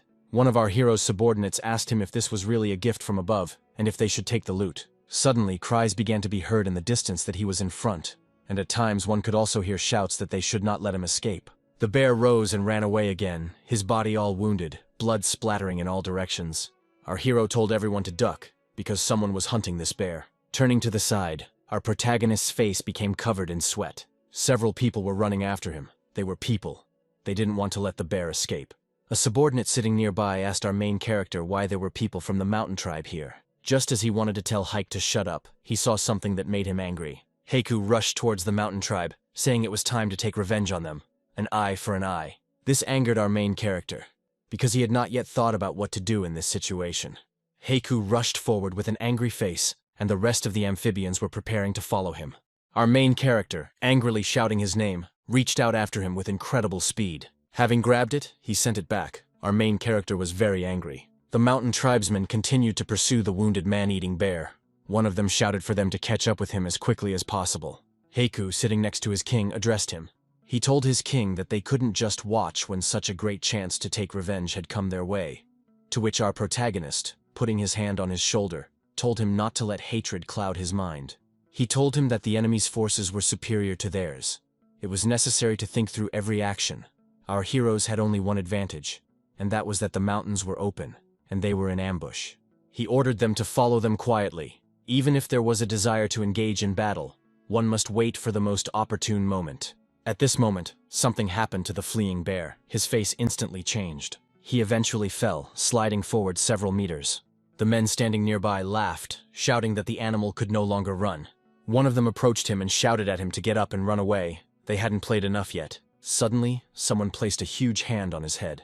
A huge man stood there and told him that he had eaten venison mixed with white flowers and had been wounded in the stomach. It was amazing that he had managed to run so far. He told him that the bear should die with dignity, unlike him. Having shouted loudly that no one had given permission to mock him, he threw his comrade into a tree with incredible force. He even started coughing up blood from the pain. It seemed to him that his entire body was broken from one blow. He ordered everyone to move aside, and then slowly began to approach the bear. Raising and pointing his weapon towards the beast, he addressed it, saying that he promised a quick but painful end. In his hands was a blade made of obsidian. Obsidian is a natural volcanic glass. The fracture point is very sharp. Our hero heard all this and was surprised. Because the mountain tribe had thought of mixing venison with poison, he praised them. Suddenly, a system window popped up in front of our hero, giving him a side mission that involved saving a bear. Our hero was surprised, because he didn't quite understand why he needed to save this little animal. He wondered if the system wanted to kill him by forcing him to risk starting a war with the mountain tribe in a situation of numerical superiority, and saving the bear that had recently almost killed him. He was angry at her, because the reward was only 2 stat points and some sympathy. In response to our main character's indignation, a system window popped up, which said that if such a one-time rare task was refused, it would never be launched again, which made our hero surprised. At this time, the leader of the mountain tribe had already taken aim, our hero, seeing that time was extremely limited. He rushed towards the bear. He was going to save the bear. The man had already begun to attack with the intention of killing the animal. But our main character managed to do it in time. Summoning his axe, he blocked the attack of the mountain tribe leader. The onslaught was one of the strongest that our main character experienced. When they touched, it seemed for a second as if the air had been cut in half. Immediately, angry comrades ran up to their leader, furiously trying to find out who had just interfered with their king. The rest of our main hero's subordinates also pulled themselves up, surrounding him. They were preparing for an intense battle. Chen Li thought that as long as he trusted this broken system, he really hoped that the bear's sympathy would be worth the risk. The system reminded our protagonist that the bear was poisoned, so his time was severely limited, namely 10 minutes. Our hero understood that the main task was to save the bear, and not to engage in a fierce battle with the mountain tribe. But these 10 minutes embarrassed him very much. He had no time to talk to them. One of the mountain men standing next to the leader began to shout about how they dared to take their prey. Suddenly, the leader's face changed, because he was already familiar with this face. He asked this huge guy next to him, "Is he from the Sea Tribe?" And then he added that he apologized, because he doesn't remember weaklings. Heiku's face changed, and with anger he clenched his teeth and asked his king how much longer they would have to endure all this. At this time, our main character looked in surprise at the system window, which said that he would be fined for failing to complete the task. His little friend would shrink in half. Our main character realized what kind of little friend we were talking about, which caused the whole world to break down. After all, his wife would mock him. He even imagined it. Tears began to appear on his face. He screamed that this should not happen. His face resembled a demon. The mountain dwellers even began to exchange glances because of this. Turning to Heike, he said that there were too many opponents. They had to be careful. And then he added that he had only one order, and that was not to die. Our heroes went into battle with the mountain tribe. Loud cries and sounds of battle began to be heard. At this time, our main character covered the monster's body with liquid, thinking that the wound was shallow, and therefore not fatal. The system's countdown was already showing 9 minutes. Our main character was breathing heavily. He thought that the next step would be to neutralize the poison, but he didn't know how. But remembering the punishments, tears appeared in his eyes again. There was a fierce battle around him. The inhabitants of the mountain tribe fell next to the hero sitting on the ground. Turning away, he looked, wanting to understand their situation. But when he saw it, it seemed to him that for now they were in an advantageous position. But everyone was wounded. There was little time and truth left. Our main character continued to think. Suddenly, a menacing and loud voice began to be heard, telling them that they were indeed capable, but that was enough. "Time's up," shouted the king of the mountain tribe with an angry look looking towards our heroes. The chief of the mountain tribe, with a smile on his face, said that in front of him stood a bunch of vagabonds who had just gathered together, and he praised them.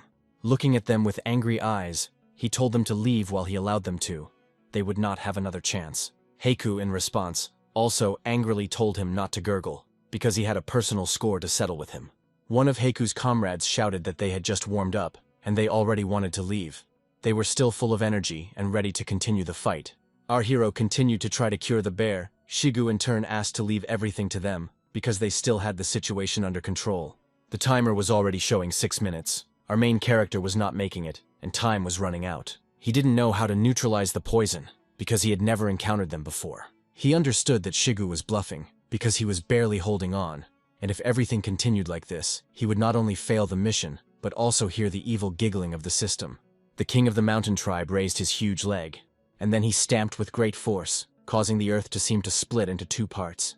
The power from this attack began to run towards our heroes, who were barely standing on their feet. Suddenly his face became embarrassed. He couldn't believe his eyes. Our main character was able to repel this powerful attack without any difficulty. The standing king thought that most likely a showdown between their tribes could not be avoided. The mountain king said the word name angrily and affirmatively.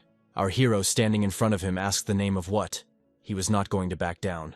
He asked with a smile what their tribe was called, because he had previously thought of them as a bunch of vagabonds, but he was wrong. He introduced himself by saying that he was the king of the mountain tribe, asking our protagonist who he was. He immediately introduced himself by saying that he was the king of newbies, and then gave his name. The mountain king lowered his weapon, saying that it was not his style to attack a few people in a crowd, so he would settle the score with him another time. With a terrifying smile, he said that he enjoyed today's fight. He was glad that he met them today. Turning around, he ordered his subordinates to take the one who passed out, because they were returning now. At this time, the man who was thrown into the tree continued to cough up blood. The mountain king approached him and told him to stop vomiting because they were leaving, and he agreed with a trembling voice. Our main character continued to look carefully in the direction of the departing tribe, so that they would not set up an ambush. Shigu approached our main character and said that they were very lucky, because they had just come out of the water practically dry. At this time, the system timer continued to decrease. It already showed 4 minutes. This was stressing our king. After some time, the mountain tribe had moved far enough away from the battle with the newcomer tribe. The king, walking ahead, thought about what had happened with a smile on his face. One of his subordinates turned to him, asking if they were just going to leave, since everything had turned out too easy for that tribe of newcomers. To which he replied that today he had taken only a white flower with him on the hunt, but had not taken ginseng. In addition to this, the supernatural power granted to him by the sorcerer was soon to run out. He said that the kid who fought him was not so simple, because he was able to quickly block his blow, into which he put 70%. And looking at his relaxed posture, he was sure that he was hiding a lot of things. He also noticed his unusual weapon. He was curious about where it came from. Looking into the distance with the same terrifying smile, he said that next time he would not let them go so easily. At this time, our main character continued to try to cure the bear. He asked his subordinates if anyone knew how to neutralize the poison. They looked at him with a dull expression on their faces, shaking their heads in denial. One of the subordinates asked the king why they needed to neutralize the poison, since it was their prey lying in front of them. The king, in turn, with a little fear on his face, replied that he did not have time to explain. All they need to know is that it is a huge life and death issue if this bear dies. The king's expression made his subordinate afraid. Having taken out honeysuckle and burdock, our main character said that these 2 herbs have a poison-neutralizing effector, but he does not know whether it will be able to neutralize the poison of white datura. He could only try to make a desperate attempt. He said to open the bear's mouth, because he was going to feed these herbs to him. They opened his mouth in fear. The king in turn asked not to use so much force, because even drops of tears began to appear in the bear's eyes. Time was running out, only 2 minutes left. Our hero watched with trepidation. Everyone was waiting. The bear still did not move. At the last second, the system notified that the poison in the bear's body was no longer lethal. The danger was eliminated. With tears in his eyes, he began to hug the bear, shouting that he could finally catch his breath. Shigu asked our hero if they saved the bear, to which he replied that for now his life was not in danger. Heiku grabbed Shiga and loudly began to ask the king to catch up with the mountain tribe and take revenge on them, because they could not have gone far. To which the king replied that they did not yet know all the details, and if they acted rashly, they could suffer great losses. He said that if they win, it will be a Pyrrhic victory, and if they lose people because of it, it will be tantamount to defeat. Our protagonist said that since they would come to them themselves, they would think through a plan of action and accumulate strength for victory. The subordinates began to discuss the king's words among themselves, but not everyone understood these abstruse words. After some time, our hero, putting his hand on the bear, ordered everyone to return to the camp after taking the nettles. He was going to take care of the bear personally. The king ordered Shigu to tell the queen to send reinforcements to the patrols and post sentries as quickly as possible, because they would soon have guests. After some time, Shigu and the others already went to the camp. Our main character, sitting by the fire, leaning on the bear, sat with his eyes closed, resting. Suddenly he began to hear a huge number of different sounds coming from around him. Opening his eyes, he saw a huge number of sparkling eyes coming from the shadows of the forest. Seeing the animals approaching, he said out loud that he knew they would want to take advantage of such a wonderful opportunity. With a smile on his face, he raised the axe, because today's dinner was practically ready. Dawn was already approaching.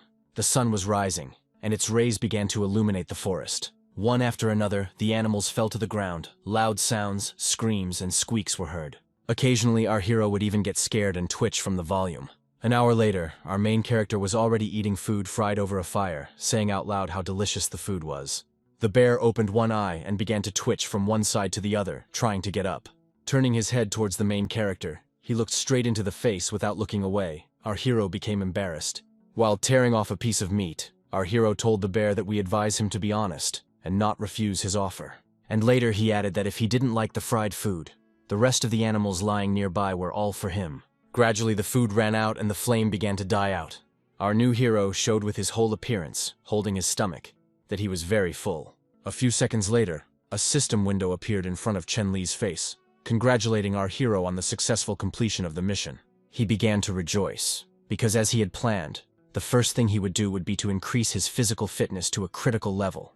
While he was thinking, a bear with a baby animal in its teeth came close to him, and after putting it next to him, he began to push it to the feet of our king, who was surprised by such actions. He asked the bear if he had really left this for him, and to himself he wondered if this was really the sympathy of bears. He laughed because he couldn't even imagine this before. He liked it. He began to imagine dirty thoughts, thinking about the bear's gratitude. Standing up and shaking off the sand, he told the bear that he was already okay, and his life was not in danger, so it was time for him to return home. As he was leaving, something confused him and made him stop. After all, the bear grabbed him by the clothes and did not let him go further, making sounds similar to howling. Our hero asked him if he really wanted him to take him with him. He immediately began to smile, opening his mouth, showing with his whole appearance that he was looking forward to this.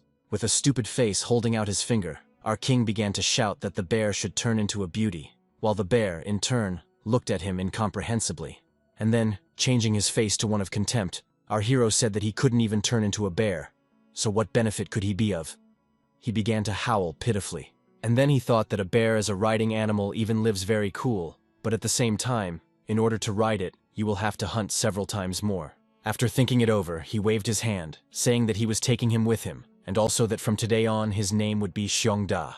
He began to raise his hands in delight, jump, run, he liked the name, and then, hugging him like a beast, he began to lick the face of our main hero. The king smiled. Walking and stroking his new subordinate, he thought that now he had a strong assistant, and then he climbed on top of him, because they could go where the mountain dwellers went to scout the road. Continuing to move forward, enough time passed that our hero was already thinking that he had taken a wrong turn. Suddenly he noticed tracks that were gradually becoming deeper and deeper, which meant that the ground was becoming softer. Suddenly, something confused his gaze, and he noticed something that was already familiar to him.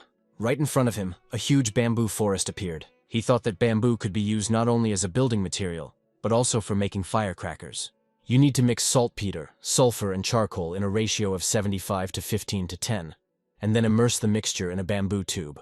He knew that if they could make firecrackers, it would likely catch the enemy off guard in the decisive battle. Even if the explosion is not powerful enough, its sound will remain very loud, and this should scare people. He remembered how they had found some saltpeter before.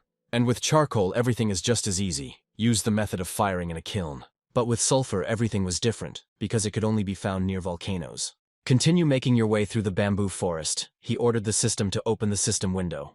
On the map, he tried to find at least something resembling a volcano. Suddenly, it dawned on him that the giant who was sleeping was near a volcano, and apparently, it was the closest volcano. He understood that if he didn't get too close to it, then he could most likely take a risk and take a look. After all, last time he was preoccupied with how to escape as quickly as possible and did not consider any nearby resources. He ordered the bear to turn around, because now they would go north. They would try to take a risk. He was going to help his new friend, who was many times bigger than him. Laughing, he told the bear not to shit himself from what he saw. After some time, our hero saw a standing snowy mountain. The bear ran across the wastelands at incredible speed, raising a huge column of dust behind him. Suddenly, our hero ordered the bear to stop. He was a little tired. Looking towards the lake, our hero thought that this was most likely the same lake where Huiku and Xiong were. He remembered how he had already walked along that road, but then he was not in the mood to look at the area. But this time he would take advantage of this opportunity. As he approached the lake, he told the bear to move as quietly as possible and not to hurry, taking slow steps. Stopping, he began to talk about how he should be as careful as possible and keep his eyes open. But after some time the king relaxed. Because nothing unusual was happening, he had already managed to think that the sea monster could only be seen by chance. Suddenly the bear began to growl, which made Chen Li tense up. He asked the bear what he noticed, because he himself saw absolutely nothing. Suddenly, a huge wave rose up, causing the lake to spill beyond its boundaries. This made our heroes tense, because now they would see that very monster. A huge growling head appeared, emitting a growl that could be heard for several meters around, causing the body to tremble. Our hero ordered the bear not to move, without attracting attention. A huge green Tyrannosaurus appeared right in front of our heroes. The huge Tyrannosaurus roared. Its size was several dozen times larger than the bear's, and compared to it, a man seemed like a tiny speck of fluff. With a slightly trembling voice, our hero told Xiongda to duck quickly. They hid in the thick grass, and the green-skinned monster rushed forward. Our hero noticed a collar on his neck. He assumed that this animal was the giant's pet, which had escaped while he was sleeping. And he also suggested that perhaps the monster that scared off the saber-toothed tiger was precisely this Tyrannosaurus, and besides, those huge tracks looked like its feet. After thinking it over for a moment, he thought that if he took all these factors into account, then the giant on the mountain had fallen asleep at least more than 15 days ago. Bending down to his pet's ear, he told him to quietly walk around him. But the main thing was not to disturb him under any circumstances. The departing heroes tried not to make unnecessary sounds and movements, while the green-skinned one was watching something in a completely different direction, not even suspecting that our heroes were at his feet. Making their way through the huge thickets of grass, the bear and the king approached the snow. A few minutes later they were moving through huge snowdrifts. Our hero told his pet not to hurry, and at that time he examined the surrounding areas. When suddenly he told him to stop, because they would not go any further, because the snow was getting thicker, and if something happened, they won't be able to escape from here quickly, so that's all. Having climbed down from the bear, he sank waist deep. The amount of snow was frightening. Following the bear, they made their way through huge snowdrifts. Turning to the bear, the king told him not to worry. He would walk behind him and would under no circumstances leave him here alone, but at the same time asked him to be extremely careful and to keep an eye on his surroundings. The bear noticed something and began to dig through the huge snowdrifts. He picked up some yellow shiny object and began to examine it. He smelled a strong odor that confused him. He didn't understand what that smell was under the layer of snow. The bear in turn continued to dig. As he approached the bear, our hero felt that the smell was getting stronger, and it was impossible to make a mistake. He began to help his pet by throwing snow in different directions. Suddenly his face lit up, because he had found what he had been thinking about just recently. He began to joyfully pronounce the name of his new comrade over and over again. And then he shouted to him that they had found sulfur. He was very happy with his find. As he examined her, he realized that there could be no mistake here. After all, with such reserves of sulfur, the production of firecrackers is just around the corner. Enough time passed. Our main character returned to his tribe. Riding a bear, he frightened the rest of his tribe. Xiong, noticing the king, began to shout at the top of his voice that their king had returned. But then everyone started shouting in surprise about the animal on which their king was sitting. Chen Li greeted everyone, explaining that from now on this was their new friend, and his name was Xiongda. Xiong began to admire his king, shouting out loud that he wanted to become as majestic as the king when he grew up. Having dismounted from the bear, the king told him that he would find him a cool mount in the near future. After these words, the little boy began to jump for joy, thanking his great king. Giving the bamboo to Ayu, he told her to dry it, because they would still be very useful. The queen of the tribe came close to the bear's face with admiration on her face, asking the king if she could ride him, to which she received a positive answer from her husband. But they were interrupted by cries of alarm coming from the mouth of the amphibian. He, trembling, attracted attention to himself, shouting about some kind of trouble that had happened. Our king approached him, telling him to catch his breath, and then explained the seriousness of the situation. As soon as he could catch his breath, he began to tell that a huge monster had appeared in the sea near the shore, that it was going wild at the moment, and that the waves it was raising were destroying the salt on the beach. These words made our hero tense. He understood that since he had come running here, they clearly could not cope with him. Taking hold of the bear, he told it not to worry, because he would personally go to the beach to assess the whole situation. Our main character set off on a journey riding a bear. The bear covered the distance much faster than if our hero had run on his own. A few minutes later, our heroes arrived at the sea, on the beach. where one of the territories of our tribe was located. Seeing everything with his own eyes, he was surprised, because he saw a huge fish, which scattered our king's subordinates in different directions. They screamed in fear and pain. He couldn't believe that it was such a huge fish. He needed to check what kind of monster was in front of him now. In front of him, an ichthyosaur was raging in the water, and it had no intention of letting our heroes go. They couldn't leave this little fish unpunished, otherwise the consequences could be dire. Turning to his pet, he told him that if he could pull him out onto the shore, then victory was in their pocket. The bear growled, as if to say that he understood his task. With a loud cry and roar, our heroes rushed into battle. Shongda jumped up, flying straight towards the ichthyosaur. He swung his weapon and shouted that victory would be theirs today. The fish raised its tail upward, attacking the attackers. Having touched the bear, he threw the king off his back, but he did not lose his head and rushed to continue attacking the fish. He struck the fish with his axe, and blood splashed in all directions. She began to squeal in pain, and after recovering a little from this, she immediately rushed to attack the attacker, trying to swallow him. Having grabbed him with her mouth, she wanted to close it. But our main character prevented this action, using all his strength. The fish jumped from one side to the other, causing a huge amount of water to splash in different directions. Underwater, our hero realized that he didn't have enough air. The fish tried to drag him into the depths of the sea. It understood that the man would not have enough air for long. Our main character tried with all his might to hold the fish's mouth so that it wouldn't eat him, thinking about how he could get out of this situation. The air was already running out. He thought that if things continued like this, then she would soon simply run out of air, and he would drown rather than be eaten. Suddenly, the little fish stopped without any movement and began to try to wriggle away. The bear grabbed her by the tail with a loud howl, holding her in one place. Growling and showing his displeasure, he was angry because this huge fish had just dragged his king into the water. He tried with all his might to pull the wriggling fish out of the water. Our hero understood this. He couldn't give up, because Xiongda was still following their plan, so he also needed to win. She, in turn, began to try even harder to close her mouth. Chenli understood that he would no longer be able to withstand such a huge onslaught. He needed to do something. At this time, from behind the monster, some amphibian girl was swimming right up to him, holding knives in her hands. Our hero noticed some movement out of the corner of his eye, but he couldn't even guess that it was an amphibian.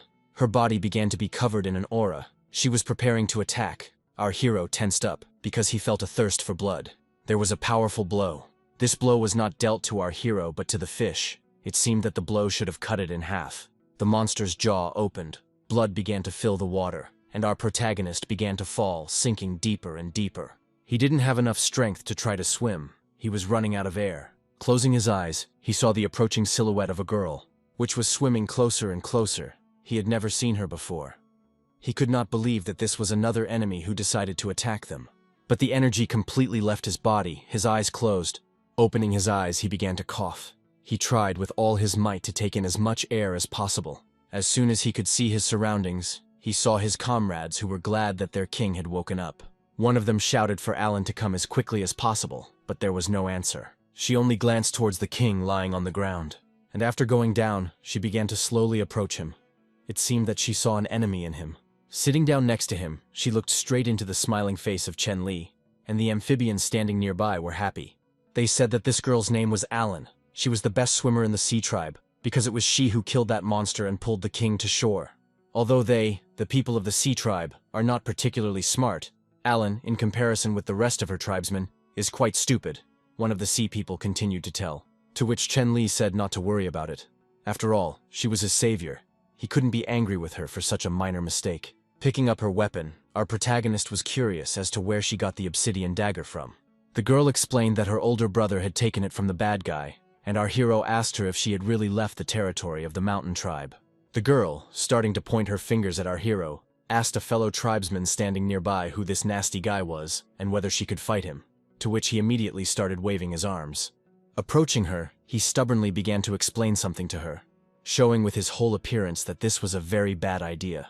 After some time, the girl, with a stupid speech and a smile on her face, asked the king if he really was their assistant, to which our hero replied that she was thinking correctly. The girl began to sheepishly tell that on that day a crowd of bad guys entered their land and she lost consciousness. When she woke up, Brother Fang and the other tribe members were locked in the cave with her. And yesterday, when they were working, her brother quietly told her he was going to take out one of the bad guys and give her his gun. She was supposed to use it to cut the rope and then jump off the cliff into the water. After all, according to her brother, only she could get out of there alive and unharmed. The girl, of course, tried to argue with her older brother, but he did not allow her to do so. During their conversation, a large number of mountain tribe members watched them. And also the elder brother ordered her to find Heishi, because he is a lucky guy and most likely survived, well, and she had to obey all his orders.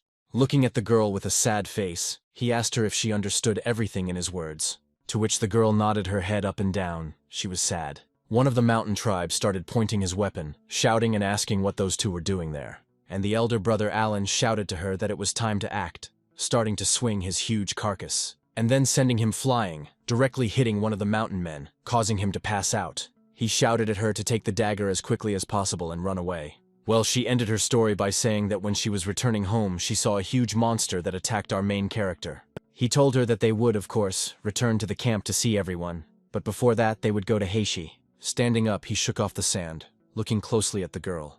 He told her that before they returned, he needed to take with him the axe he dropped and the body of this monster. Some time passed. The girl got an axe from the bottom, and with the help of other amphibians, they pulled the fish onto land. On land, they tied the body to a bear, who was able to drag it. Approaching the other heroes, our protagonist called Heisha to him.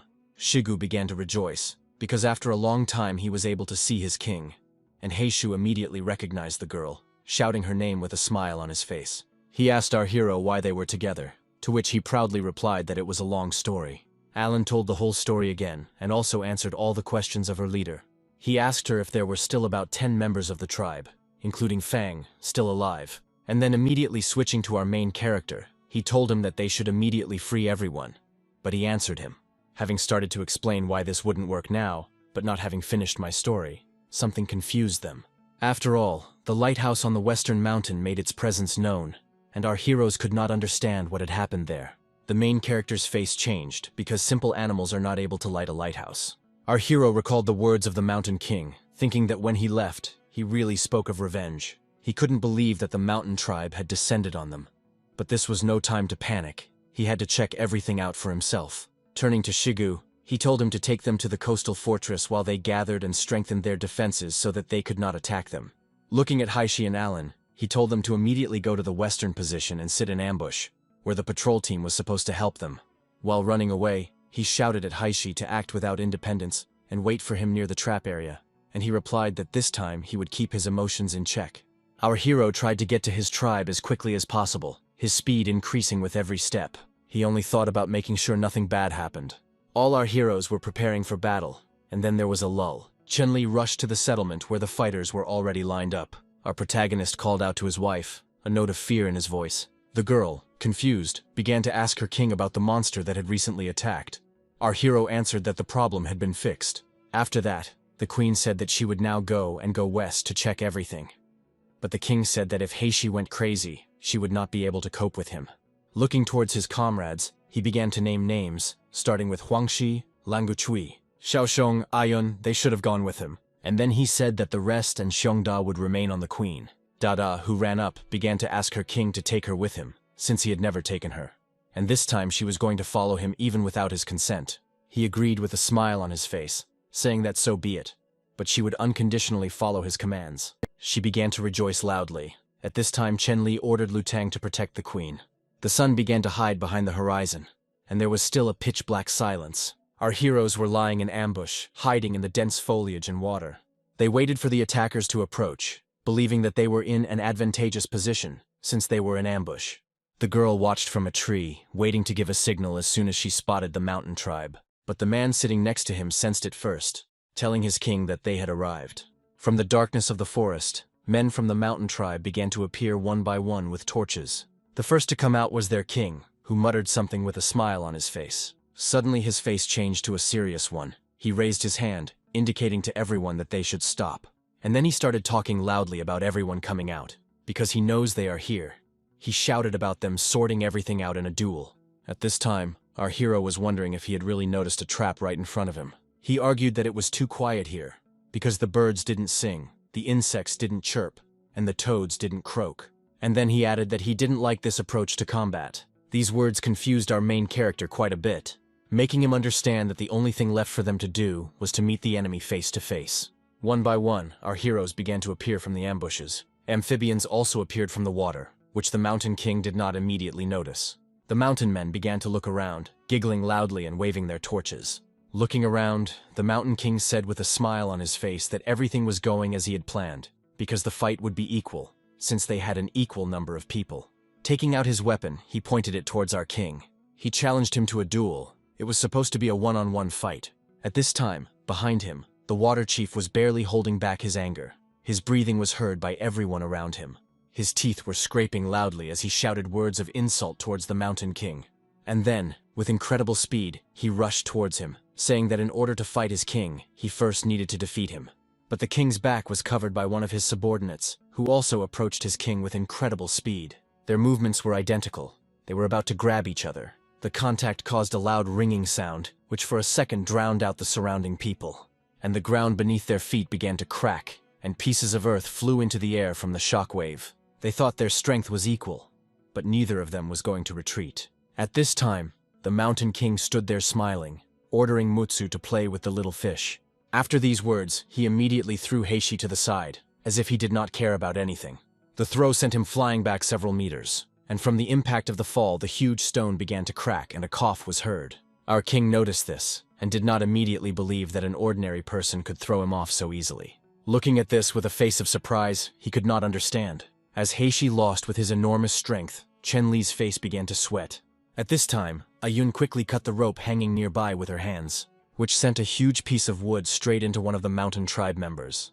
The hit was accurate, directly hitting the head and part of the body. But he moved the piece of wood aside with a light movement of his hands, and only a couple of parts of his body turned red from such a powerful blow. Our hero couldn't believe this either, and began to think that they also had some kind of supernatural abilities.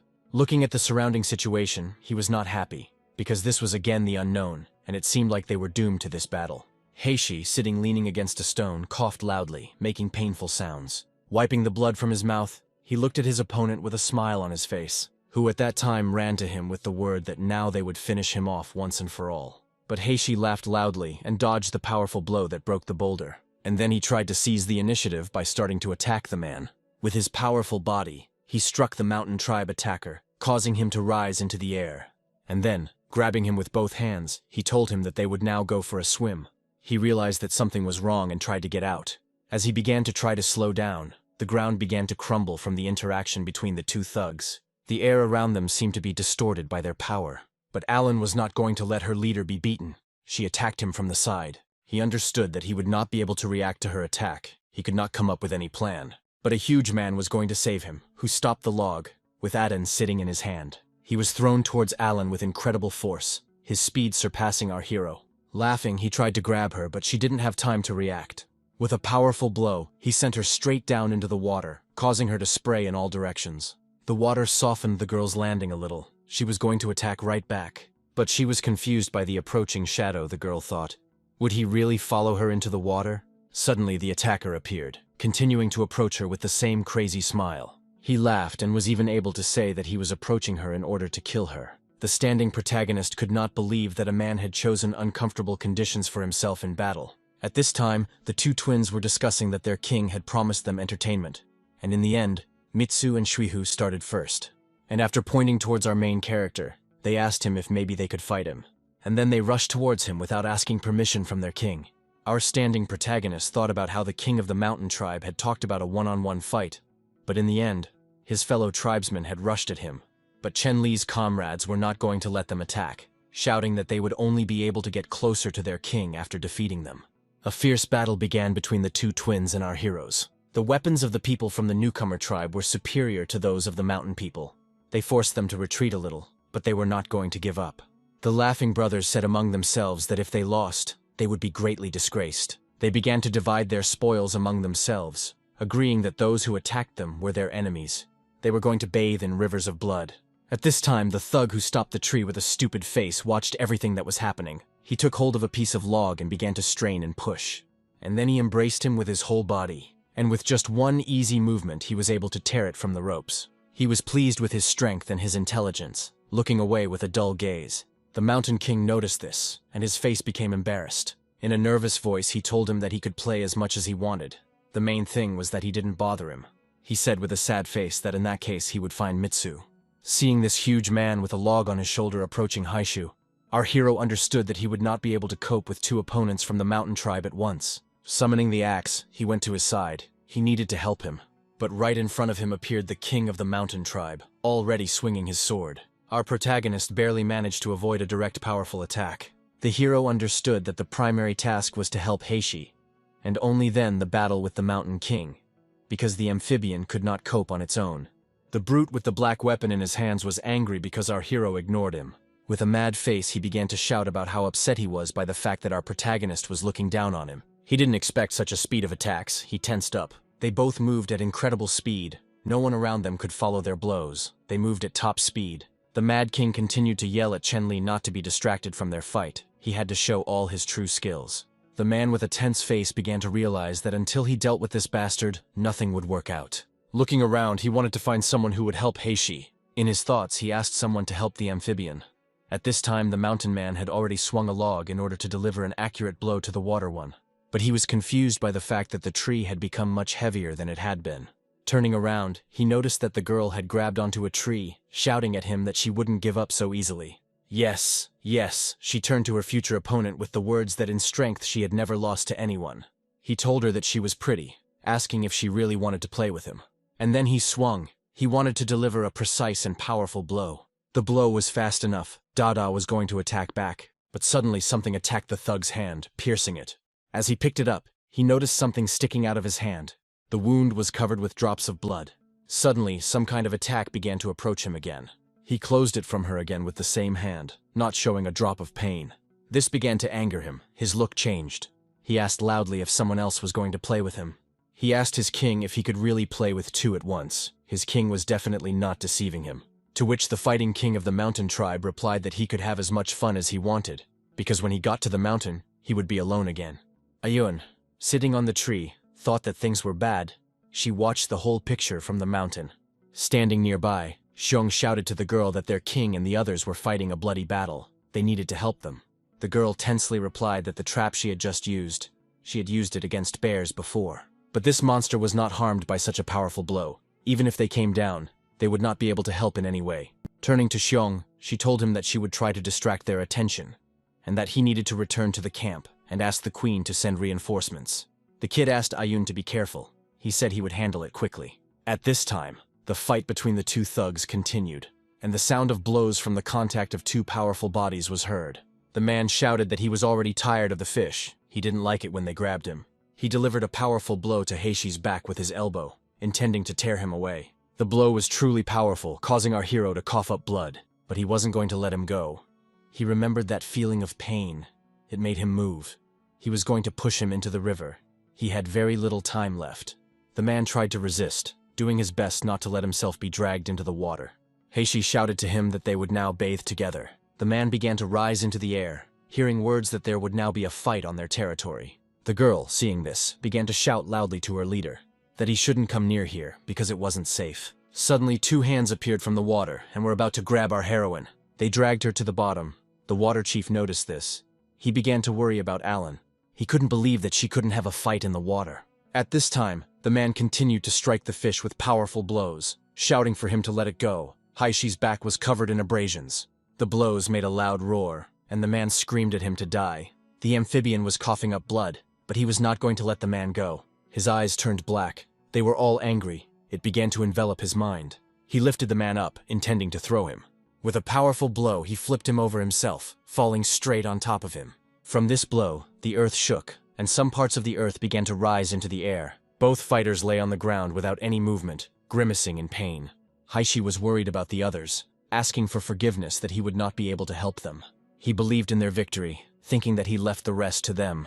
At this time, the battle between the twins and our heroes continued. The battle was fierce. Our heroes were about to use the very move they had been practicing. At this time, the brothers laughed at them, because the prey was going straight into their hands. They were going to first deal with the attacker who had a hammer, and then take on the second one. They both rushed at one, shouting that this would be his end now, and then they would take care of the second. Having attacked him, Langachuyu's eyes began to hurt. They burned and watered, while the brothers laughed, and our hero held his eyes, trying to wipe them. A comrade from our tribe rushed to the aid of his colleague. He was worried about him. He was going to destroy these scoundrels. because they cheated by using poisons, and also by attacking one person at once. His anger knew no bounds. He shouted at them to dare attack him, throwing his axe towards one of the twins. The hit was accurate. He screamed in pain, because it entered right into his shoulder. Blood began to spill. He began to tell Languchui to go away and leave everything else to him. But the second twin was furious. He was infuriated by the fact that his brother could be injured by some bungler. He began to initiate a fight between the two fighters. After some time, the twin was able to wound our hero, piercing him through with his weapon. He, coughing up blood, said that there were only 2 steps left. And then he grabbed the attacker's hands and began to press him to himself. He couldn't understand what these 2 steps were, what this counting was for. But he, squeezing his hand, said the number 1. He shouted so loudly that Languchui, who was standing nearby and wiping his eyes, paid attention to him. He immediately understood his comrade's thoughts, and, with his eyes closed, rushed towards the attacker at the sound.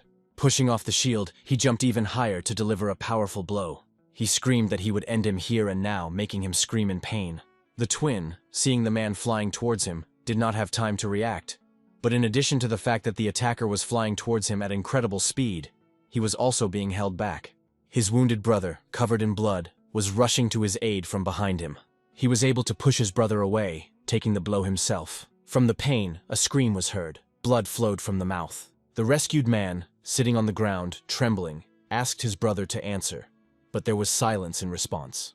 At this time, Ayun opened fire from a tree, trying to somehow help Dade. Her opponent was very slow, so it was easy to hit him, but he didn't feel any pain. The arrows seemed to just scratch him, but didn't cause any real damage. Da will soon completely run out of strength, and this cannot go on any longer, the girl thought. Suddenly, she noticed something that gave her a wonderful idea. Her gaze fell on the rope that lay next to the log. The girl's strength was running out.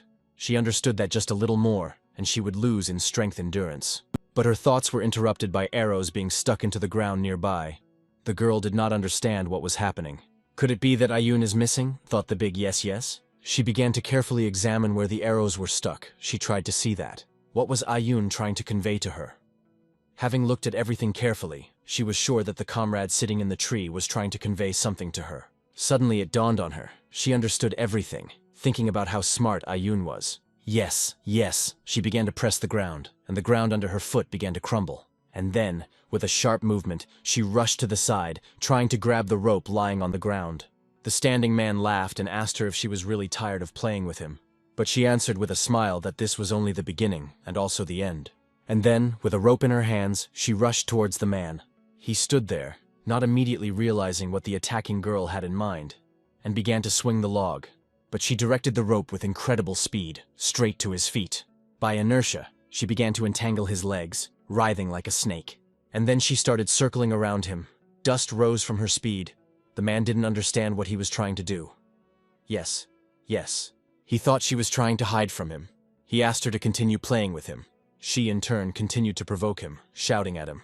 As soon as the rope became taut, she pulled it with a sharp movement of her hands, forcing her legs to squeeze together. He fell, hitting the ground with a powerful thud, and even dust rose from his fall. At this time, Heishi was lying on the ground, listening to how he had been underestimated. His opponent said that he was very lucky that the fish was just a little short of killing him, when a log appeared from behind him and flew straight towards him. The leader of the water tribe was surprised by this picture, and Heishi's face made the enemy turn his attention behind his back. But as soon as he started to turn, a huge piece of wood flew into him, having made him fall to the ground without any movements. The little fish thought that this time he was much luckier than him. The battle between the 2 kings continued, and the contact of their weapons produced a piercing ringing sound. And also, every contact of blows forced them to move away from each other, pushing off. Both of them were already out of breath and starting to get tired, but no one was going to back down. The main character's hand went numb. He was afraid that he would not be able to withstand the next blow and would be exposed to it. Suddenly a torch fell between the 2 kings, and then a squeak was heard. A boy ran up to the Mountain King and said that it was time to use it. He knew that his king did not like using it, but he added that it was the order of the witch herself. He held out 4 red flowers towards him, telling him that he would hide in the water when things got tough, and that he could return home unharmed. Smiling, he said that his king himself knew what would happen if he lost this battle. He looked towards the boy and remained silent, looking menacingly in his direction. Our protagonist saw this picture, thinking that this man was holding red ginseng. Were they really going to give up their minds to strengthen their bodies? He began to concentrate power in his right hand, and yellow symbols began to slowly form.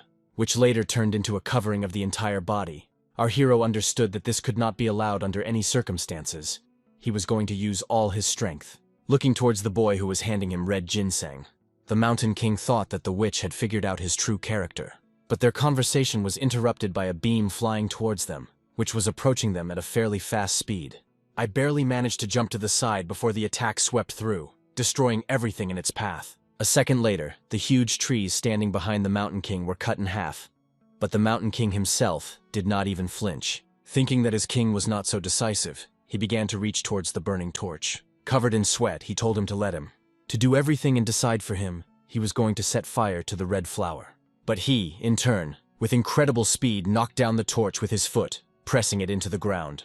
The baby was shocked by such actions, because how dare he resist the witch's order? And he, with a menacing face, answered him that he did not believe that this was her order, and then added that he could return and report everything to her. He, getting up angrily, told him not to regret these words later.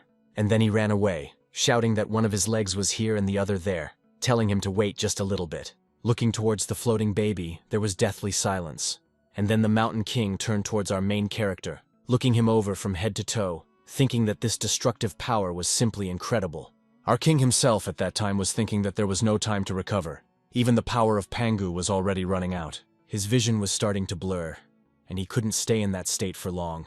Even if you manage to land at least one more blow on him, he will fall down like a pillar immediately after it, losing consciousness. He thought that their situation did not inspire much optimism either. After all, your strength must have been exhausted long ago. If he misses and the mountain chief of the community survives, he will swat everyone else at once. Chen Li couldn't understand why he put out the torch. He was trying to figure out what kind of trick his opponent was going to pull. He rushed towards him, thinking that there was no time to think at all, because it was unknown what awaited him, life or death. So while he still had some strength left, he had to do everything as quickly as possible. The heroes continued fighting, moving from side to side with incredible speed. The sounds from their blows seemed to cut through the air, echoing across a large distance. Both heroes began to get even more tired. Their breathing became ragged again, and their faces became covered in sweat. The Mountain King asked our protagonist why he had not shown this incredible power before. He thought that such wounds were not his doing. He assumed that the reason for such strength was in the ritual of sacrifice, and began to make a menacing face. His body began to fill with anger. He rushed at the main character with even greater cruelty. Gorny told our king that apparently he would not have enough strength for long, so victory would be his. And then, with trembling hands, he added that he himself was on the verge. The divine power granted by the witch was about to disappear, and he will not be able to withstand the next attack of our king, and will not be able to dodge. With a smile on his face, he said that the next attack will be with all his remaining strength. Our hero looked at him with the same menacing face, continuing to listen to him, telling him not to worry, because as soon as his opponent falls without strength, he will not touch any of his subordinates. But Chen Li told him not to make unnecessary promises, although he respected it. He began to accumulate all his energy. The air around his body began to distort greatly. The Mountain King also began to gather all his strength, preparing to deliver his most powerful blow. Our hero rushed into the attack first, wanting to strike first. But he was not going to wait against him. He also rushed straight towards our hero, his body covered in a dark aura. There was a powerful collision of two blows, which distorted the air, and then began to slowly lift particles of earth into the air. And then dust began to rise, which hid the silhouettes of the heroes. Our king screamed. He realized that a powerful explosion was about to happen, but before he could jump back, there was a powerful bang, the sound of which could be heard for several kilometers around. A huge column of dust rose from it, rising straight into the sky. Everyone around took notice, forgetting about their own battles. They couldn't believe their eyes what just happened. But as soon as the dust began to disappear, the Mountain King appeared lying on the ground and a silhouette standing next to him. The bald man lay unconscious on the ground, his body covered in bruises. And from behind the rising dust, our main hero began to appear, barely able to stand on his feet. He tried with all his might to inhale as much air as possible. Turning his attention to his opponent, he saw a king lying nearby. With a bright smile on his face, he was pleased with this fight. His subordinates were also defeated. The newcomer tribe proved stronger than the mountain tribe. But Chen Li's hand was pierced by pain, as if it was being torn into small pieces. And then drops of blood began to appear, which gradually covered his entire hand. While healing her, he thought about how he shouldn't use Siu Pangu for trifles. He lost his balance and began to fall. He was glad that the fight was won, but his strength completely left him. But he fell far from the ground, but into the soft parts of Ayun, who caught him. The girl said that the leader of their tribe could not become a disgrace. Chen Li told her to be careful, because their man was still in the water. But she, looking towards the approaching queen, asked her king not to worry, because their allies had arrived. The king, giving her some healing ointment, told her to make sure that the Alan was safe, and then they could leave, and she agreed with a not very pleased face. He began to fall again. This time he did not have the strength to remain conscious. Closing his eyes, he told the girl that he needed just a little rest. Opening his eyes, he heard conversations about someone being released, and someone was going to take care of the king. He wondered whether he was already home or not. He couldn't understand. His mind had not yet come to its senses. Turning his head to the side, he saw Xiaowan closing the door. And after she began to undress, these actions embarrassed our main character. He screamed. But the girl did not react to this in any way, and began to walk slowly towards her husband. She started to climb onto the bed. Chen Li asked her with a trembling voice what she was going to do. She sat on him, starting to make exciting sounds that made not only her hands but also her legs tremble. She leaned towards the king's face, which was already covered in sweat from surprise. She began to touch him gently. Chen Li's whole face was red. He began to squeeze his eyes. Xiaowan adjusted her hair and asked him if he really liked pretending to be asleep, although she didn't care at this point since she wasn't going to wake him up anyway.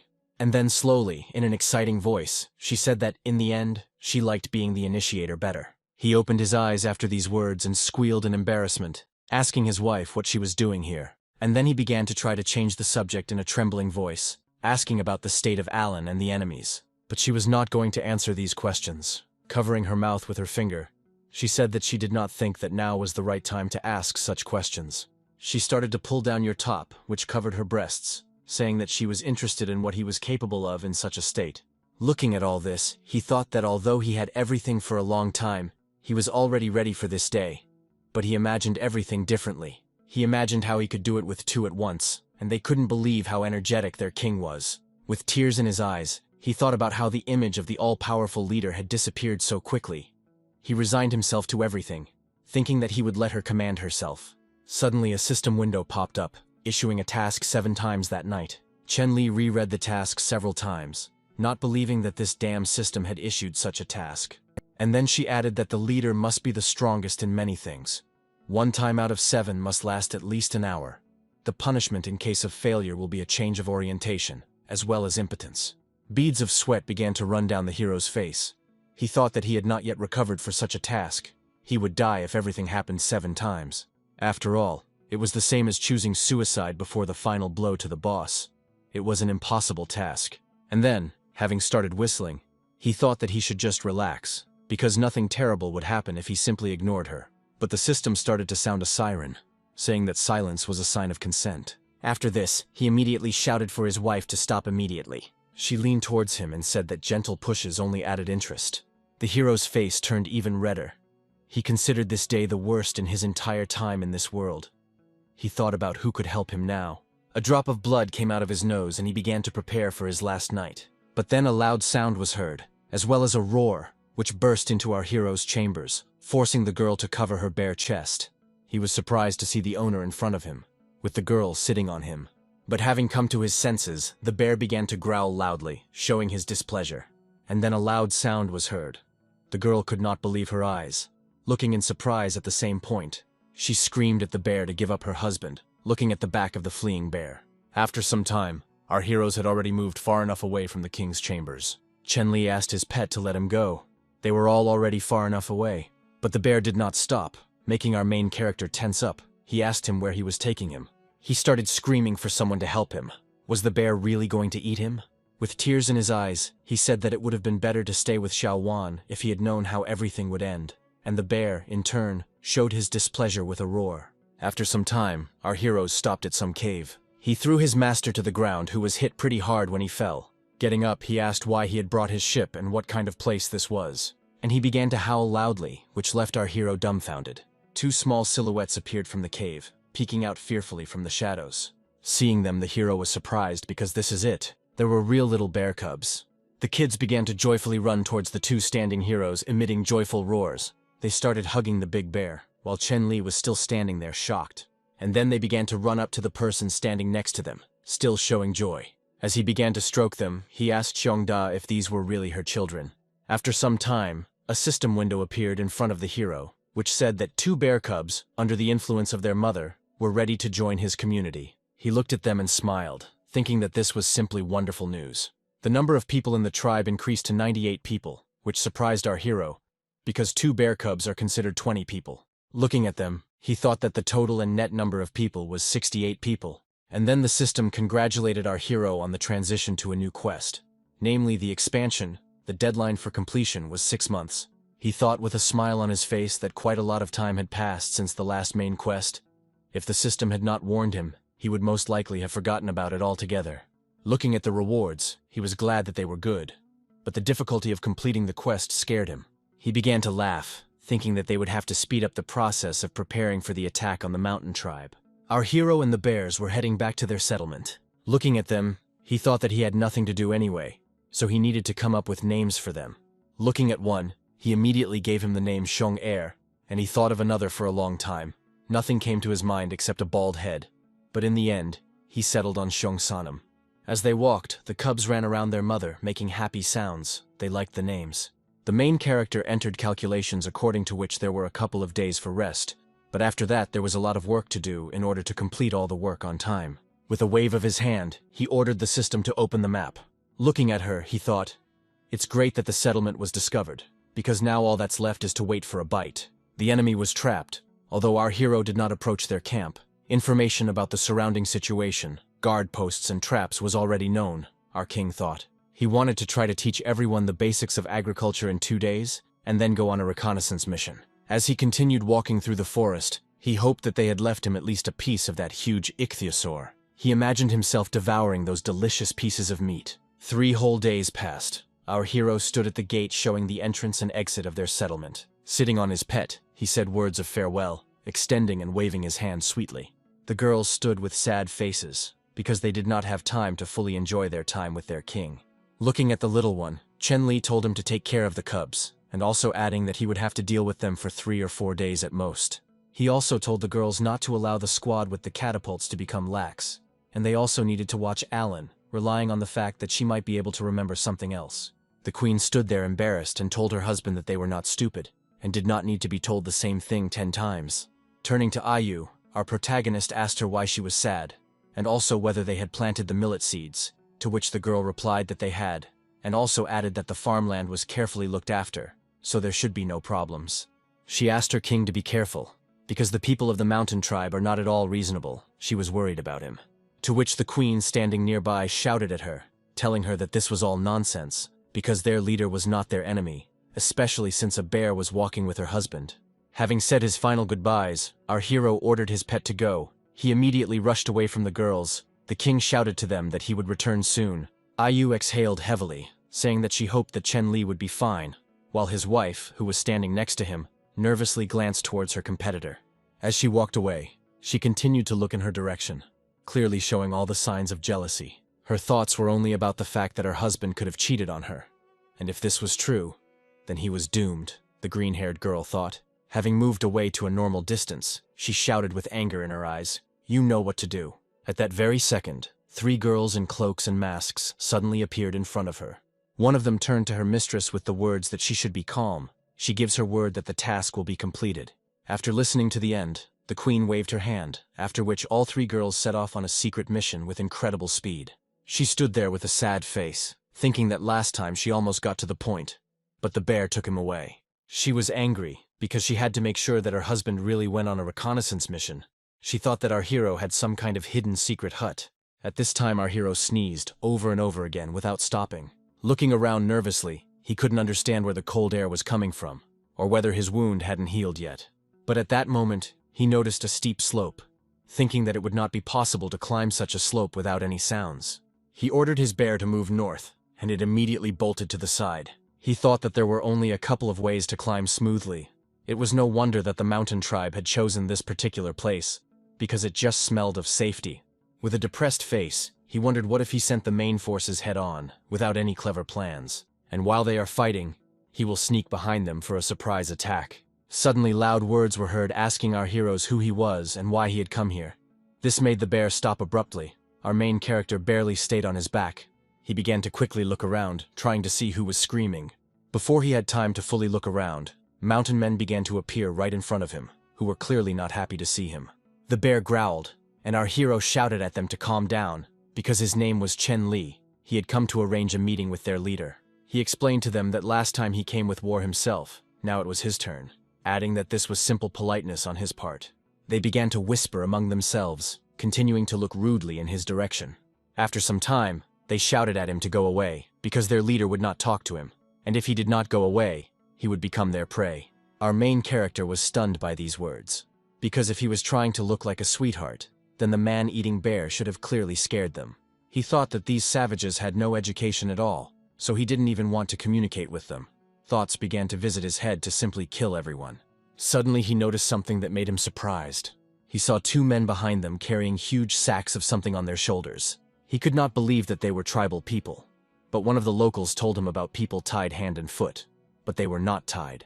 Looking closer, he noticed Mitsu and the chief of the mountain tribe. Their appearance was pitiful. The mountain king, looking around, also noticed the king, and a drop of cold sweat ran down his cheek. He stopped and began to shout, asking if it was really King Chen Li standing in front of him, and if so, why had he come to see them? Our hero shouted to the bear to rush forward, and she immediately carried out her master's order. The mountain men stood their ground, shouting at the one flying straight at them to stop. But after just a few seconds they were scattered in different directions. Our hero ran up to the two, asking what could have happened that they had sunk to such a level, since he had come to ask for another fight. The Mountain King explained that their end had come, because their witch did not give divine power to the losers, and those who lost this power became what they were now. And after a few seconds of silence, he added that now he was no longer the leader of the mountain tribe. It was a new guy, much stronger than the former Mountain King. He appeared from behind the rock. He seemed several times larger than the previous Mountain King. He immediately ordered his subordinates to rush into battle, and they furiously rushed into the attack. Our main character's face was no longer so fearless. After all, right now several dozen harpoons were aimed at him, which would obviously now be thrown with the aim of killing him. He couldn't believe or understand when they were able to master the harpoon, because their progress was too fast. With incredible speed, he began to use his divine axe to deflect the harpoons flying at him. Screams of pain began to ring out around him, which surprised Chen Li.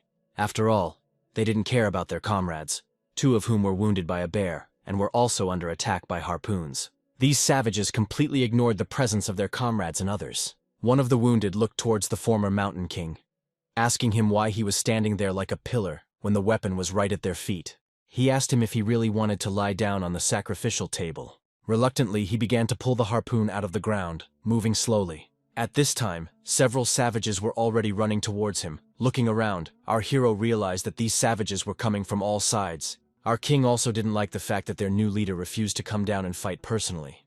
Using the power of Pangu now would have been reckless. Loudly shouting, "The smart one won't go up the mountain," he ordered his pet to move forward. She rushed to the side, trying to avoid being hit by the harpoons as much as possible. Enough time passed. The sun was already setting. Night was coming. Our hero sat on a hill, looking into the distance, examining nature, and also thinking about what had happened, making plans. At this time, the bear was fishing behind him in the river flowing next to them. Night fell, and the mountain dwellers continued to patrol with torches. Our hero thought that he would not be able to achieve success even now, although it was night. He also understood that all the leaders are just puppets, and some witch hiding behind the scenes is the real leader. He understood that no matter how many leaders he defeated, others would appear, replacing one with another, and eventually someone would defeat our main hero, Chen Li thought. He began to regret that he had not pumped up his intellect before because right now he lacked it. He needed to find out where the witch was hiding in order to kill her. But all these thoughts were distracted by the loud and angry roar of his bear. Looking in her direction, he couldn't understand what she noticed and what made her so angry. A few seconds later, he saw a huge column of dust rise into the air. It seemed as if something had rushed along the path at an incredibly fast speed, causing dust to rise. And later he was able to see how the huge green monster was screaming, and these were screams of pain and fear. As he ran, he crashed into trees, seeming to be trying to throw something off his back. Seeing this whole scene, Chen Li ordered Xiongda not to make a single noise, otherwise they would be noticed. The green-skinned monster continued to scream in pain, its screams echoing over a large distance around. Looking closely, our hero saw some black silhouettes on his body that were biting him. The beast continued to scream, covered in blood. He finally collapsed in pain, continuing to make sounds for several minutes. Eventually the screams died down, and looking at all this, Our hero was afraid to show himself. He tried to make out these creatures that were sitting on him. He was interested in what kind of herd of weirdos this was. Gradually, these creatures began to surround the body of the huge monster. One of them glanced towards the bushes where our main character was sitting. They immediately ducked down so as not to be noticed. But he continued to look towards the bushes. His face was covered in blood. It was running down his body. Our hero thought that they had been noticed. But after some time, they turned around and went in the direction from which the animal had come. Our heroes, seeing these creatures leave, breathed a sigh of relief, because they were not noticed. They stood up and walked in the opposite direction, glad that they did not have to fight anyone. And then he turned around, passing through the river. The hero ordered the bear to stay there. He was going to cross to the other bank to look at everything and return immediately. The depth was sufficient to hide the hero's entire body in it. Having climbed out of the water, he shook himself off, trying to step on the ground as quietly as possible so as not to make any sounds. Hiding behind the trees, he looked around. He was careful. He was wondering how these weirdos managed to drag this monitor lizard so far. And he was also wondering how far their lair was from here. He needed to talk to them in order to find out everything, our hero thought, continuing to hide. Suddenly, from behind his back, he felt a piercing cold breeze, which he felt on his back, but he did not pay attention to it. But it wasn't a breeze. A black silhouette was rushing towards him from behind his back, preparing to attack him. At the last moment, he was able to notice the attacker, but did not have time to dodge. There was a huge column of dust from the impact, as well as a small scream. Our main character squinted his eyes. He couldn't open them right away because of the dust that got into his eyes. He heard some kind of snort that was coming from right above him. Opening his eyes, he saw some girl, or maybe a cat, sitting on him, telling him that he was finally caught. But a second later, both heroes looked at each other in confusion. The girl screamed, asking if he was from the werewolf tribe, her face turning red. Looking at the shocked girl, Chen Li thought that this was an awkward situation. The girl said that werewolves couldn't move as quickly as she did. He answered her that he had no idea what kind of werewolves she was talking about, and he also did not consider himself at all agile. As his gaze suddenly changed over the girl, he noticed, as they sit on a tree, 3 silhouettes. Our main character thought, "Are these really more enemies?" Those, seeing the king's gaze, immediately turned in their direction. This trinity was our queen's secret squad, who kept an eye on the king all the time. The pink-haired werewolf heard this. She felt the approach of danger, due to which she immediately pushed off from our hero's body, flying into the air, and then gracefully landing on the branch of a nearby tree. The werewolf girl started screaming that there was no need to beat or kill anyone for identifying herself. She was angry that they attacked her for no reason. She also added that it would be better for them to cross the river quickly, because it was too dangerous here. And then she jumped even higher, starting to move quickly along the tree branches. The girls standing near the king began to ask him about his condition, to which he replied that everything was perfectly fine with him. He was interested in what kind of tribe of werewolves this was. He asked these girls about it. She, covered in sweat, apologized, because she herself had never heard of such a tribe, so she couldn't say anything. Our hero grabbed her chin affectionately. He was interested in what they were doing here and why they were here. The embarrassed girl looked from one side to the other, without answering her king. He came close to her, making a face, and she answered him in a trembling voice that it was all because of. But he didn't let her finish, laughing loudly. He said that he himself knew perfectly well whose handiwork this was. She nodded awkwardly with a wet face, that he understood everything correctly. She was afraid to answer. Looking towards the river, our hero told them that he was very sorry that they were not so resilient underwater. Because the river was big, it would be extremely difficult to swim across. Even Xiongda would not be able to cope. Suddenly, he remembered that the bear Xiongda was waiting for him on the other side of the river. Turning to the girls with a smile on his face, he said that they shouldn't stay long. He told them all to come back soon. Some time passed. The beautiful rays of the moon illuminated the forest. Our heroes watched the actions of the mountain dwellers from an ambush. Looking at them, they were furiously discussing something.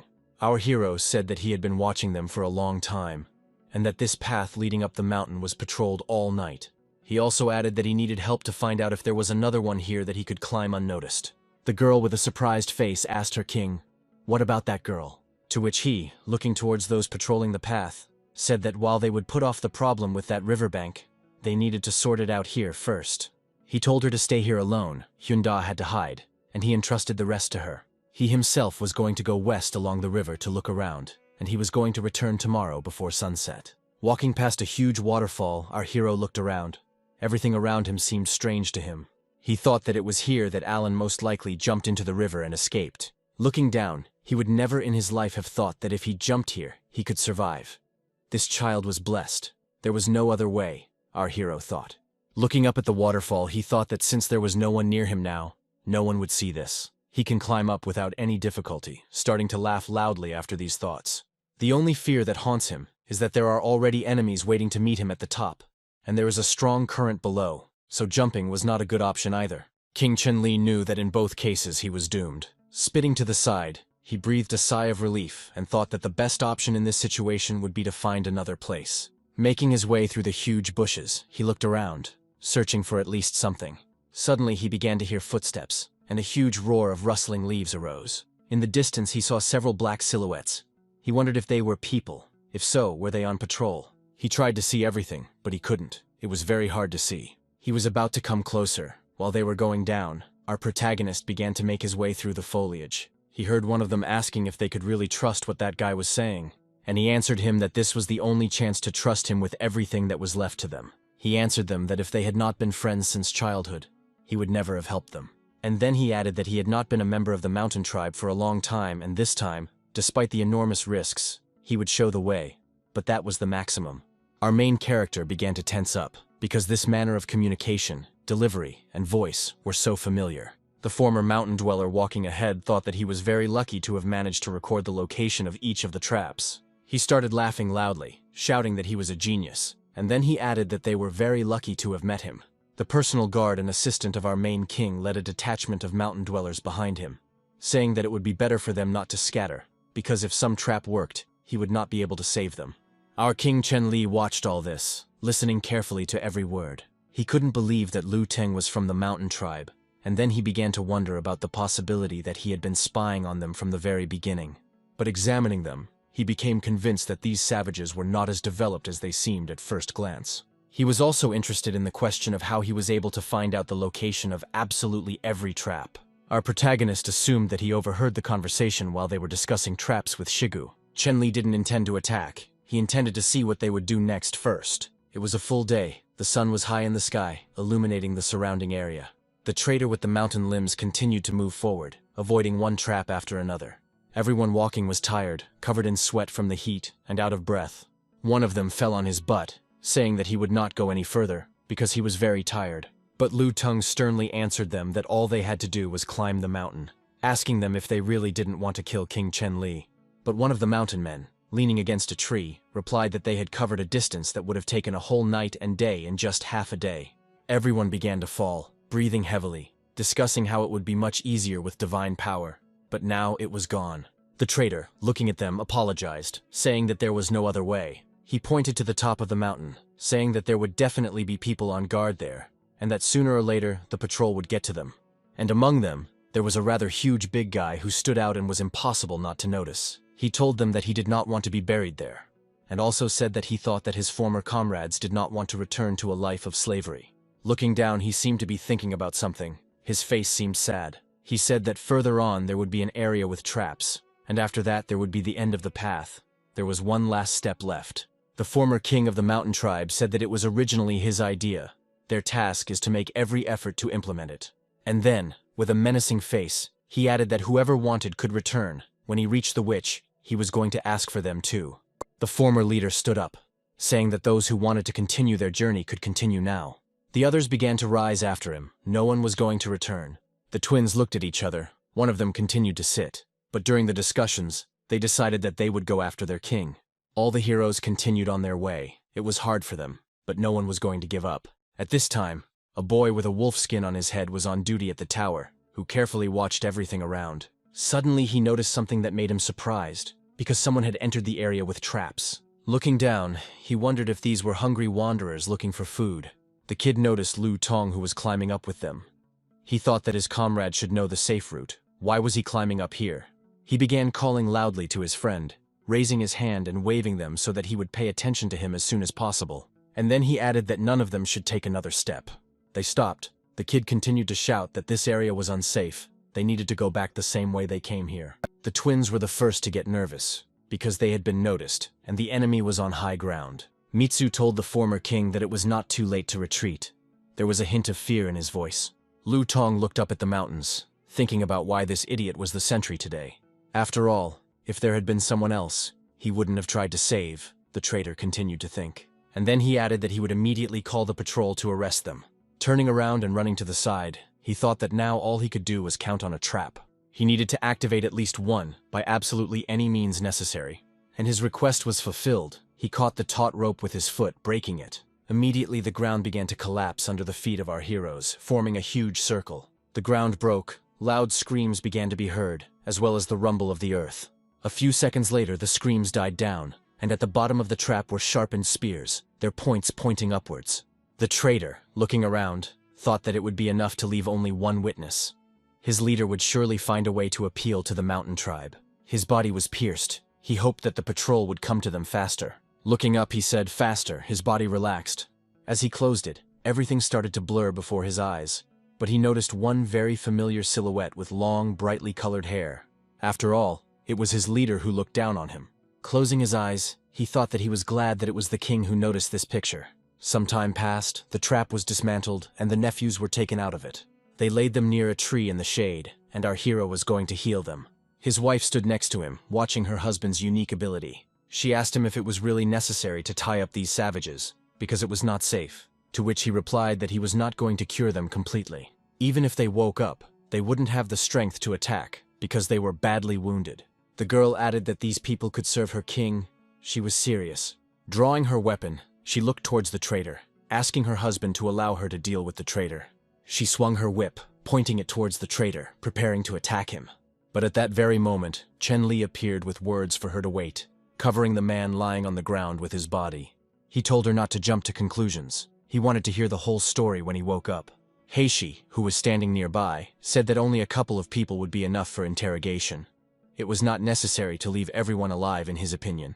Shigu supported the words of the Sea Tribe chief, adding that they cannot afford to use so many medicines. It wasn't a very nice gesture from the newcomer tribe, as it wasn't easy to make such an arrogant guy betray his community, even if the witch treated him like a slave. But as far as they know, these guys are closely related to each other. Therefore, our hero was going to save them, because the former leader of the mountain tribe would submit obediently. Moreover, last time he promised our main character that he would not kill his people, so the king was going to be merciful. He was nervous, because for the sake of some savages he had to spend a lot of money in medicine.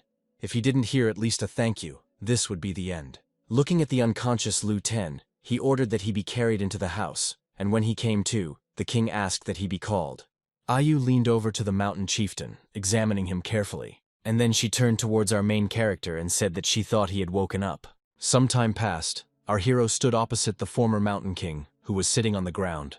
Our hero asked him if he wanted to say that no one had ever actually seen the witch, since all the information was transmitted through the little girl. He replied that it was so, adding that even the most important sacrifices were performed by her. He told how she claimed to be the witch's messenger, and that only she was immune to the curse. Our hero thought he had misheard, and asked again if he really meant a curse. He explained that according to the girl, the witch's body was shrouded in a curse, and anyone who approached her would immediately die a painful death. They saw the divine power in action with their own eyes, so no one dared or decided to doubt her words. There was not even any guard at the entrance to the cave, the former king continued to tell. Our hero told him that if everything he said was to be believed, then they had a chance to carry out an attack operation, adding that it was not so easy to deal with the newly minted leader of the mountain tribe. The mountain king asked our hero if he was really that worried about the collapse, explaining that this was the name of the current king. He said that no one could compare with his power, especially after he received divine power, but it still relied on the ritual of sacrifice, during which it was necessary to light a fire. Therefore, it is not carried out on a rainy or windy day, and no one may receive divine power. On such days, the leader and the entire clan are most weakened, the bald man said. Our king spoke of their tribe's many vulnerabilities, asking why others still did not know about them. He explained that on rainy days it is very difficult to move along mountain paths. Even people who know the area do not go beyond the territory. Chen Li added to the mountain man's reasoning with his suggestion that, in addition, strong winds are always accompanied by heavy rain, so it takes a very long time to hide vulnerable areas. He exhaled heavily, raising his head up, and then sharply bending over towards the man sitting on the ground. He said that others definitely could not know about this information. Then he smiled, still exhaling heavily, and extended his hand to the former mountain chief. He stood up and listened, as his interlocutor told him with a smile on his face that they were now traitors to the mountain tribe. Our king said that now they would definitely not be able to accept them back, so he offered to join them. At that moment he looked at him, his gaze showing confidence, and then with a quick but light blow, he pushed our king's hand aside. He said that no matter who asks him, under what circumstances, he never gives out information. He leaned against a tree, breathing heavily. Our hero looked at him silently, listening to him say that he doesn't know who the newbie king really is, but when he asks, he wants to tell as much as possible. These words confused our hero. He did not quite understand what he meant. So with a smile on his face and a raised finger, showing class, he said that this is love. He grabbed him and shouted, asking Chen Li if he was tired of living, to which our hero laughingly answered him that it was all just a joke. The mountain man thanked our king for interrogating him without prying ears, but he could not accept the offer. Chen Li said with a smile on his face that he couldn't force him to do it, and later he added that as soon as the others get back on their feet, they can leave at any time. Still with the same smile on his face, he told his new comrade about his hope that the next time they met, they would no longer be enemies. And then, laughing loudly, he asked if he really loved him that much. He, just like last time, grabbed him and shouted at him that he would kill him. 5 whole days passed. The whole tribe was preparing for battle. Lunte brought the coal to the king, handing it over. In front of our hero lay coal, sulfur, saltpeter, and bamboo stalks. He needed more charcoal. Ayu asked our main character if he had really forgiven the traitor, and he replied that the only thing he could not forgive was how he had pretended to be a traitor in order to find out information. Ayu tried to object to her king's words, but he argued his trust by saying that in the past, this man had risked his life to save him. He remembered that moment, and also thought that primitive people would not have enough brains for such tricks. Ayu also added that according to the latest information, the leader of the mountain tribe left the camp this morning. Food, weapons, water were ready. She said that the departing former mountain members would definitely wander for several days. He, holding something in his hands and twirling it, said that they had given them everything they could, and now everything depends on them. Our hero thought that the poisons, food, firecrackers, weapons, armor, and shields were already ready. They just had to wait for the storm. Even at night, preparations continued, with each member of the tribe busy with some task. Amphibians were considered the strongest, so they did hard work. Our main character sat in his royal chambers looking at the system window. He thought about how this broken system had spent 70 tech points on 3 copies of the ointment. He thought the price was stable, but it turned out that she hung herself after each purchase. Suddenly there was a knock at the door, which distracted him from his thoughts. He ordered to come in. The closest members of our protagonist's tribe entered the royal chambers. He immediately told them that they should know why he called them here. He was not going to beat around the bush, but to get straight to the plan. He began to tell his plan, saying that they would split into 4 squads. Haishi had to take 3 reliable subordinate troops and go to the mountain to rescue the prisoners, the location of the tribesmen Feng had determined a few days ago. Looking at the green-haired girl, he said that at the right moment, she would have to guide Heishi herself. Shigu was to be responsible for leading the main squad. Morning came and the first rays of the sun began to appear. The heroes gradually began to emerge from our protagonist's chambers after a long discussion of the plan. Xiaowan looked away. Our hero asked her if there was something wrong with his plan, to which she replied that she didn't know, because she could hardly trust Shigu. So giving him all these treasures was a strange decision, and it was also a strange decision to leave the house in the hands of a rebel. He explained that this time they were in full force, and the women, children, and old people needed protection. He also added that Lu Ten's wounds had not yet healed. He said that it would be great if he was in charge of guarding the camp, but he had not yet recovered, and everyone also understood perfectly well that there was still a grudge against him. Chen Li raised his voice and said that Lu Ten was not a traitor, and that he would prove it when the time came. The girl came out with words of consent, but added that if he did something, she would be the first to finish him off. After some time, Ayu ran up to the king's chambers screaming. She screamed that the wind was rising and their king needed to hurry. Going outside, our main character felt a breeze, the speed of which gradually increased. He looked into the distance. Looking at the sky, he was thinking. He was immersed in his thoughts. He felt the strong moisture that was in the air. It seemed to him that they had very little time left, because the rain would only hinder them. He ordered everyone to get ready immediately, because they were leaving right now. Enough time passed, and clouds gradually covered the sun in the sky. Our heroes were already standing near the waterfall, having walked along the road that our hero found. He told the girl that Alan was already in ambush nearby. He told the girl that if one of them fell into the water, she would be responsible for saving them. He also added that the bear would look after her. He told the others that they would first cross the river and climb the cliff, but he was going to go to the top of the mountain alone, adding that everyone should follow the plan. Our hero looked towards the mountains, asking everyone to be extremely careful. The hero's plan began to be executed. Everyone began to carry out their tasks. Shigu and the main army made their way through the dense foliage, holding shields in their hands. There was tension in the air. He thought that the others should all be in their places by now. They began to light the firecracker that would signal the start of the battle. He threw her down, shouting that the louder the better. There was a powerful explosion that frightened and confused the savages. Immediately after the explosion, our heroes began to appear from the foliage with a scream and ran towards the mountains. They knocked them off their feet, shouting at them to disperse, as they had not yet fully recovered from the explosion. One of Shigu's subordinates shouted for him to look up, because the king of the mountain tribe appeared before them. The rest of the tribe began to appear on the rocks, and with each passing second, there were more and more of them. Shigu gave the order for everyone to stand in a defensive formation. The main army quickly lined up, raising their shields up. They successfully defended themselves against the spears flying at them with the help of their shields. The man standing next to Shigu told him that it was not too late to retreat. After all, right now a huge number of savages were moving towards them, but Shigu shouted to everyone to hold on, because they needed to attract as much attention as possible. A fight began between two tribes. Shouts and screams were heard. A man approached the Mountain King and asked him if they needed reinforcements, but he replied that they did not. He said that he had not received divine power today, so let the tribals first wear them out, and then they should enter the battle. At this time, not far from the waterfall, savages were leading tethered amphibians. Haishi, standing and watching all this, was angry, thinking that it was time for this bastard to cover the debt with his blood. The current Mountain King watched everything, thinking that these were some pretty brave guys who still refused to turn around and run away. Looking up at the mountain, he could not understand why all the prisoners had not been delivered. He glanced over and realized that he could not wait any longer. He charged, shouting for the others to follow him.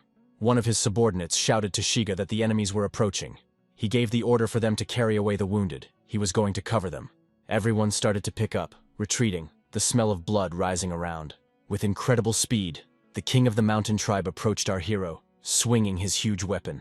Our Shigu barely managed to react to this attack, putting up his shield for protection. But even so, from this blow he began to cough up blood. Having taken out the healing potion, he thought that the Mountain King was much stronger than him. As he ran away, he drank it. He didn't intend to die here. He shouted to Xiaowan to take action. The girls were already swinging. Get ready to cover the main army. The queen shouted to the girls that it was their turn, and then shouted for them to attack. The girl was thrown firecrackers towards the running savages. The men began to try to fight off what seemed to be stones flying at them. But just a second later, powerful explosions began to be heard. Shigu told the queen that all the people here were wounded. He said that it was necessary to immediately reorganize the formation, because the next battle would be decisive. At this time, at the waterfall, our hero was looking for the entrance to the very cave where the witch lives. When he entered, he saw a strange column with some symbols drawn on it. He was tense, because as the bald man had said, there wasn't a soul around. The wind was gradually dying down. It was going to rain soon, our hero thought. Suddenly he stopped, looking tensely into the distance. He saw a huge entrance to a cave from which a sweet smell was coming. He began to carefully approach the entrance to her. Looking closer, he saw a huge number of barrels standing there. He was going to come closer to take a closer look. He screamed. It was a scream of discontent. After all, these cattle eventually brought honey to the witch, and he was unhappy. A cry began to come from behind the barrels, telling our hero not to come near them. She told him to put down what he had taken and leave if he was not afraid of the witch's curse. Our hero, looking in the direction from which the voice came, assumed that it belonged to a girl. There was a huge number of empty barrels standing around him. He thought that there was not a single trace around. Suddenly, a girl with a mask in her hands appeared from behind him, shouting at him that he was an idiot for coming here. She screamed at him to get out of her cave as quickly as possible. Throwing a mask at him, he easily tossed it aside. Looking at her, he assumed that most likely the witch was this little girl. He was not entirely happy with this turn of events. She watched him closely, preparing to repel his attack. But he suddenly disappeared from her field of vision, and she became frightened. She was about to scream at him, but he knocked the girl out with a quick blow to the neck. Taking her and placing her on his shoulder, he looked into the distance, thinking over his actions further. He remembered that the mountain tribe had never seen a real witch before. So even if he kills this little girl, they will never believe that the real witch is dead. He also thought that since no one had seen the witch, he could try to blackmail them. At this time, the rain increased and the weather worsened. The battle between the two tribes continued, becoming increasingly fierce. The Mountain King fought with Xiaowan and Shigu at the same time, and was not inferior to them in any way in strength. The man shouted for all the wounded to be carried to the rear, because the leader's medicines should have been enough for everyone. Suddenly he noticed something that made him scared. He saw several silhouettes approaching them. He couldn't believe that they were reinforcements. But it was their reinforcements, led by Heishi, who shouted about the place they should make in relation to the mountain tribe. But before he could reach it, a body fell right in the center of the battle. The fight stopped, and everyone began to look at the masked man lying on the ground. Our hero, standing on a hill, shouted that the battle was over, adding in a gruff voice that their witch was already dead. Lightning began to strike behind him. They couldn't believe the words they heard. They all glanced towards the man lying on the ground, recognizing the familiar mask. After all, this meant that now that very terrifying curse would overtake them. They started running, pushing each other. The current Mountain King shouted at them to come back, as the battle was not over yet. He shouted at Xiaowan to prepare for death as he rushed towards her. He swung his huge mace. He was going to kill the girl. Shigu ran towards his queen, intending to save her. At the last moment, he was able to put up his shield, which cracked on contact. And after the Mountain King ran away, the queen told Shigu not to worry about her and to run to catch up with the Mountain King. But at that very second, our main character appeared, and told them not to waste their time on him. After all, most of them were wounded and unable to continue the fight. The battle was won. He suggested that they stop there. Some time passed. Our heroes were at home. All the wounded were returning to their homes. The wounded were looked after by girls, and there was rest. Our hero said that the last bottle of healing ointment, which he had saved just in case, also had to be used for treatment. But he did not consider it a problem, because it saved a life. The king's assistant who was standing there reported to him that 5 people had died, and 4 prisoners had also died. Ours answered him that in the end, casualties are inevitable in war, adding that they would be buried in the north in the forest at the foot of the mountain. Opening the system window, he considered that even with the losses, their population had grown by 20 people. This time 25 people had joined the application. In the future, the opponents will be stronger, our protagonist thought, fearing an increase in deaths. Suddenly his thoughts were interrupted by a girl who said that the child had woken up. As he approached her, he heard cries of discontent, which screamed that she would kill them all. When she saw the king, she said that she remembered everything, because he was the same bastard who dared to hit her on the head. He, looking at her, thought that Ayu should talk to her, because only she could do this. After some time, Ayu approached the king, saying that the girl had calmed down. As he approached the tree, he saw that her mouth was gagged with something, and her body was tied up even more tightly. The child made every effort to get him to take the grass out of her mouth. As soon as he pulled out some of it, the girl swallowed the rest, asking him what kind of grass it was, and then asking him to bring more.